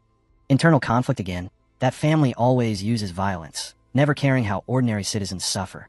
A shield bearing a crescent moon, symbol passed by as someone muttered. This time was brutal. A ton of victims, half the houses burned. How cruel. Inside a crowded tavern, several people sat at wooden tables. And then, one of them added, some wizard showed up and stopped every last one of those scoundrels.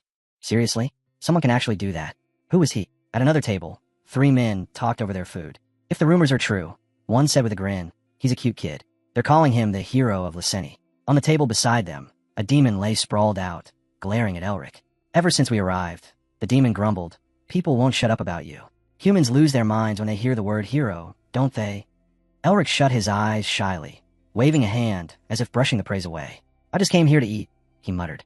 I haven't been to the capital in ages. And, please keep everything quiet. In his head, though, he sighed. Mephistopheles will definitely not shut up. A question lingered in the air. Did he actually want to be a hero? Isabel's face flashed before his eyes. She had told him, with that gentle smile of hers, a heroic story is the fastest way to win ordinary people's hearts. She was certain it would do him good once he revealed himself to the world. Closing her eyes, she had added, and I will create a stable foundation. I'll pressure Paul. You focus on the front. Elric wasn't sure if that was actually good for him, but her confidence was unwavering. Around him, the men at the tavern kept chatting loudly. I heard he even saved a lifeless flower. The Blue Lion's daughter. She almost became crown princess, right? Yeah. And did you hear? The hero of Lyseni is heading to the capital. If those two are dating, then who's the lucky guy, huh? Word is, the crown prince still loves her. And the culprit behind all this was some scumbag from a great magic family. So that means a love triangle. Elric, I twitched. Is this the benefit she talked about? Whispers turned his heroic deeds into some kind of romantic melodrama. He pressed his fingers to his forehead, exhausted. Forget it. I'll eat somewhere else, he said, standing up. Inside, he admitted something grudgingly. She really laid a good foundation for me. And whether it's a heroic tale or a romantic one, it all spreads my name. Stretching his shoulders, Elric let out a slow breath. Isabel's talents, they would be a massive help in restoring his family. He only hoped she'd safely reach Karoi. Turning around, he called out, Mephistopheles, get up. Before he could finish, a man materialized beside him. I found you. A shockwave blasted outward. Tables shook. People screamed. The stranger's fist slammed into Elric's chest. Smoke shot up from the street outside. People stared, terrified. What was that? Did something explode? Paul wails people. Are they causing riots even in the capital? Everyone back away. Through the smoke, the clash became clear. The man's fist collided again with Elric. Mana crackling in the air. So that smell, Mana. The stranger glared at him. You dare turn your back on me? Elric wiped dust from his cheek and smiled calmly. It's been a while, hasn't it? Elric sighed inwardly. All right. Maybe the joke went a little too far. The man in front of him clenched his fist, knuckles cracking. At least imagine what I went through because of you, he growled. If you have even a shred of conscience left, take one hit. Just one. His glare sharpened. Or, do you think I'm the kind of man who abandons his friend? Sean's eyes locked onto Elric with pure frustration. Elric raised both arms wide, smiling like an idiot. Look who it is. My amazing best friend, Sean. People nearby blinked in confusion. Wait, this is a greeting. A moment later, The chaos was gone. Elric, Sean, and Mephistopheles sat around a table as if nothing happened. Sean clicked his tongue. Cleaning up after you is a pain. But with a hopeless guy like you, what else should I expect? Elric shrugged. If I'm so hopeless, you should at least buy me a beer. Sean glared. You're begging me for money when I own the nest. He lifted a finger. Fine. Last time. But answer me this. How's your rainbow-colored romance with the Blue Lion's daughter? Elric nearly choked. I'm joking. And we don't have that kind of relationship. He thought silently. Sean sighed. Forget it. I'm treating you. But don't think you're fooling me. The waiter arrived. We'll take iced tea, RW knife beer, capra pasta, butter raisin bacon, Sean said smoothly. Elric froze. Damn him. He forced a grin. He smelled the manna. He knows something. He's waiting for me to talk. Sean tapped his chin, watching Elric's stiff expression. Why the serious face? That's not like you. Stop that. It's annoying. The food is here. Eat before it gets cold. Mephistopheles hovered nearby, grumbling. He's right. Your face is disgusting. They clinked their glasses together. Elric leaned back. For your information, everyone around here calls me handsome. Yeah, and don't forget. You still owe me a punch, Sean shot back. Elric took a long drink. That can wait. By the way, Sean continued, lowering his voice, the preparations for the show, all according to your letter. You sure about this? What if the deal collapses? Elric didn't hesitate. No need to worry. Only two things matter right now. Settling the score with the Dean, and restoring the Melvinger family. Fully. In my own way. Sean stared at the liquid in his glass, before nodding. I'll make sure both happen. Elric tapped his glass. Good. Then continue the preparations. Sean narrowed his eyes, about to say something, but stopped midway. Because of you, Carl is suffering right now. His jaw tightened. This is bad. Really bad. That witch has definitely heard the rumors by now. Elric raised a brow. You mean, Miss Tasha? He took another slow sip. Sean let out a bitter laugh. Exactly. If that dragon-obsessed maniac loses her mind over these rumors. The city streets flashed blue. Mana rippled everywhere. The towering castle walls loomed overhead as if the entire capital were shaking. The whole plane might collapse. Tasha stormed down the hallway, her footsteps echoing like thunder. The excavation rites. Were they transferred to the academy? A trembling voice answered. Yes, to the dean of the elemental magic faculty. Her fists clenched hard enough to crack bone. What? How could this happen? We're going to the hospital. Right now. Please repeat that, Tasha snapped. Yesterday, every newspaper was dragging that old man through the mud. So what changed? Hanabi swallowed, voice shaking. For some reason. Every paper suddenly flipped their stance. They're all praising Dean Barracks now. She read rapidly from the headlines. Dean Barracks restores excavation rights. Election for new director postponed. Nestor family withdraws excavation claim. Hexagram families apply pressure. Academy backs down. Tasha lowered her eyes, fury simmering. Even with the hexagram's pressure, my father would never allow this. She stepped closer. What happened with Sean? Hanabi stammered. Mitch hasn't given a clear answer yet. What? Tasha's voice dropped dangerously. He was blabbering about friendship earlier, then suddenly went silent. In the next heartbeat, her appearance shifted. Hair, eyes, aura erupting with raw power. We're changing our destination. Where to? Hanabi asked, terrified. Tasha lifted a finger. Didn't you realize? The excavation rights don't belong to our family, or the academy. The room filled with gasps. How dare they cheat us? The image of Elric, and the third son of the Nemister family, flashed in her mind. Tasha smiled, sharp and deadly. It's time I pay those cunning bastard a visit. On the other side of the city, Elric gritted his teeth. So they dare to fool me too. Maybe it was time for him to see their faces himself. Blue flashes lit up the sky, warning signs near the headmaster of Uston Academy. The entrance of Uston Academy appeared ordinary at first glance. Just another grand gate leading into a school of magic. But in truth, it was far more than that. The position of Academy Director carried symbolic power on par with a marquis, a title that influenced both politics and the academic world. A role so heavy that even the heads of the hexagram families and the captains of the Imperial Magic Knights treated it with caution. A man in a black cloak walked past nobles and officials striding along the red carpet. His rank alone placed him shoulder to shoulder with the highest authorities in the Empire. The hood fell back, revealing his face. Magus of the Star, rightful heir of the great Uston Melvinger line. Because today, the election for the new director of Uston Academy was about to begin. Inside the enormous meeting chamber, rows of representatives filled every seat. Barracks stepped forward, bowing with exaggerated politeness. Thank you all for attending this historic event, he said. Then his polite tone dropped into a confident grin. As you all know, the opening of the Dragon's Nest is a once-in-centuries opportunity. And I, Barack Barracks, am honored to stand at the center of this moment. From above, he looked like a man bathing in his own glory. If you vote for me, I will establish a system that allows us to uncover far greater discoveries, far greater achievements. But then, from the shadows, another voice cut through the hall. Impressive speech, the man said. But you speak as if the academy already belongs to you. And he continued his speech, even though not all candidates had arrived. Outside, Sean leaned in with a stormy expression. Are you sure Elric can handle this alone? He glanced at the voting charts. Barracks' support is miles ahead of the other candidates. Elric sat calmly at the table. Sean continued, low and tense. I know you planned this carefully, but half these representatives were bribed. The risk is insane. But Elric only smiled. By tomorrow, they can do whatever they want. Across the hall, Chin approached Barracks with a polite bow. Director, that was an excellent speech. Barracks smirked, correcting him. The election isn't over yet, but you already speak as if I've won. He added in a soft, knowing tone. Of course, I plan to cooperate closely with the Siesta family. Elric narrowed his eyes slightly. A voice whispered to him. Now it's time for the other candidates. We should continue this later. Elric replied calmly. I'm counting on you. Barracks walked away brimming with confidence. Soon I'll be director, he thought. And brats like them won't be my problem anymore. Lazari exited the hall as well, a dark smile spreading across his face. Once this is over, I will stand equal to the heads of the hexagram families. So why was Barracks supporting an organization with zero backing, like Siesta? Sean grinned. He already knew the answer.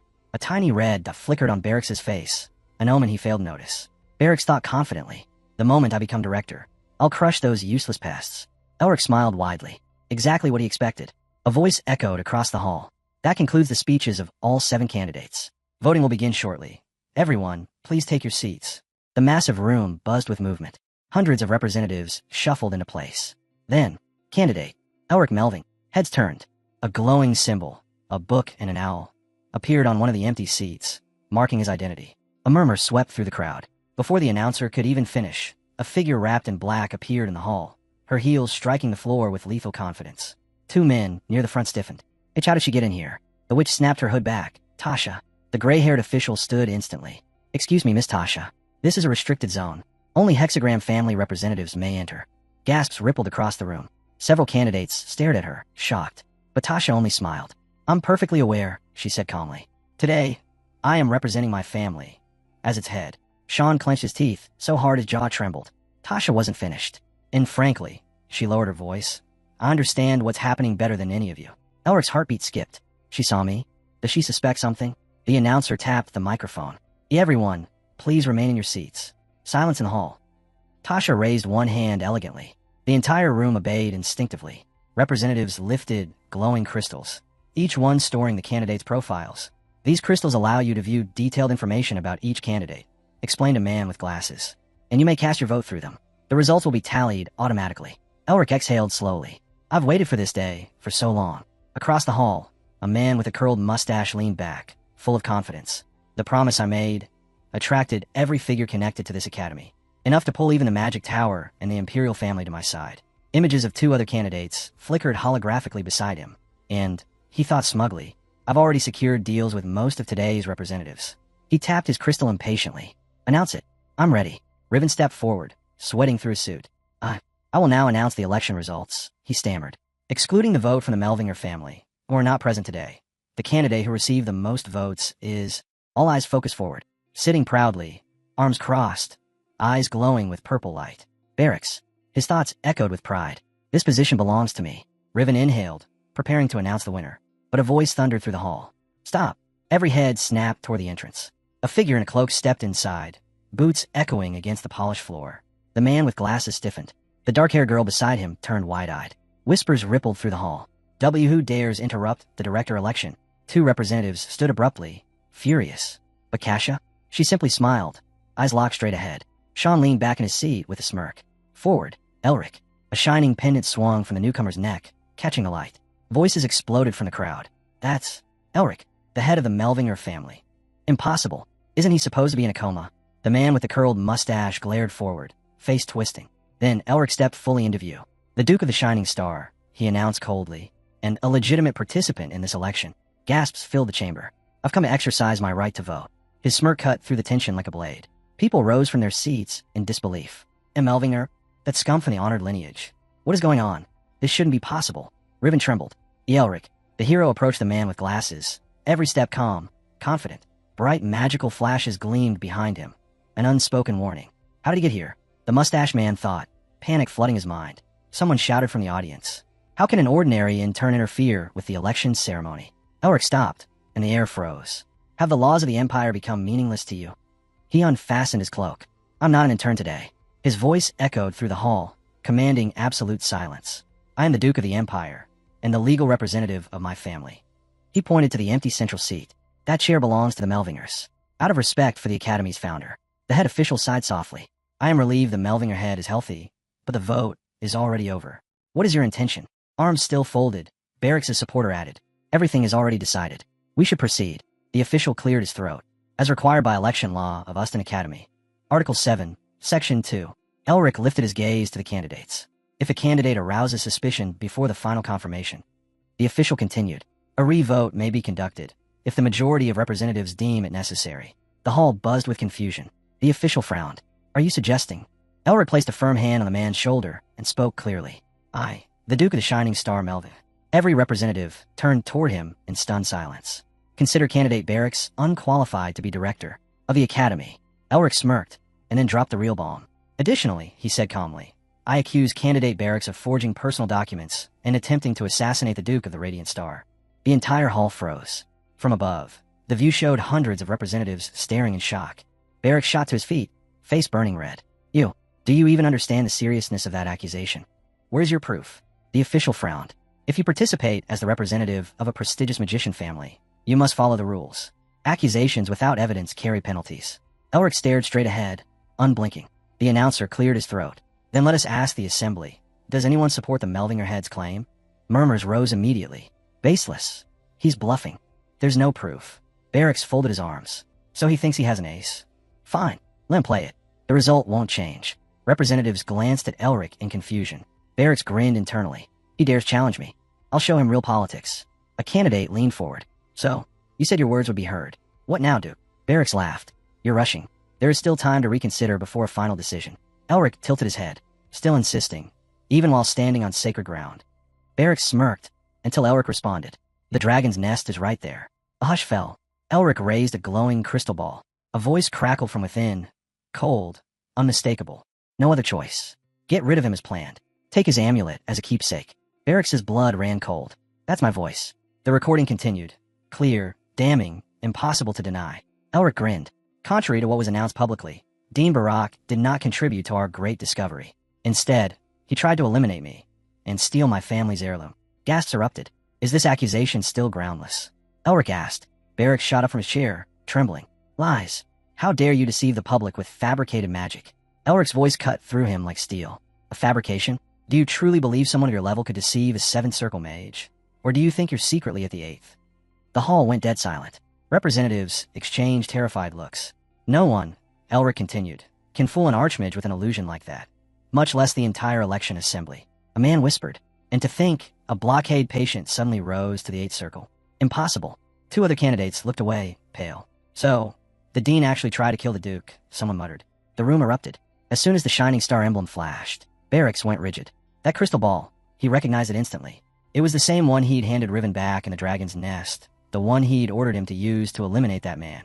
Yet somehow, here it was in someone else's hand. The hall fell silent. The man on stage turned toward the bespectacled Riven, who stood frozen behind the microphone. Riven cleared his throat and announced, trying to maintain composure. Due to these unexpected developments, the election committee needs to deliberate. Everyone, please remain quiet. Barracks' jaw tightened. This brat. He actually dared to betray him.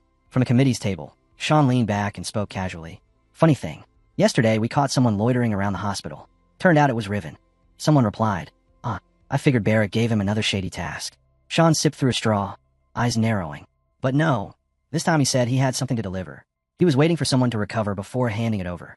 The scene shifted, a wide view of the academy. Whispers spread. Using the press, bribing higher-ups. How deep did this scheme go? Barracks glared daggers. Do it, he growled, furious that things were spiraling out of control. In the corridor, Elric stood calmly. He'd had enough of all of them. Even Riven seemed useless at first. But at least he'd held on a crystal ball. That alone was enough to crush Barracks. Elric raised his hand, voice steady. And why did Riven record the entire conversation? He continued. Insurance. He probably knew something like this would happen. Saving him back in the nest wasn't meaningless after all. The room went dead quiet. Barracks' eyes widened as Elric pressed forward. And that's not all. According to Imperial law, rights to dragons' nest relics belong to whoever discovers them first. Yet, Dean Barrack claimed the excavation rights for himself, without my consent. Sweat rolled down Barrack's temple. So, Elric concluded, he's guilty of far more than plotting against the Duke of the Shining Star. He attempted to steal the Melvinger family's heirloom and illegally seized excavation rights. Therefore, I demand that Dean Beric be removed as a candidate immediately and a full investigation launched into his crimes. The committee exchanged tense looks. What should we do? One member asked. Discuss it. Another replied. If his excavation rights are invalid, then he brings no value. An elderly member frowned, staring at Elric. I feel mana from him. Has he recovered from his illness? Two other members leaned in, shocked. They say you were in a coma. But now, you look completely healthy.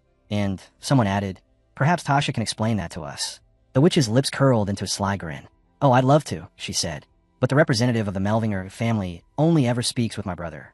Not me. Then she shrugged. Anyway, that part doesn't matter. Barracks slammed a hand on the table, face burning with fury. I insist that crystal ball is a fake. I'm certain of it. It only needs to be examined.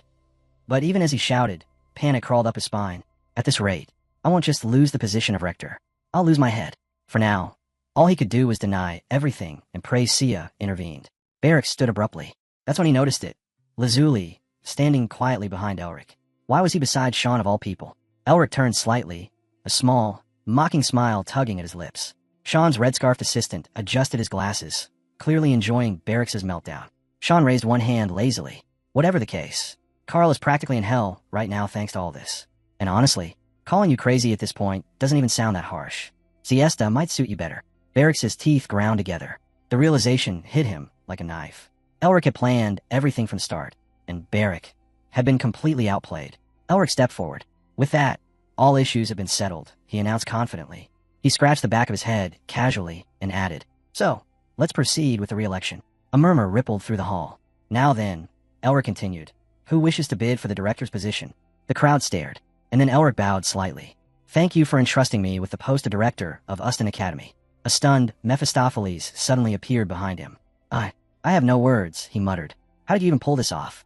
Is it boldness, stupidity, or just pure nerve? Elric didn't answer. In his mind, only one thought mattered. If I don't seize opportunities like this, when will I ever get what's mine? He also remembered. He needed to end his academic leave and secure a scholarship.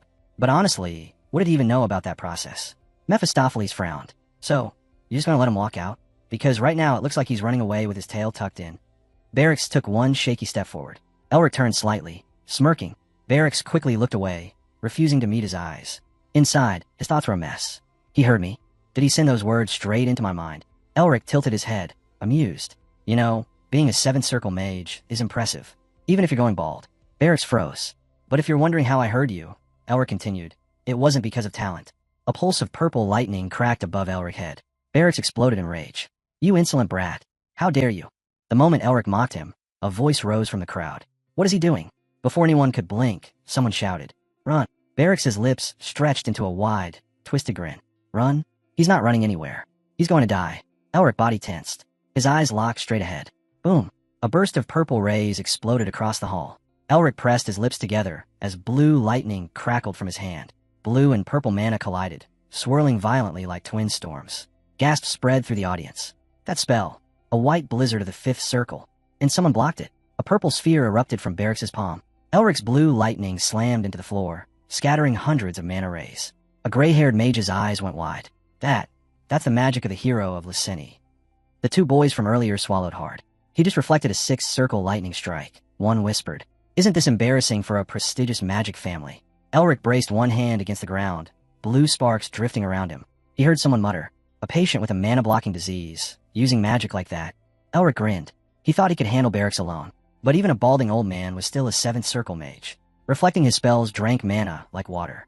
Barracks roared and unleashed a massive blast of purple lightning. Elric didn't flinch, but he did think one thing. He'd forgotten where we are. A sharp snap echoed. Hum! A tremendous wave of fire detonated in the middle of the hall. Red flames swirled upward, lighting the arena in a burning glow. Tasha, her fingers still raised, looked down at Barracks coldly. Elric smirked. For someone your age, you're awfully shameless. Even the first years aren't scared to put you in your place. The entire hall drowned in a curtain of fire.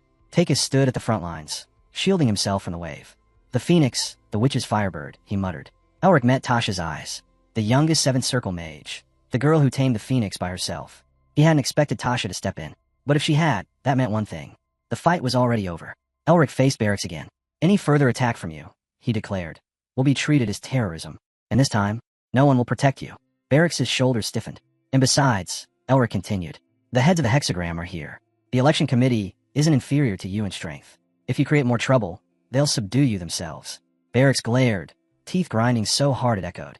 Is he really intending to stop me here? Halfway, he wondered. Elric straightened his tie, looking ahead with icy calm. Barracks trembled in disbelief. A moment ago, you acted like you held the entire world in your palm. And now, his voice cracked. You tuck your tail between your legs, in front of people like them. Elric had overpowered Barracks at every turn. Yet even now, Barracks still couldn't land a proper hit. At best, he managed to scuff Elric's clothes. And that reality burned him more than any spell. Why isn't he acting like before? Where's that overly excited, rabid dog he used to be? A violent purple beam suddenly slammed into Elric's face.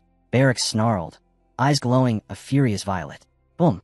A deafening blast of pink light tore through the hall. The witch, her back toward everyone, stared silently at the floor. Sean and Lazary froze, completely confused. Gasps erupted from the spectators. Riven wiped sweat from his brow, voice choking. The head of the Melvinger family has been attacked. Restrain him immediately. The hall panicked. Elric collapsed unconscious. Mephistopheles looked down at him, voice low. Seriously? Does he even deserve to call himself the king of demons? Elric lay motionless on the floor. The demon scoffed. If he'd been born one of us, he could have been a great king. Elric smirked faintly. Did you really not realize? Across the hall, the chained man twisted and screamed in agony. Elric's gaze sharpened. This is the fate of anyone who crosses me. Days later, the city buzzed with rumors. News of the chaos at Uston Academy had spread everywhere. People whispered about Elric, the boy who was supposed to be in a coma, toppling a prestigious magic family in front of the entire academy. In a bar, customers talked over drinks. Is it true? They say Elric really did all that. They're calling him the hero who saved Lyseni. At another table, men in suits discussed the scandal. Dean Barrick was expelled and arrested for attempted murder. Reporters are swarming him. And that Melvinger kid, Elric, grandson of the creator of Star Magic. A purple glow flickered across someone's hand as they read the latest report. How did he cure his incurable mana-blocking disease? Did he find some mystical medicine in the dragon's nest? Elsewhere, a blue-haired girl stared quietly at the man sitting on the bed. It was announced everywhere that Elric had transferred excavation rights to the Nestor family, the ones who stood by him. Sean held up a newspaper and laughed. The Melvinger family is shining again, like a star reborn. He grinned as he read out loud. The proud ascent of a hero who overcame endless ridicule and bullying. Someone beside him scoffed. Why are you reading all that to me? You're a patient, Sean replied casually. You need entertainment. Outside the hospital gates, dozens of reporters crowded the entrance. Let Elric out. Open the gates. We have the right to know the truth. Inside, Elric sat on his bed, overhearing everything. He's pretending to be sick. One reporter shouted. He's faking it. We need the truth about this pretender. Elric leaned back, eyes calm and unreadable. The storm outside was just beginning. Once upon a time, Elric was just a troublemaker. Messing around, pulling stunts, living freely. And now, people were making legends about him. They whispered about who trained him, what monster shaped him, and how he returned so powerful. Elric, resting one hand on his knee, sighed. What did you think? He asked. I've been lying around for months doing nothing. Lysenta, the lady of the Blue Lion family. Sean's eyes widened.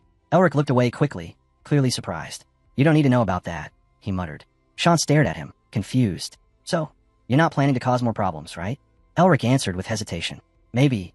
That didn't sound like a yes, Sean frowned. Before Sean could push further, someone spoke from behind him.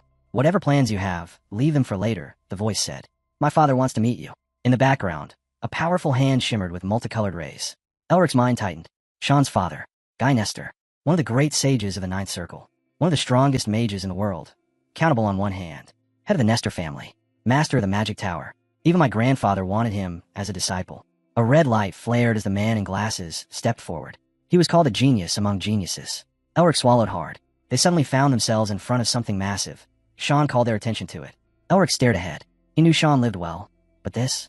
If I'd known it was to this extent, Elric muttered, I would have asked him for a lot more money. A colossal, luxurious castle towered over them, the stronghold of the Nestor family. A portal pulsed above it, glowing like a second sun. The strongest family in the Magic Tower. Elric smiled. Someday, he vowed, he would stand on this level too. One day, he would be his equal. He stepped forward confidently. White smoke drifted around his feet, swirling like mist. A cloud of dense fog engulfed him. A voice echoed. So, you're staring pretty deeply. See something interesting? Elric whipped around. If you want something that doesn't belong to you, the man warned with a predatory smile, you should be prepared to pay for it. Elric froze. Pay. Before he could react, Sean shouted ahead. Hey, hurry up. Elric ran after him. He didn't expect what came next. His sister was there too. Only now did they hand him a folded note. Sean cursed under his breath. Do you have any idea how much trouble you caused? Contact her immediately. Elric opened the note. His sister had written, I heard you were invited to the Nestor household. Don't bother them again until I arrive. The sun dipped slowly below the horizon, painting the entire mansion in gold. The girl stood ahead of them, a suitcase in her hand, her aura sharp enough to cut stone. Sean whispered, pale. If you run, you die. Just be ready. Elric froze. Horrified wasn't even the word. He was already a corpse in his own mind. So the Melvinger family had their own demon king. And Mephistopheles didn't know. Who was this woman who could make even demons tremble? Something worse than Satan. Something that made Elric regret every choice he had ever made. Sean, in contrast, stared at her lovingly. She's an angel, he said. Elric turned slowly toward him, dead inside. Sure, he was grateful she helped him get into the academy. But if Sean had ever seen her true nature, he wouldn't dare call her an angel. To Elric, his sister was far scarier. Sean's praise only made Elric shudder. Was she called a witch for nothing? At that moment, a familiar silhouette approached. Ever since everyone started calling her a genius, she'd only grown more terrifying. She didn't even act like a normal human anymore. While Sean continued rambling, Tasha stepped right up to them, expression blank, intent clear. She was going to beat him. Elric gulped. If he said one more word, she'd hit him even harder. And she did, smacking him clean across the head. Then she turned away like nothing happened. Elric rubbed his face and quickly said, Thanks for helping during the elections.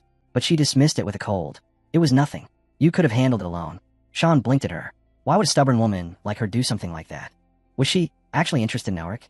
Elric panicked. Seriously? Right in front of my friend.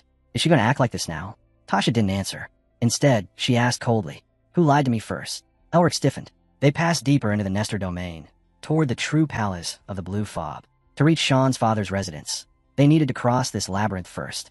There are traps everywhere, Tasha warned. Even a six-circle mage can die here. Stay close. But when they turned around, Elric was gone. He stood frozen behind them, staring blankly like someone lost between worlds. Elric, where did he go? Sean called out. Tasha called out. No response. Elric turned left, right, panic rising. Where were they? Where was Mephistopheles? Not that Mephistopheles would be useful in a situation like this. He stumbled forward, and then he saw it. A portal. Not a normal one. This thing pulsed with power. The magic leaking from it was overwhelming. The Nestor family, were they this powerful? Every element existed in the same space. Some violent, some overwhelmingly thick, others razor-sharp. None of them had anything in common. And yet they lived in perfect harmony, because the element of wind held everything together. Elric stood in shock, breath caught in his throat. He didn't know what this place was, but he felt something deep within him. If he wished, he could make this entire place his own. As long as Elric explored the strange space, a voice suddenly echoed from nowhere. Oh, you're looking at something quite interesting. Elric froze. His shoulders tensed as he turned slowly in every direction. Was someone watching him? Following him?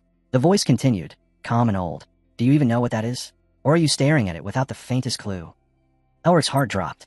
This wasn't random. This wasn't normal. He knew the rules. Stealing someone else's magic, even by accident, was a capital offense. And anyone capable of controlling a space like this, at minimum, they were an archmage of the Seventh Circle. What do I even do? The voice spoke again. Don't tell me you can't hear me. You reacted. I know you heard. Elric clenched his jaw. Objectively speaking, this was the Nestor family's fault. He didn't wander in on purpose. So, there was no point getting interrogated by some hidden old monster. He decided instantly. Pretend he heard nothing. Pretend he saw nothing. Get alive. He lowered his gaze and ignored the voice. So you plan to run away? You think ignoring me will work? The old man sounded almost amused. Elric felt gears turning in his head, fast. Then, without hesitation, he focused and activated Obscure. Thick white mist erupted around him. The old man's voice faltered. What? Even he couldn't see inside the labyrinth now. Elric slipped through the fog, moving quickly. He was still anxious. If he could have finished deciphering that magic pattern, he might have learned more, but staying here would only cause trouble. But something chilled him. The old man was still watching him, and this was only the beginning. The sand swirled and wrapped around Elric's legs, gripping tightly. If you want something that isn't yours, the voice echoed, you must pay for it. Meanwhile, in the outer hall, Sean glanced at his sister, worried. What do we do? We have to tell father. Before they could act, a calm, powerful presence approached. A man stepped out. Guy Nestor, head of the Nestor family. The true palace of the blue mist has opened, he said, voice cold. What is going on here? Sean spun around. Guy's eyes sharpened. You didn't even enter the palace yet.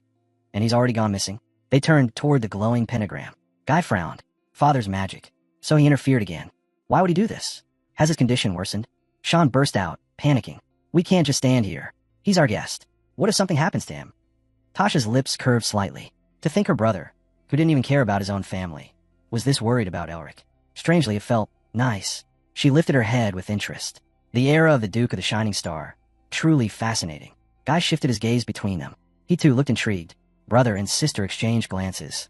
Because they both knew whatever was happening inside that palace was far bigger than any of them expected. Meanwhile, deep inside the labyrinth, Elric was losing his calm. He looked away, fear flickering in his eyes. A prestigious magician family, standing at the peak of the Magic Tower. This is the true palace of the Blue Mist, the product of decades of research by that old monster.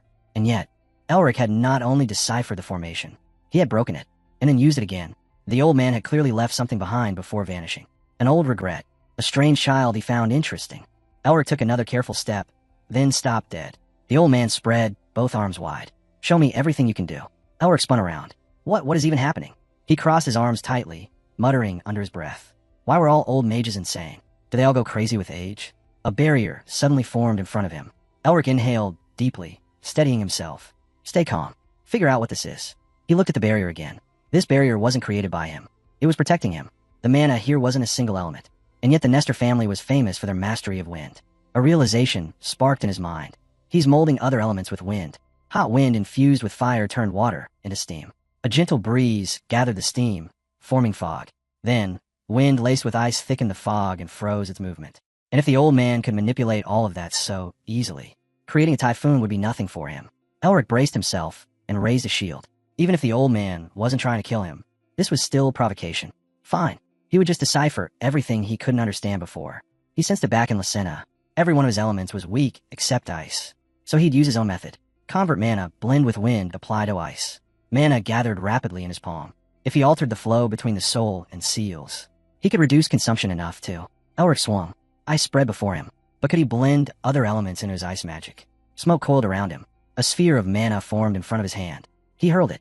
The ground shook as it struck. Patterns lit across his arm, glowing fiercely. He reached forward, grabbing hold of something unseen. The wind roared to life. The old man tried to speak, but no words came out. Elric clenched his fists and disappeared. The moment the fog dispersed, he was already standing behind the others. They spun around in shock. A six-circle mage needs a full day to escape this place. Even Tasha took 4 hours and 52 minutes. But Elric, 46 minutes. Mephistopheles stared in disbelief. The seal of cruelty, a high-level formation with a 5-star rating. Even he, a demon king, was impressed. Yet Elric had not only destroyed it, he stole it. Elric had just emerged from the labyrinth when Guy Nestor rushed toward them, clearly shaken. He looked at the boys, baffled. What is wrong with all of you? You should have been preparing for the director's election. And you? His eyes landed on Elric. I heard you recently recovered from a mana-blocking disease, and now a six-circle mage is standing before me. Everyone turned to Elric in disbelief. He six-circled. He broke Tasha's record. Tasha herself was stunned. She had never expected anyone to surpass her time, least of all someone who just recovered from an incurable disease. Elric, however, didn't react at all. He simply stepped forward and shook Guy's hand. Sorry for the late introduction, he said politely. My name is Elric. Guy introduced himself in return. His eyes softened as he looked at the boy. I'm sorry, he said quietly. You've been through a lot, and faced burdens you shouldn't have. Elric smiled. No apology needed. It was an interesting experience. Sean and Tasha turned toward the palace entrance.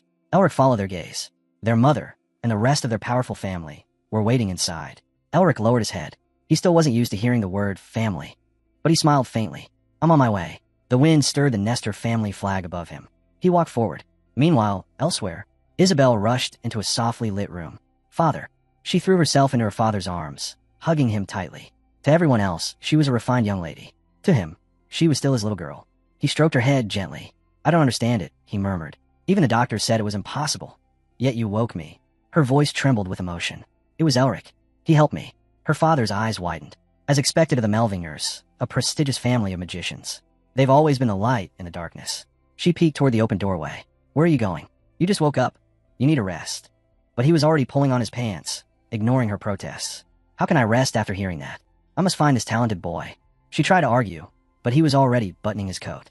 Even if I have to cross the entire continent, he said, I'll do it. A righteous child like him in a world as corrupt as ours. That alone is reason enough.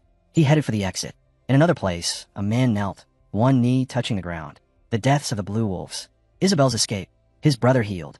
The Blue Wolf who returned alive, and then exploded right before him. All of it traced back to one mage. Far ahead, an old man sat quietly on a throne. The kneeling man bowed deeply. That mage, he must have placed a curse on me. The old man lowered his gaze. What of your brother? He left with the Blue Hawks, the man replied.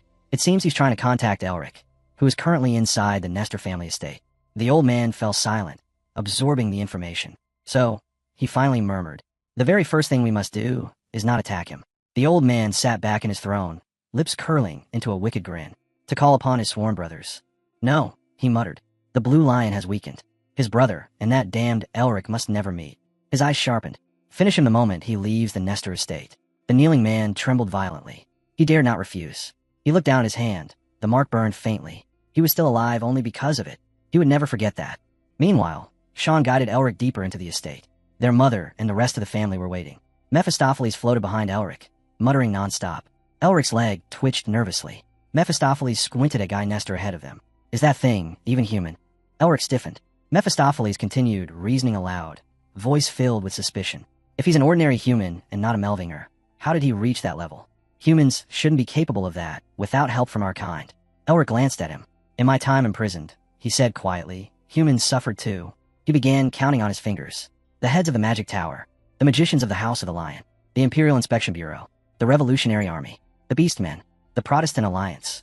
He shook his head. There are so many powerful factions. Why is this era described as one full of monsters? Mephistopheles clicked his tongue.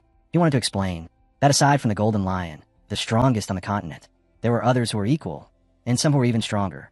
He smirked. There must be a reason why the great Mephistopheles, awakened in this era. A world where countless beasts fight to become king.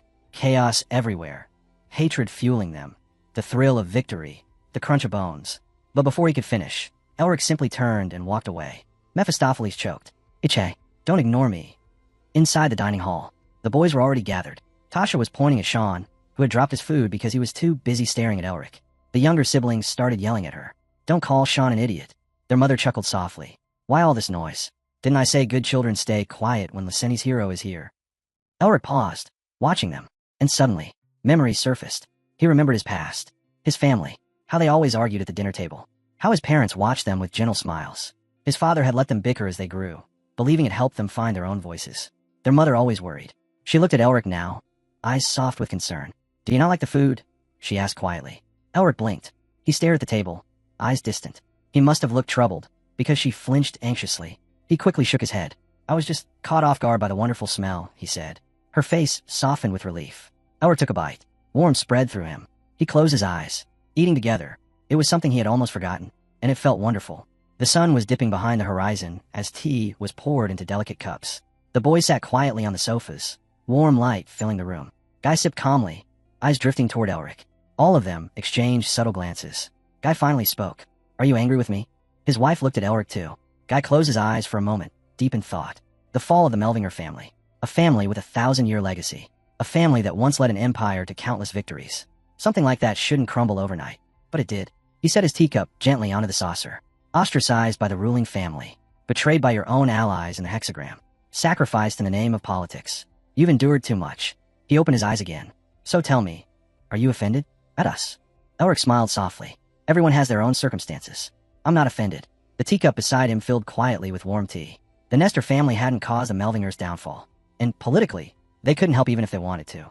Elric could blame them for inaction. But if he were in their place, would he have dared to act? Mephistopheles floated beside him, arms crossed. Why is a Melvinger groveling before Nestor? He muttered. 1,000 years ago, these hexagram worms were nothing but pests hanging around the Melvingers.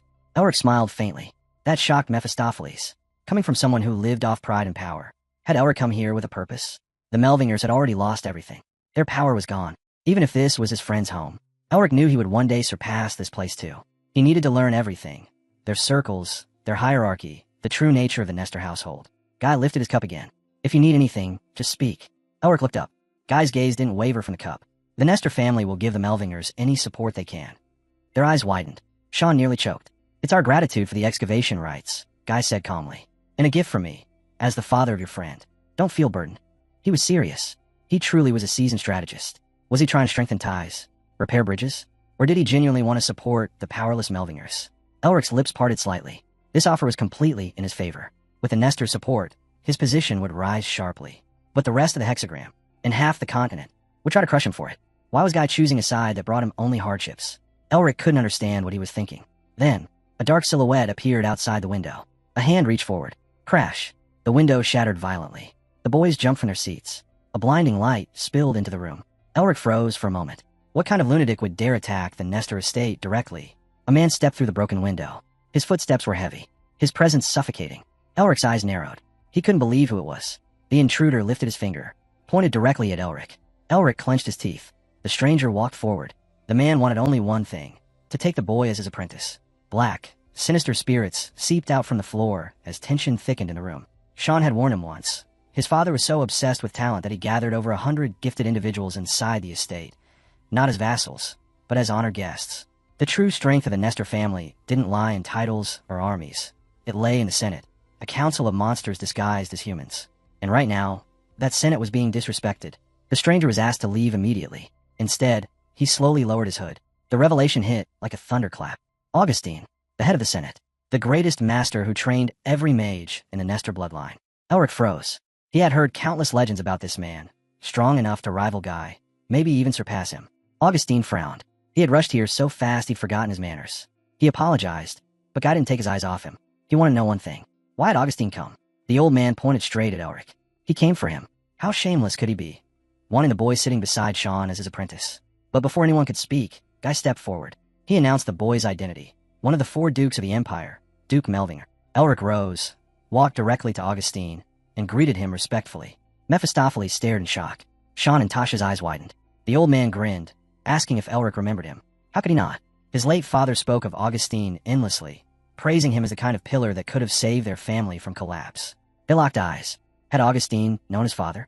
Given his fame, it wasn't impossible. Sean and Tasha stood speechless. This old man clearly had a silver tongue. Is that why he wanted Elric as his apprentice? Elric chose to take it as a compliment, but Augustine's grin faded. If Elric already knew who he was, that made things easier. Then came the question, would Elric become his apprentice?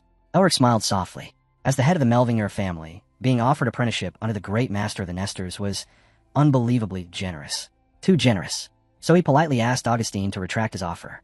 The old man snapped. Elric wasn't satisfied with the Blue Mist Labyrinth, and now he dared refuse him? Elric asked him to understand. He had just barely escaped danger back then, and Augustine had taken his magic without permission. And anyway, wasn't Elric the one who suffered first?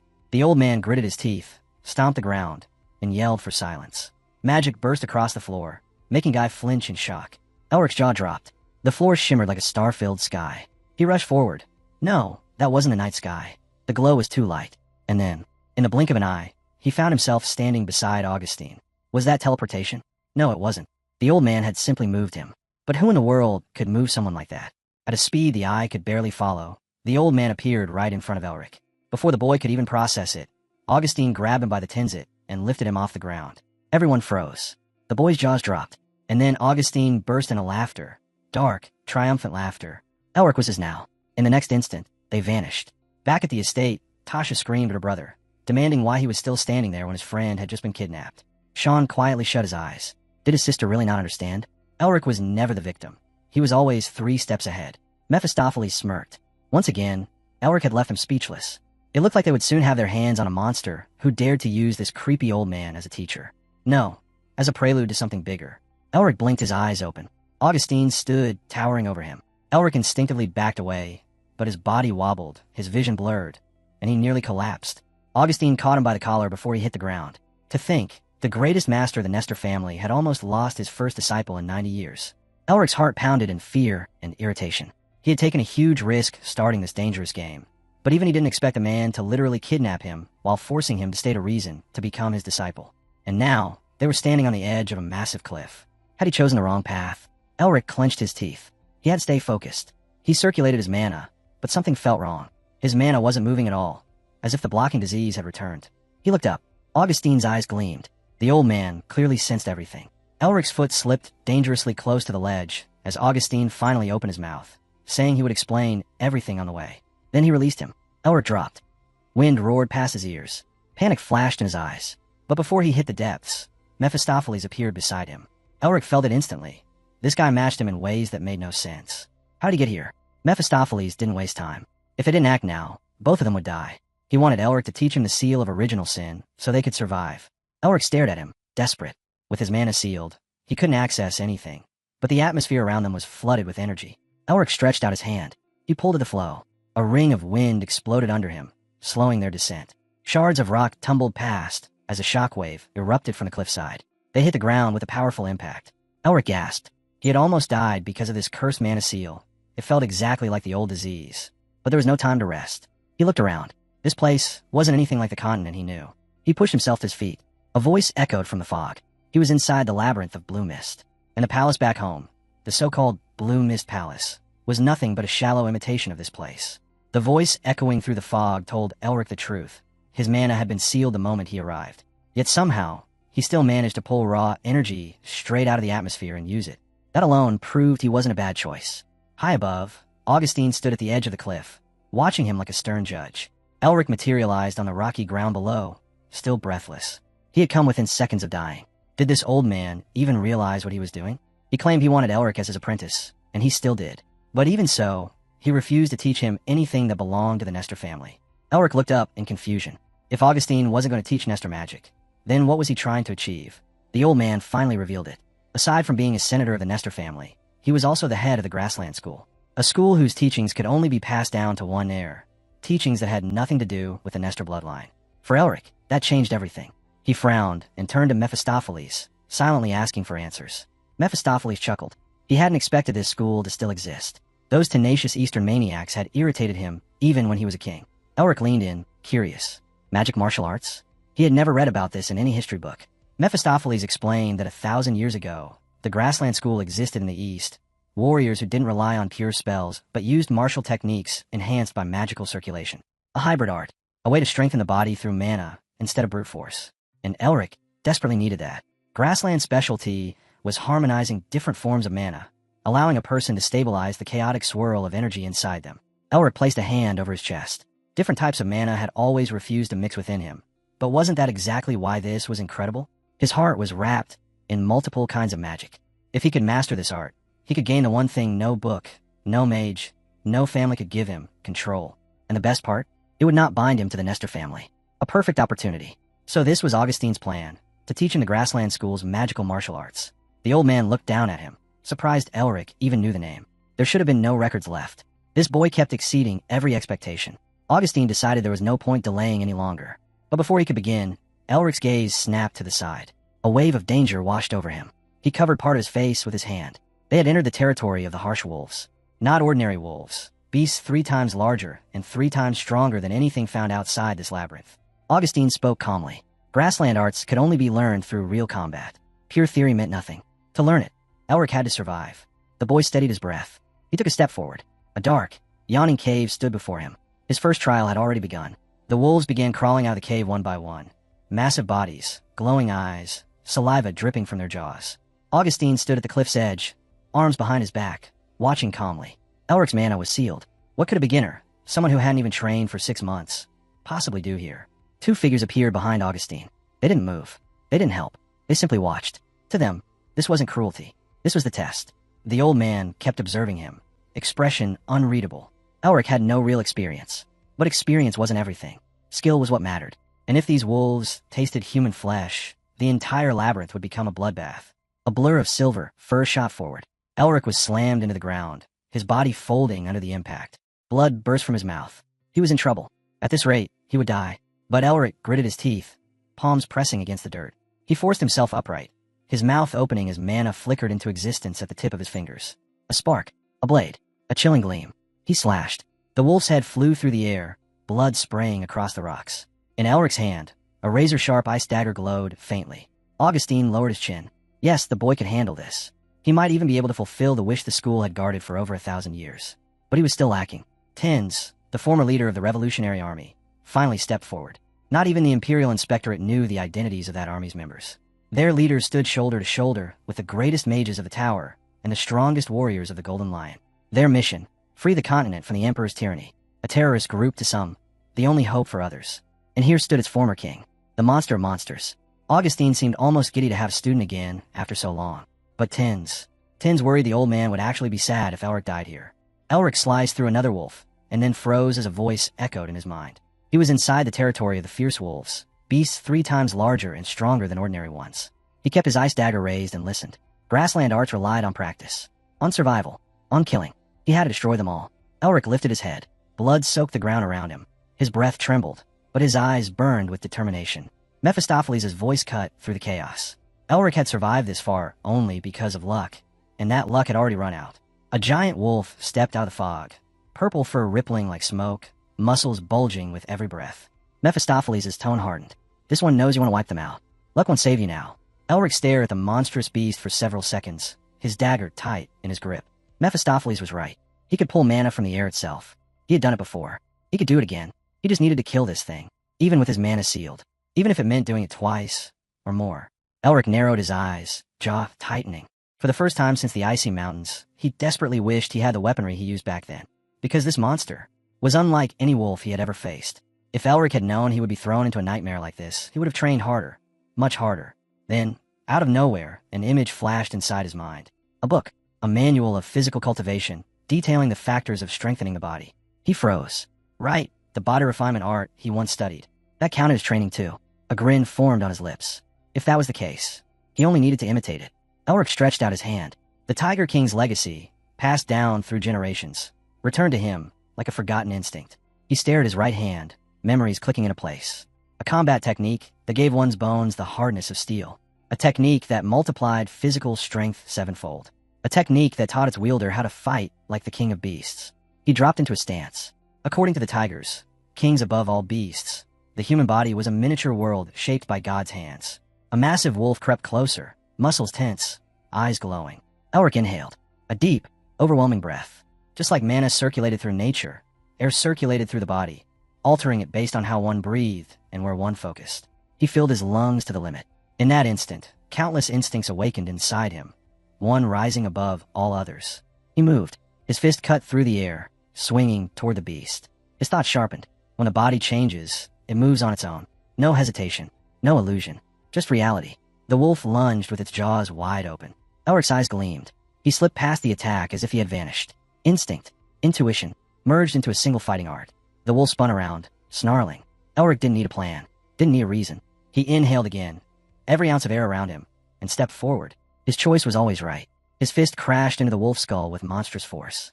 The beast flew like a rag doll, smashing into the ground. Tiger-style combat.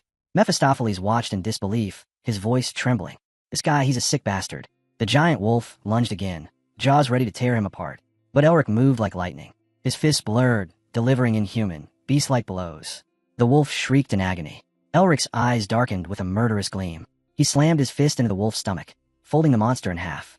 Mephistopheles stood speechless. How could a human fight like a wild animal? A heartbeat later, the wolf collapsed, lifeless. Elric staggered, breathing hard, surrounded by a field of corpses.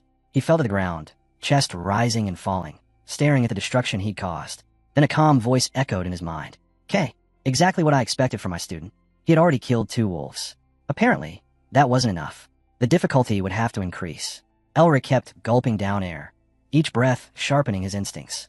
Ottohan's voice echoed inside his mind, amused. Since he had tried so hard, he deserved a hint. Find a moss growing on the shady side of the cliff. Use it. Mephistopheles, standing nearby, ground his teeth in irritation.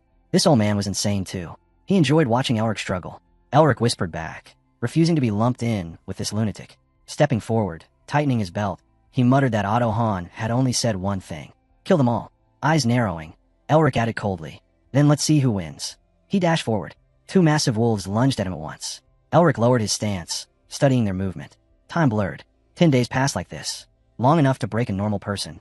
Short enough for Elric to adapt and evolve. We shift to later. Elric stood before a rocky slope, staring at a strange flower blooming in the cracks. "It contains magical energy," he said. Mephistopheles nodded. No idea why it's growing here of all places in demon territory. Elric fought another pack of wolves, obliterating anything that crossed his path.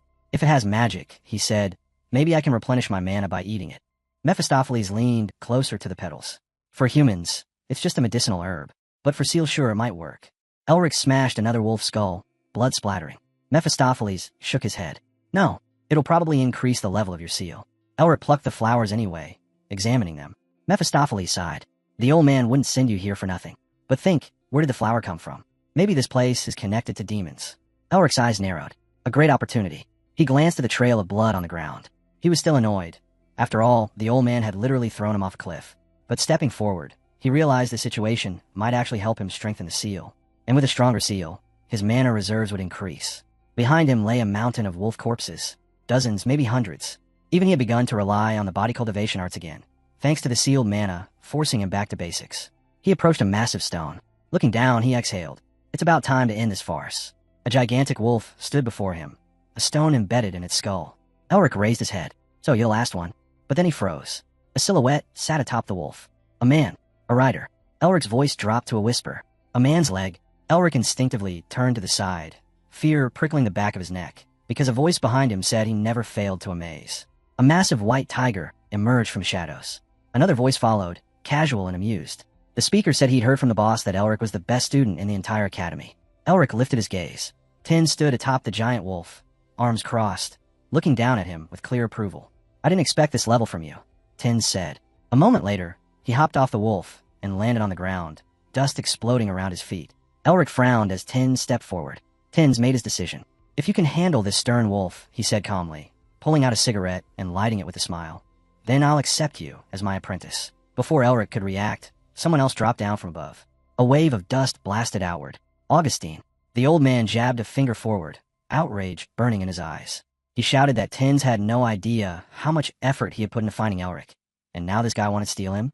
Elric and Mephistopheles stood silently, watching the two old monsters argue like children. Tin snapped back, yelling even louder. He asked Augustine if he had any idea how hard it was to raise wolves like these. The old ones were dead because of Elric, which meant he now had to travel to the southern lands of the dragons, catch new cubs, and feed them resurrection flowers for 5 straight years. Mephistopheles crossed his arms and muttered that Tin still seemed like the worst option out of the two. Elric didn't know what to say, until Tin suddenly walked over, smiling, and placed both hands on his shoulders. They didn't even want his opinion. Elric asked that very question. Tins apologized. He had rushed the conversation a little, but Elric's talent was too great to ignore. And Tins knew exactly who Elric was from the wanted posters. He wanted Elric as his disciple, student of the King of Monsters. But Elric shook his head. He turned toward Augustine and said that although Augustine was eccentric, he was already his teacher. He couldn't just betray him. Tins interrupted before he finished. He raised a hand, grinning widely. He would teach Elric Mirage Eyes. With this art, he said, pointing at his own eye, Elric would be able to command beasts freely, the very power that made Tins the king of monsters. Elric hesitated for a heartbeat. Then he smiled. The rule about having only one teacher, he said, was created by narrow-minded people. He looked Tins dead in the eyes. If you don't mind, teach me your techniques, too. Augustine went pale. Bastard, he whispered under his breath. Mephistopheles exhaled beside him. I knew it. He has no concept of honor. Tins burst out laughing, shouting that he already knew the Melvingers were straightforward, and he liked that. Elric smirked. Then, he said, teach me the eyes. And then, Tins lifted his hand immediately. No. He turned toward his wolf, then glanced back over his shoulder.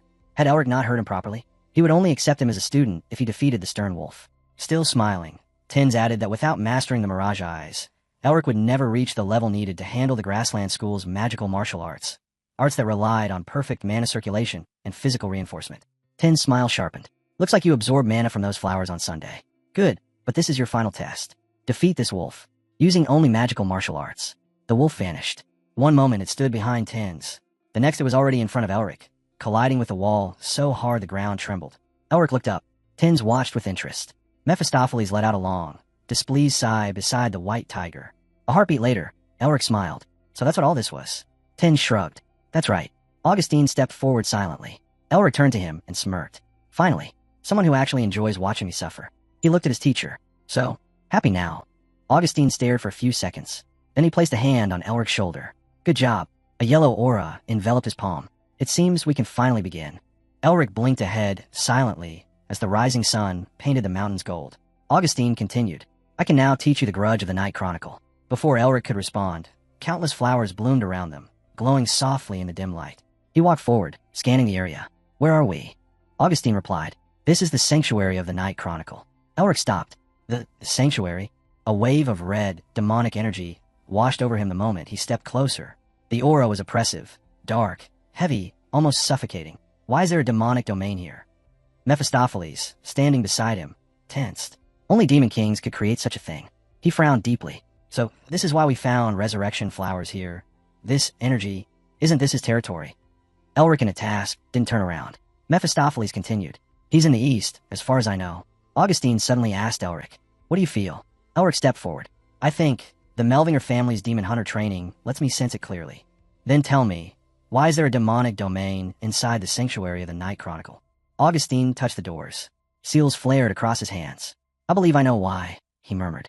The Night Chronicle isn't from here. It came from the Far East. They walked through a long, enormous corridor. At the end stood a gigantic painting. Eastern symbols and structures all over its surface. Elric narrowed his eyes. Eastern architecture. Eastern writing. Augustine turned to him. The founder of the Night Chronicle, he said quietly, was an alchemist from the Far East. The founder of the Night Chronicle had once been nothing more than an alchemist searching for herbs in a distant land. Augustine stood before the ancient painting and continued. The king of demons stole his wife and daughter. Blinded by revenge, the founder chased that monster all the way to the Far East. They continued walking down the long stone corridor until they reached another massive mural. This one depicting a lone man standing against impossible darkness. Augustine spoke again, but the enemy was too strong.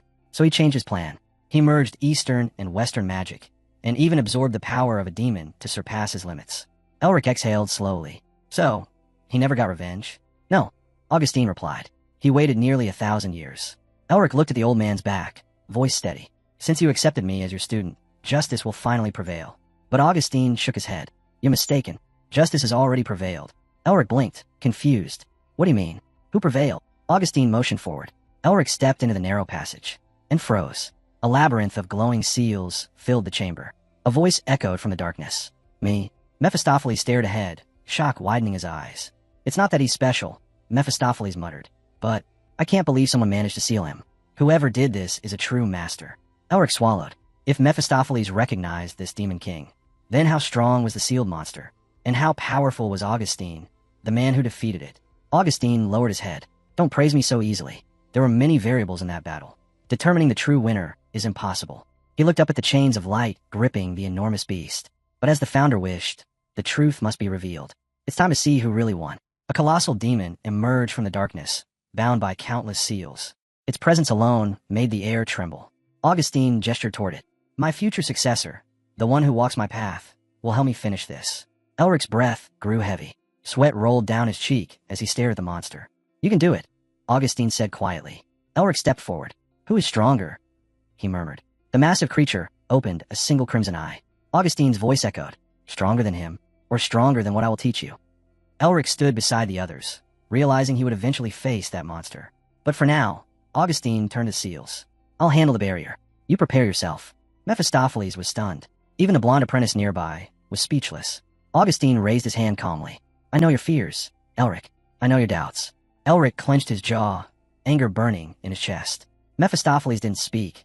He simply watched. A dark aura wrapped around Augustine's arm. Black markings slithered across his skin. His cloak fluttered as his hand transformed completely. Pitch black, etched with ancient runes. It was the hand of a dark elf. Light elves lived in forests of eternal sunlight. Dark elves hid in the deepest dungeons, where no light could reach. And Augustine carried the power of both. Dark elves were once known as the followers of demons, but eventually, they were wiped from existence. Augustine lowered his transformed arm and spoke calmly. Transplanting body parts from another creature, especially a demon, is forbidden dark magic. He clenched his blackened hand, raised his thumb slightly, and added, but we learned each other's weaknesses. He closed his left eye. All of this was for your training. Elric felt excitement shoot through him. Mephistopheles knew exactly what Elric was capable of, and that only pushed him further. They stood facing each other, tension thick as steel. Tin stood nearby with his massive white tiger watching silently. Elric mentally reminded himself. He couldn't reject a master who was guiding him toward exactly what he sought. He stepped back with his right leg, cracked the bones in his fingers, and lowered his stance. I'm the head of my family, he said quietly. The blonde apprentice smiled. Augustine nodded with satisfaction. Elric asked, what's the demon king's name? The one whose seal I have to swallow. Augustine answered. He went by many names, but the chronicle calls him by one true title. The air thickened. They called him the cruel beast, you. Elric took a forward step. Augustine grinned. The blonde whispered, he's starting. You, the demon king recognized even by Mephistopheles, stood sealed before them. Elric straightened and asked Mephistopheles, how do I absorb him? Mephistopheles' expression twisted with frustration. Do you even think before you speak? Absorbing a demon king's seal for the first time. Elric ignored him. He reached for the seal. His magical pendant didn't react. Then another idea struck him. He grabbed the seal and absorbed it. Sparks exploded around him. A dragon silhouette tore through the air. Tin stumbled backward in shock. Augustine's eyes widened. Paper talismans ripped free from the seal, swirling like a storm. Elric stood alone in the center of it all, smirking. Weeks of brutal training had not been pointless. The blonde apprentice let out a breath of frustration and admiration. He linked the seal with the speech of the soul. It has to work. Suddenly, the world shifted. Elric appeared in a dark forest. Fog hung low. No birds. No insects. No movement. Was anything alive here at all? Only the wind and the bubbling sludge of distant swamps broke the silence. Leaves rustled. Something wrong. Something close. A predator. Elric glanced over his shoulder, confused. Trees. Only trees. He began running through the forest. Movement flickered in the corner of his eye. Or was it the wind? The ground? Something else? His face tightened in fear. I don't sense anyone, so how? A monster materialized behind him. A deep growl vibrated through the forest, while an interesting human wandered in. Meanwhile, a girl with a suitcase walked calmly toward a glowing portal guarded by 2 sentries. Her expression didn't change. The blonde apprentice muttered, "Why didn't he answer my sister?" Back in the forest, Elric faced the monstrous shadow before him. Should he fight it like he fought the queen of the Ice Mountains? The blonde, watching from the outside, whispered, "I don't know." Elric didn't know how to absorb the seal, but the answer came from a monster itself, its giant eye opening right in front of him. "The Melvingers," it growled, "don't ask questions. They win first." Elric stiffened. How did this creature know exactly who he was? The monster leaned forward, teeth scraping. "Tell me, whose seal rests on your hand?" The blonde apprentice stared wide-eyed. To him, Elric was nothing more than a snack for this creature. And that was good. Elric needed the monster to keep thinking that. He stood on a floor dyed red. Blood? Magic? He couldn't tell. The monster's jaws opened wider, rage bursting through its voice. "My time has come. The Melvinger child will soon devour me." Elric's body stopped moving. His eyes glowed.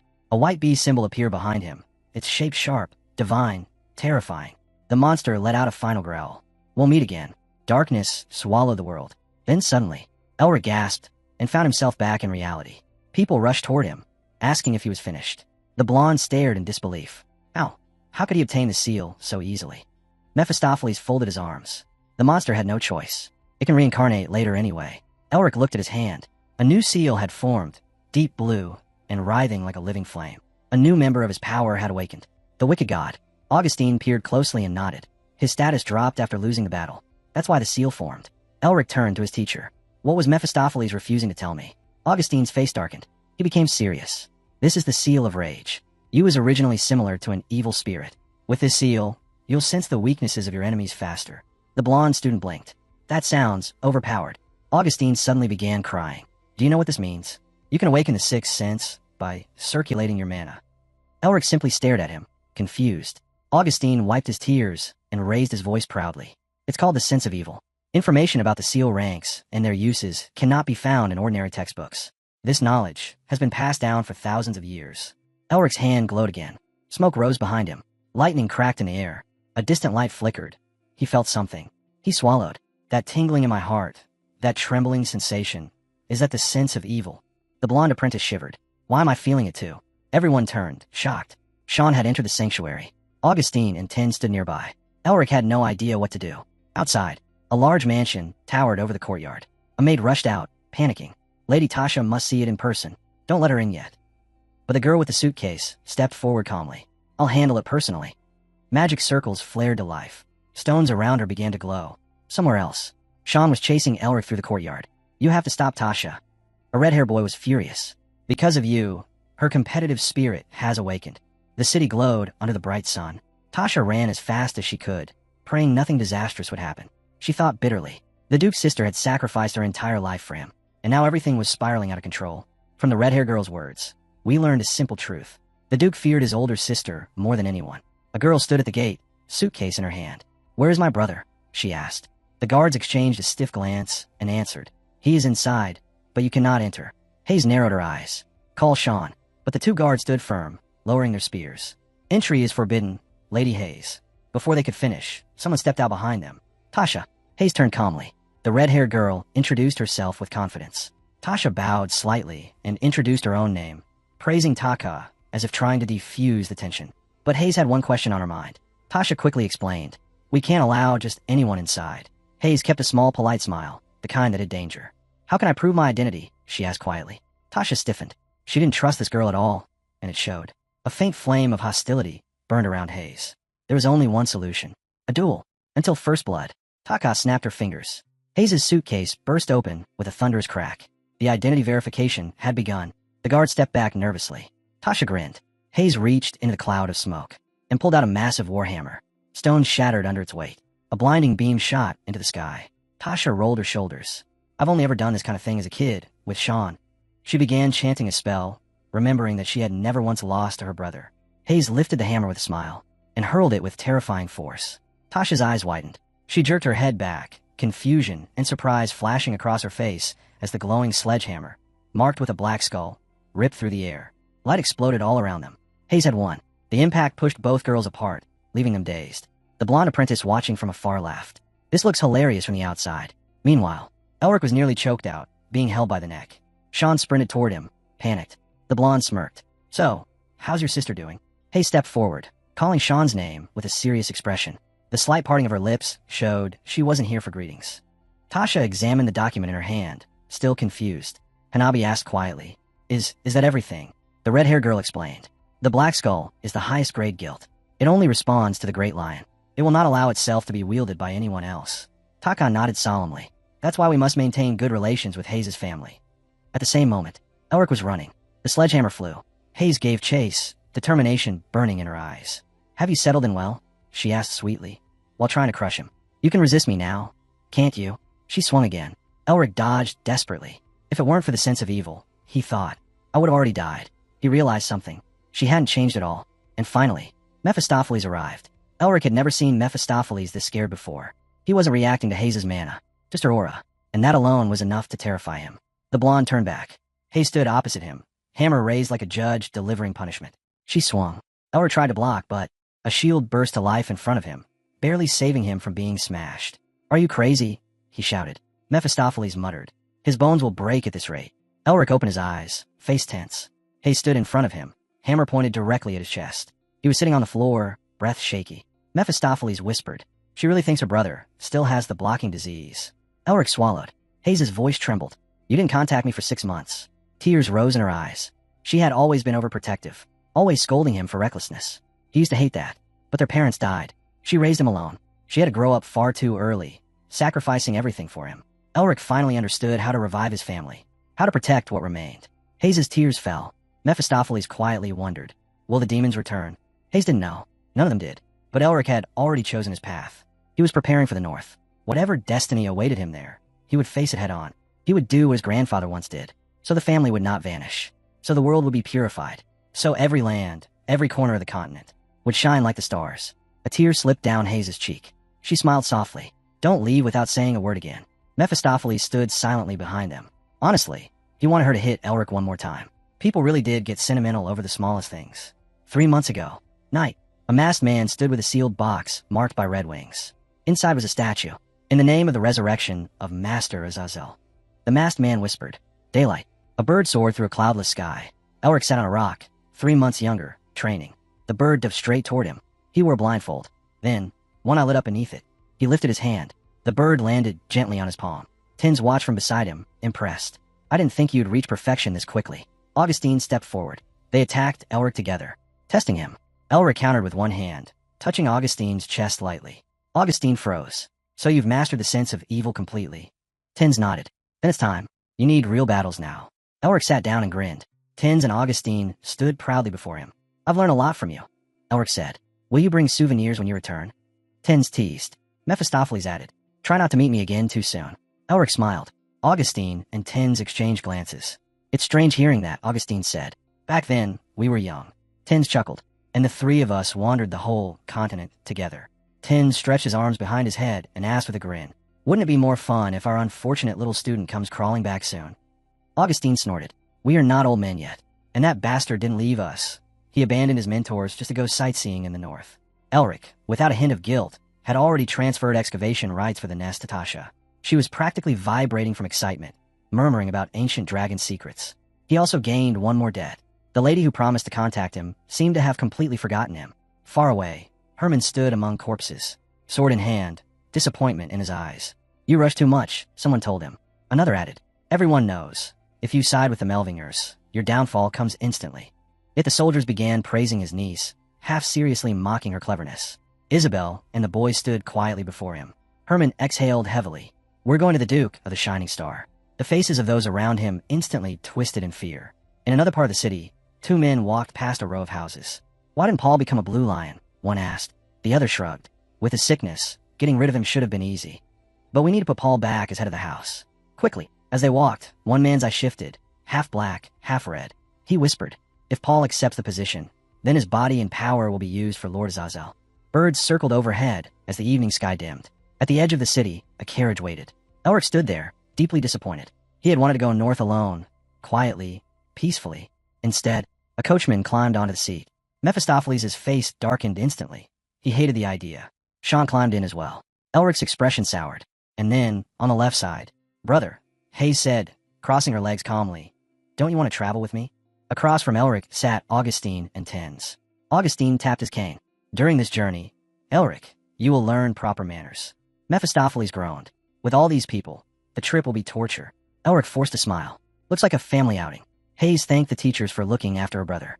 Sean stared blankly out the window. The white tiger yawned loudly. Tens laughed. Augustine stared ahead with a stern expression. Elric sat stiffly, eyes dead, regretting every decision leading to this moment. When evening finally fell, the carriage rolled out of the city. Meanwhile, Guy sat comfortably in his chair, sipping tea with his secretary beside him. He placed his cup down, eyes narrowing. So, they're heading north. Dean, standing beside him, confirmed it. Guy leaned back. Do you have good news for me, Patriarch? Patriarch hesitated. Guy didn't wait for an answer. He walked to the window, motioning for his secretary to join him. Look, over there. Patriarch followed his gaze. A carriage drawn by horses glided down the road, carrying Elric and everything that would soon reshape the north. Outside the carriage window, the strangest combination of people imaginable rode together. A duke's heir, two ancient monsters posing as mentors, a deadly sister, a demon, and a tiger. Hay sat gracefully in her chair and pointed at Sean. Behave properly in front of your elders, she said, using him as an example for Elric. Elric responded with his usual cold indifference, brushing her off. Hayes' smile sharpened. She turned to Tens and Augustine. Gentlemen, shall we teach my brother some manners? Tens and Augustine exchanged a delighted look. Please, they said, don't mind us. Teach him well. Hayes bowed politely. Thank you for the opportunity. Elric immediately panicked. No, wait. Hayes, stop. But his sister stood up, raised her hammer, and slammed it against the back of his chair. Out, she commanded. Elric froze. He tried desperately to calm her down, but Hayes pulled out her weapon, pointing the hammer at him. You said something about manners, didn't you? She grabbed him by the ear and dragged him toward the door. OW. Hayes, stop. Let go. Elric screamed. Mephistopheles watched the scene, stunned. He clutched his chest as blue energy glowed around him. To think I'd live long enough to witness this, he whispered in delight. The demon was enjoying the show far more than he should. Daylight filtered through the trees as the carriage rolled along a quiet forest road. Then Carl, the coachman, tensed. He reined the horses to a full stop. Elric leaned out. What's wrong? But then he saw it. 3 thugs blocking the path. These weren't ordinary bandits. Their expressions were wild, hungry. One of them licked a knife. You must be fearless to cross my territory, the ogre-like man growled. Another stepped forward, pulling out his blade. Hand over all your jewels and goods. Carl and Elric stared blankly. The old thug blinked. Why aren't you panicking?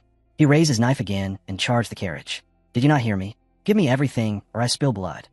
Elric sighed, opened the carriage door, and started descending, irritated beyond belief.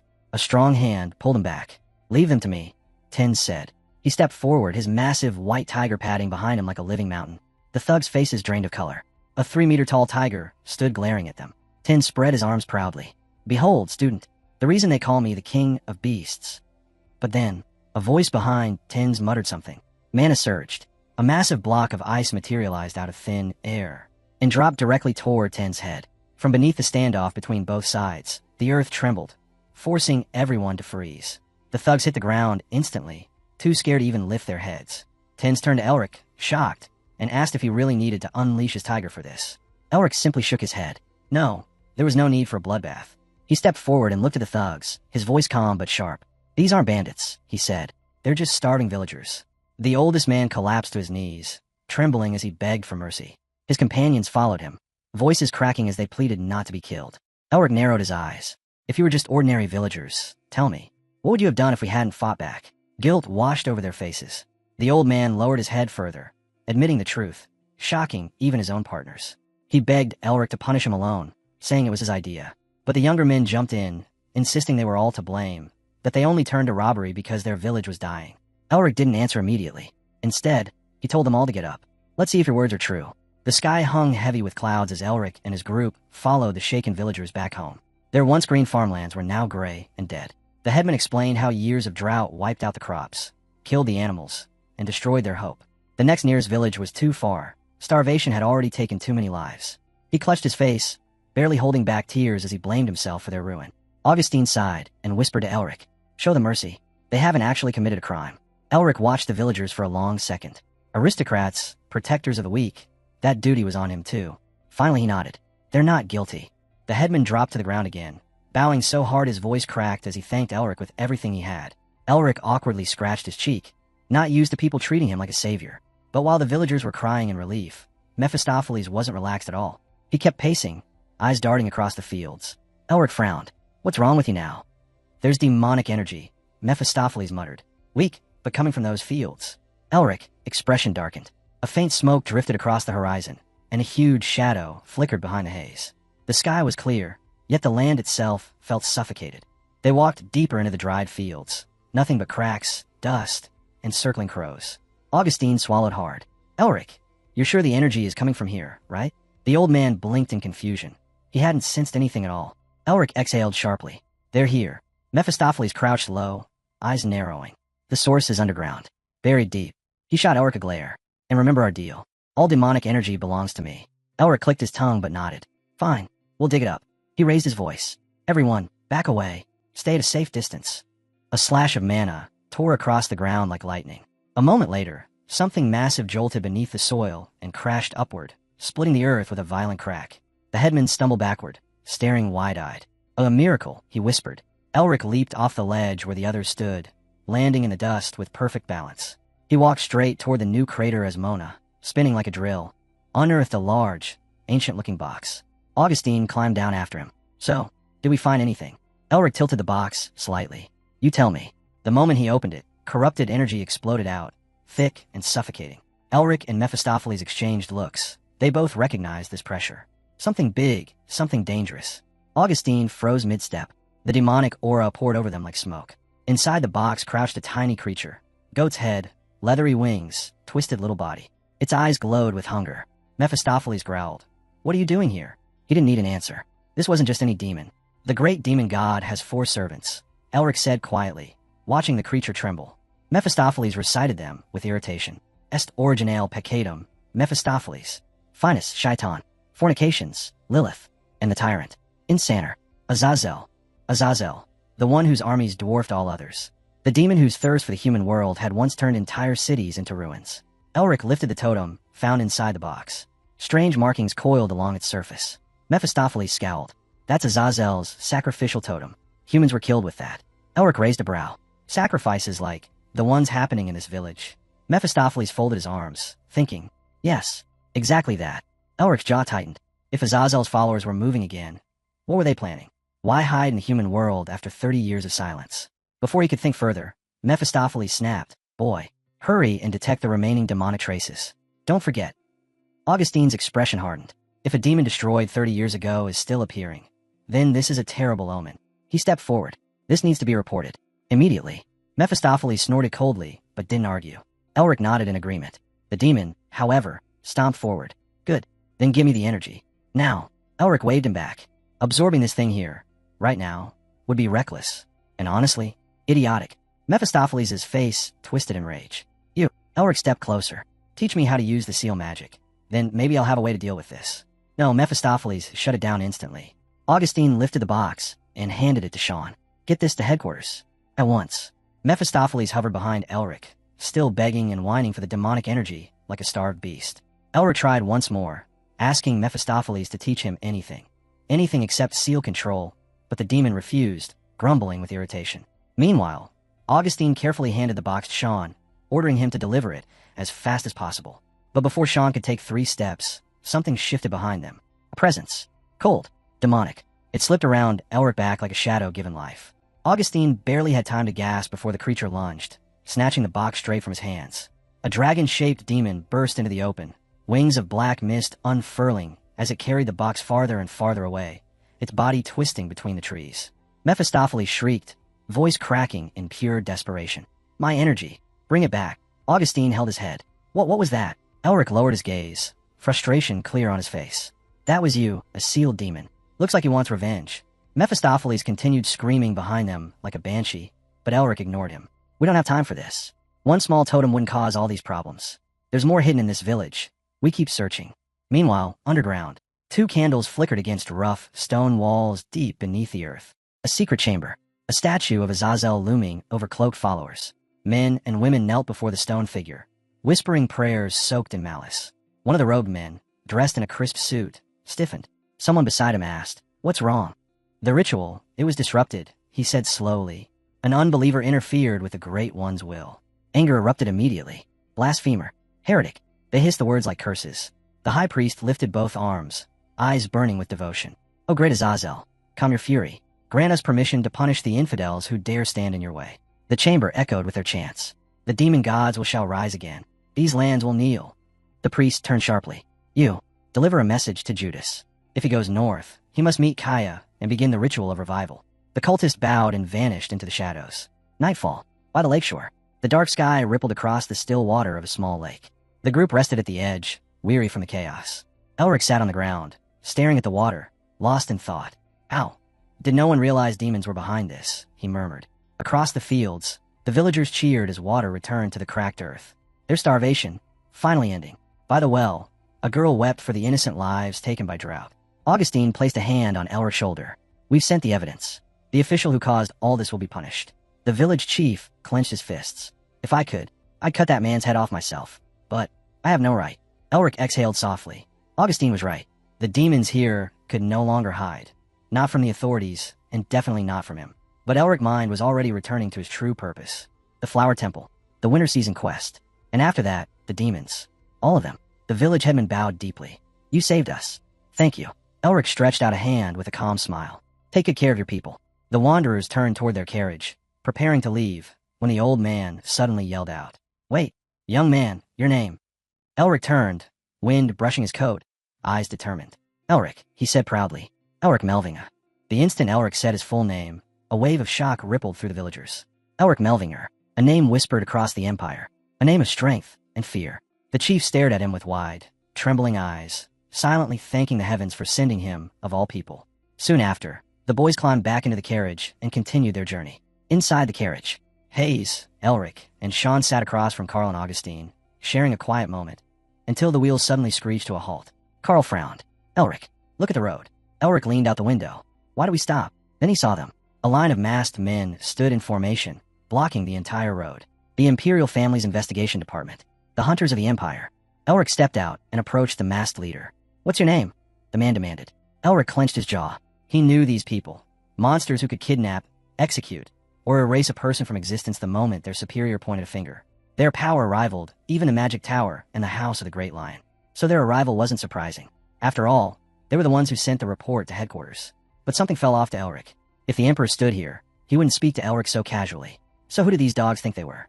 Elric smiled, but it wasn't friendly. "Well, isn't this interesting?" he said brightly. But the uncertainty beneath it made the masked man pause. One of the bureaucrats barked angrily. "Show respect when speaking to the Imperial Bureau." Elric leaned his shoulder against the carriage door. "What's wrong with all of you?" Murmur spread. The masked soldiers stiffened. Elric scanned their ranks and spoke coldly. "You talk about respect, but look at you, running around like stray dogs on errands like this. Tell me," his eyes sharpened, "is there anyone here who respects themselves or their status?" The entire road fell silent. The masked men froze, stunned by the insult. Elric didn't stop. Minor officials, daring to treat a duke with disrespect. He scoffed. Unbelievable. The commander, Patran, swallowed hard as realization hit him. They bowed. All of them. Patran cleared his throat. "Are you a magician?" Elric tilted his head. The chief turned to the masked man behind him, silently demanding help. But that subordinate flinched when Elric's gaze met his. Cornered, the man ripped off his mask and bowed deeply. "My deepest apologies, Duke Melving." Patran followed immediately, apologizing over and over, his forehead nearly touching the dirt. Mephistopheles stood off to the side, grinning ear to ear. Watching Elric dominate these bureaucrats was one of his favorite pastimes. Elric flicked his coat. "If this happens again, I'll report you to the House of Lords."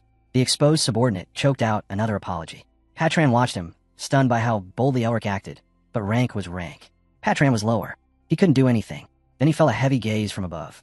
Augustine stood on the carriage step, glaring down at him. "You dare show disrespect to my student?" The old man walked right up to Patran, eyes sharp as blades. "I should be the one scolding you." Augustine stepped forward with the authority of a mountain, his voice cold as steel. If I weren't here today, none of you would still be standing. Your heads would have cooled on the ground long ago. Patron's face drained of color. Seeing Augustine, the most powerful mage of the tower, standing there in person left him stunned. And the realization hit him like a hammer. Elric was his student. He couldn't believe it. He didn't want to believe it. But it was the truth staring him in the face. Patron swore silently. When I get back, I'm kicking the entire intelligence department out of my squad. Later, under the shade of the forest, sunlight filtered through the leaves as Elric and Patron sat at a small table, facing each other. Tension hung between them like a sword. Patron reintroduced himself again. Elric didn't bother hiding his confusion. So explain to me, Elric asked. Why did the Crown Prince send you personally? Patron inhaled sharply and forced a polite tone. Let's skip the nonsense and get straight to the point. Elric muttered something smug under his breath. Patron nearly exploded on the spot, but he kept his composure. He had to. We recently discovered traces of a group we've been searching for, he said. Elric leaned back. Which group? Grigori. The shock on Patron's face was priceless. Elric stared him dead in the eye. Did you forget which family I'm from? Through clenched teeth, Patron whispered the name. The Melvingers. Exactly. Every member of my family is a born enemy of demons. Patron forced himself to continue. In your report, only one totem is mentioned. Where are the other 8? Elric answered without hesitation.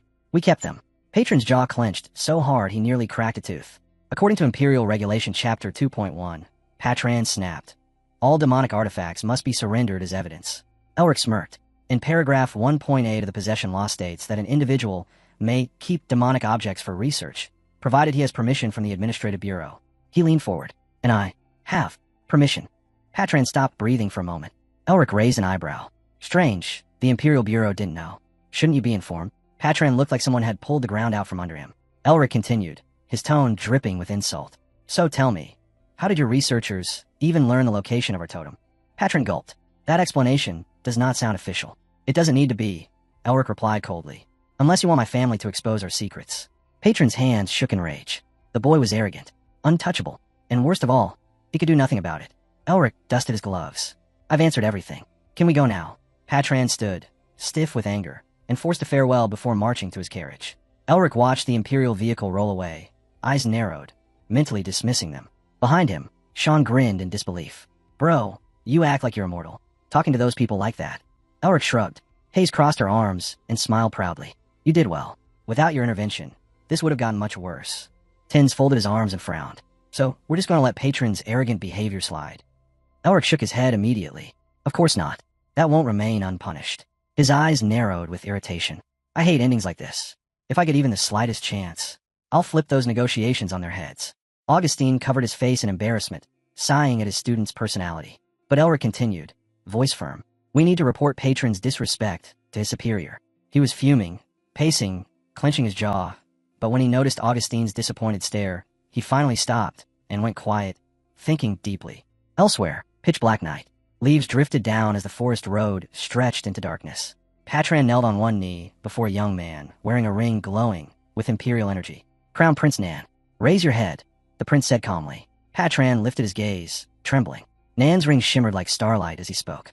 The fault lies with me alone. Patron gasped as the prince revealed his identity. A bat hung from a branch above them, its glowing eyes transmitting everything to Elric far away. Elric, in bat form, listened silently. Nan continued, I'm Crown Prince Nan, and it is I who underestimated Elric Melving, forcing that innocent boy to be shamed by our failure. Patron shook his head desperately. Your Highness, please. No, Nan's voice sharpened. If my incompetence puts my subordinates in danger, then I am unfit to command. Patron choked on his breath. He had never heard a prince apologize like this. The first priority, Nan continued, is to destroy the remaining demons. Patron bowed deeply. Yes, Your Highness. Then step closer, and tell me, what became of Gregory's puppet? Patron swallowed hard. The Gregory group, they're not human, Your Highness. Their hatred revolves around demonic totems. Their mission is tied to Azazel's legacy. And to win the war for the throne, Patron continued, we must crush all demons. Nan nodded, satisfied. No mistakes. Not anymore. Patron accepted the order with a trembling voice, then turned toward his carriage. His ward watched him leave with troubled eyes. He whispered under his breath. His Highness still can't forget his former fiancée, Isabel. He left her behind because of throne politics. The boy shook his head, but he secretly went to see her again, wearing a mask. That should have given him peace. But because of Elric, he had to beg his master for forgiveness again. Then he sighed heavily, voice dropping to a whisper. His Highness leads the Empire like a son of destiny. He shouldn't associate with a madman like Elric Melvinger. It could ruin him. He needs to get rid of that boy. From the branch above, Elric, in his bat form, heard every word, every secret, every intention. His eyes gleamed. Patran straightened up and addressed his masked subordinates. This is demon territory. Prepare yourselves. He raised his voice, resonant with authority. Burn everything in our path. Leave not a single blade of grass. A thunderous explosion erupted across Viscount Garrett's territory, sending flames roaring into the sky. Elric, Hayes, and Sean stood at the very edge of a high cliff, the raging flames below lighting their faces. They watched the chaos with pure excitement glittering in their eyes. Then, without hesitation, they jumped. The three of them shot downward like falling stars. As they descended, Elric sent the bat even farther ahead, ordering it to keep following the Inspector Bureau. He hadn't expected to overhear this much valuable information tonight. Elric grinned. The Crown Prince himself, hiding behind a mask and spying on me? Cute. But the real treasure is that secret shelter location. Below them, the Inspector Bureau tore through demons, blood spraying across the burning ruins. Elric smirked wickedly. Perfect. Let them fight. When they're busy drowning in demon blood, we'll raid their burning house. He imagined it clearly. While the agents battle for their lives, he and the others would slip into the mansion, steal the remaining totem, and vanish. Their teachers would clear a retreat path afterward. Elric pulled out an agent mask from inside his coat. The three of them slipped the masks on, exhaling as their identities vanished behind white steel. In the distance, the mansion was collapsing, its frame glowing with fire, exposing the pathway to the storage room. The timing was perfect. They ran, because once the agents reached that burning building, they would flood every corner. So Elric, Hayes, and Sean had to get in and out before that happened. Sean looked around between steps, panting. Okay, I get it. Let's just move. Elric sprinted ahead, suddenly changing direction. He gathered mana into his palm, the air humming around him. Cut. Hundreds of energy arrows launched forward, obliterating the stone wall in an explosive burst. Nearby townspeople gasped. The Inspector Bureau is here. They've broken through the wall. Elric, eyes sharpened. He whispered to Sean, keep watch. Then he unleashed another volley of arrows, this time toward the witnesses. The arrows slashed past them, throwing dust and debris into their faces. Confusion spread like wildfire. Panic, not clarity. Good. That's exactly what Elric wanted. But then something massive moved inside the burning rubble. A giant shadow tore through the flames. A creature climbed out, wings spreading wide. A demon with dragon wings, snarling as it realized exactly who was responsible. Elric narrowed his eyes. He didn't even flinch. The teachers will protect the civilians. We just fight. The demon dropped to all fours and charged at them. Elric, Hayes, and Sean sprinted straight into the attack. Sean was the first to strike, blasting the demon with a wind-filled mana slash that tore across its stomach, leaving deep wounds. More demons rose into the sky behind it, swooping down toward the trio and the remaining townspeople. Hayes tightened her grip on her hammer. Stay out of my way. She bent her knees and launched herself into the sky. The hammer glowed. An energy trail burned behind her like a comet. She brought the weapon down with one devastating strike. Boom. The demon's head shattered. Its body crumpled like wet cloth. Elric and Sean froze, stunned. Hayes. Sean whispered. Hayes blew a strand of hair off her face. I'll handle these pests. You two, get out of here. Far in the distance, someone screamed for her to stop, but Hayes didn't listen. She charged forward again. Elric sprinted across the burning rooftop, the sound of cracking tiles echoing behind him. Inside the mansion's storage room, several demons stood hunched over a strange object, whispering nervously. Careful, one demon warned the others. Even the Inspector Bureau will take time to locate this place. Another demon glanced toward a hidden corner, eyeing the secret passage connected to the holy relic. If those idiots keep wandering, he muttered, we can just slip out through the relic exit. Mana pulsed across the floor. A faint vibration, a creak above them. The demon froze. He slowly raised his head towards the ceiling. Crash. A massive stone slab dropped directly onto his skull, splitting him open. Blood splattered across the entire room. Through the shattered ceiling, Elric descended like a meteor, landing amidst the flames.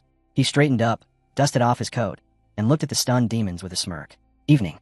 I hope I'm not interrupting anything. The demons faltered, fear gripping their faces.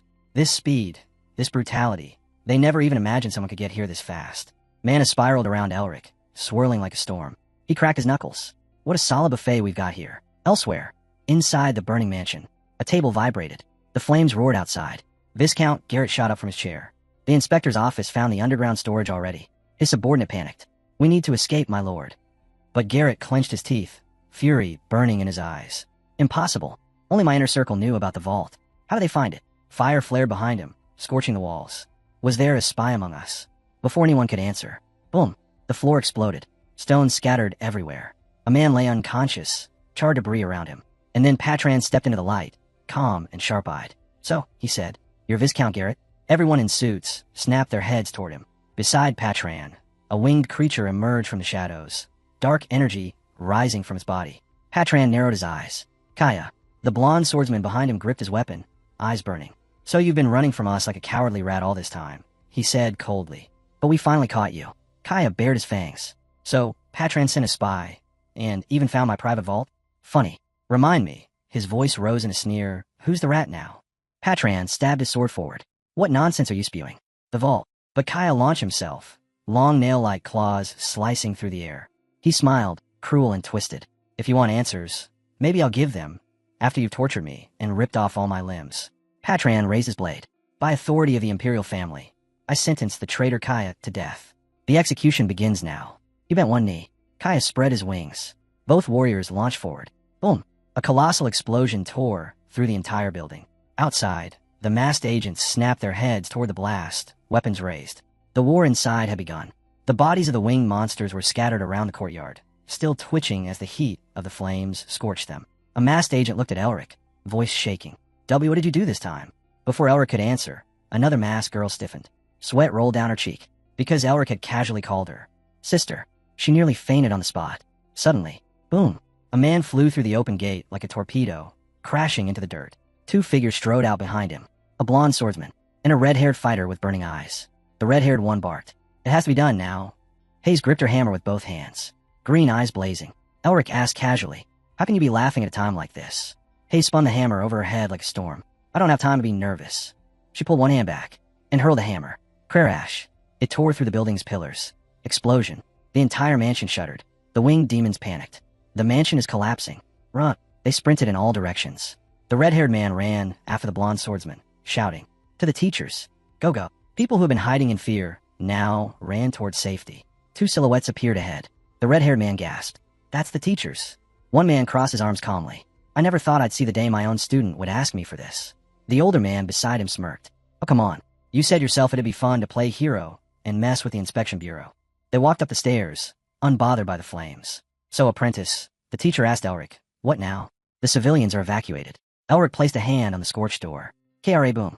The explosion behind him lit the sky orange. "We're leaving," he said calmly. Outside, sunlight over ruins. The mansion had fully collapsed. Dust filled the air. Patran stood before the rubble, rage twisting his face. That insane Kaya. He tried to bury everyone alive. Agents gathered behind him, shaken. One of them saluted. "Captain, we found it. The storage facility." Patran clenched his fists and followed them. They stood before a wooden structure, silent, intact despite the destruction. Patron's thoughts burned hotter than the fire around them. Everything went wrong. But if I present evidence of the demons to His Highness, he'll secure the throne, and I'll become the head of the Inspector Bureau. His lips curled. And if I find traces linking Elric to this incident, I can destroy the Melvinger family completely. Two agents called out, "Captain, look at this." Patron walked over, heart pounding.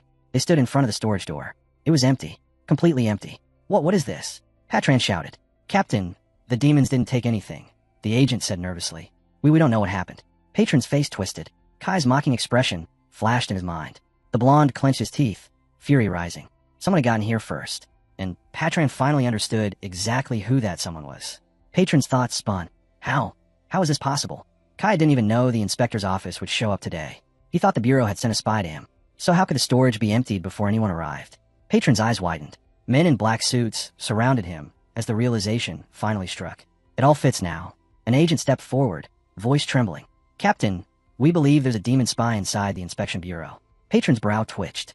The blonde swordsman, watching from afar, slowly smiled. Wide, almost laughing.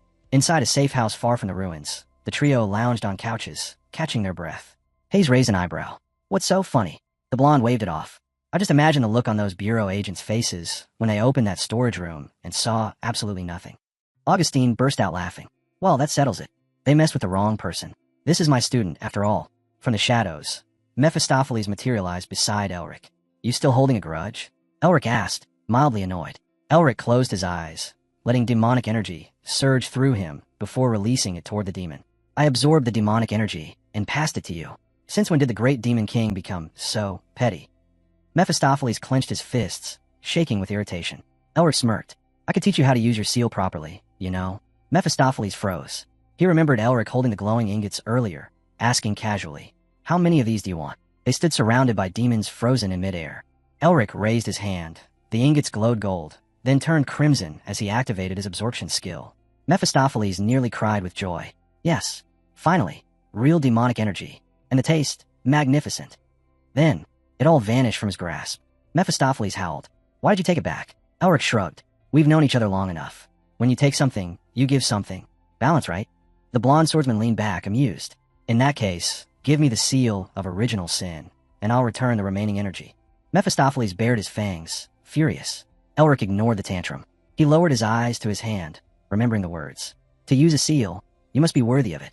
To be worthy, you must understand it. He visualized the blue seal, etched into his skin. If he wanted to master original sin, he needed a lower-rank seal of the same lineage first. But there was a problem. Mephistopheles never cared about rank below him. He didn't remember anyone beneath him in hierarchy. All Elric had was the faint drawing of a wolf-shaped symbol. His only clue. Suddenly, whoosh, a black aura surged near Elric.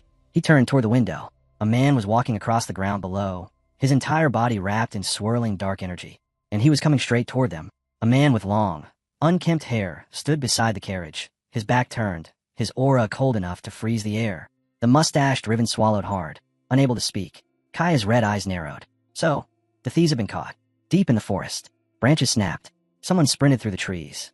A creature with long ears halted, frowning. "Patran," he growled, recognizing the scent instantly. His feet dug into the ground, claws carving deep marks. "I'm not backing down." Kaya soared above the treetops, fury boiling in his veins. The relic. He could smell it. A scent only he could recognize. A purple seal shimmered across his skin as he calculated. Absorb the totem, strengthen the scent seal. Then I'll shred every last one of them in pieces. His red eyes glowed with murderous intent. Back at the carriage, Augustine crossed his arms as the dark aura thickened across the field. Demons walking around in broad daylight. Looks like this one's furious. Hayes jumped down beside him, hammer in hand. "I'll check it out." Augustine didn't even look at her. "Sit down. Don't interfere." She turned her head sharply. "What's that supposed to mean?" "That the one who sent the invitation," Augustine said calmly, "is here to meet Elric, and he should face him alone." Elric examined the relic in his hand, the faint markings glinting. "He came because we didn't take everything." Hayes huffed. "I wasn't talking about the seal." Elric smiled. "And it would be rude to reject an invitation when the table is already set." A shadow over the carriage. Black aura swirled above the vehicle. Someone whispered. An aristocrat's carriage without guards. The long-haired man stood silently, back toward Kaya, as if mocking him. Kaya's eyes twitched. "These fools think they can deceive me with such a pathetic trick." His grin spread wide. "I'll take back the totem, no matter what." A voice echoed from the darkness. "So you did come." Kaya spun. A masked figure stood at the front of the carriage, holding out an object. "Is this what you're looking for?" The masked boy walked toward Kaya. The demon's wings tensed. "Who are you?" The boy touched the mask and slowly lifted it. Behind it, Elric smiled. Kaya's expression twisted. "That mask, it's hastily made you." His eyes widened. An ominous entity appeared behind him. "Elric tricked us." Kaya lunged forward, screaming. "I'll rip you apart." Mephisto appeared above Elric, arms folded. "You sure you want to provoke him?" Even with one arm gone, Kaya still has a powerful seal. Kaya swung his remaining arm, claws bright with demonic energy. "Die." Elric twisted out of the way effortlessly. "I didn't want to see." He landed lightly on the ground, flames spiraling around him.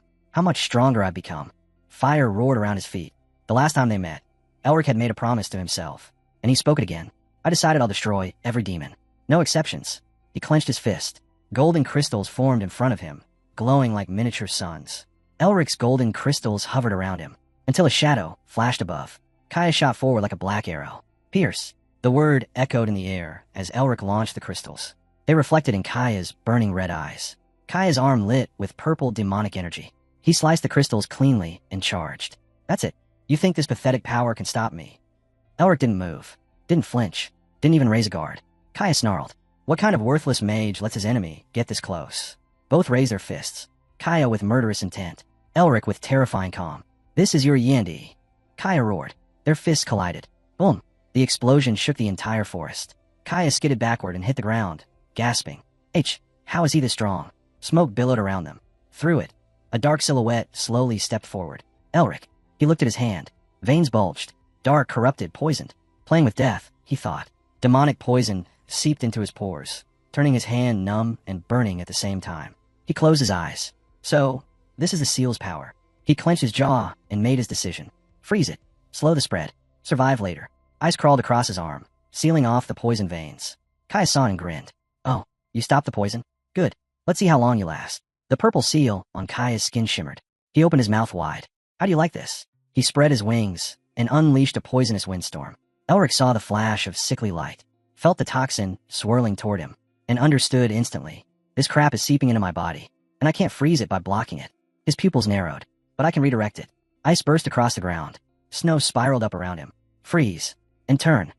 Elric thrust his hands forward. The storm twisted, spun, in reverse direction. A blinding blast lit up the battlefield. Kaya laughed. You fool. You think your own power can. He froze. Elric was gone. Wah. The boy appeared behind him, breath steady. Bind. Chains of ice erupted upward, wrapping around Kaya's limbs, wings, torso, locking him in place. Kaya's eyes widened. W8. Elric raised one hand. Blue energy spiraled in his palm. No. His voice was calm. Cold. I'm not ruining my fun. Blue light surged. Power crackled. I haven't used this technique in a long time. He thrust his arm forward. SHHH cracked. The air split, and a spear of ancient ice slammed through Kaya's chest. The queen of the ice mountains. Kaya gagged, frozen in place, eyes shaking with unimaginable fear. How? You're just a human. How can you wield the queen's power? Elric stepped forward and placed his hand gently on Kaya's head. His shadow fell over the demon like a final judgment. Elric didn't even flinch. Ka spat out a question.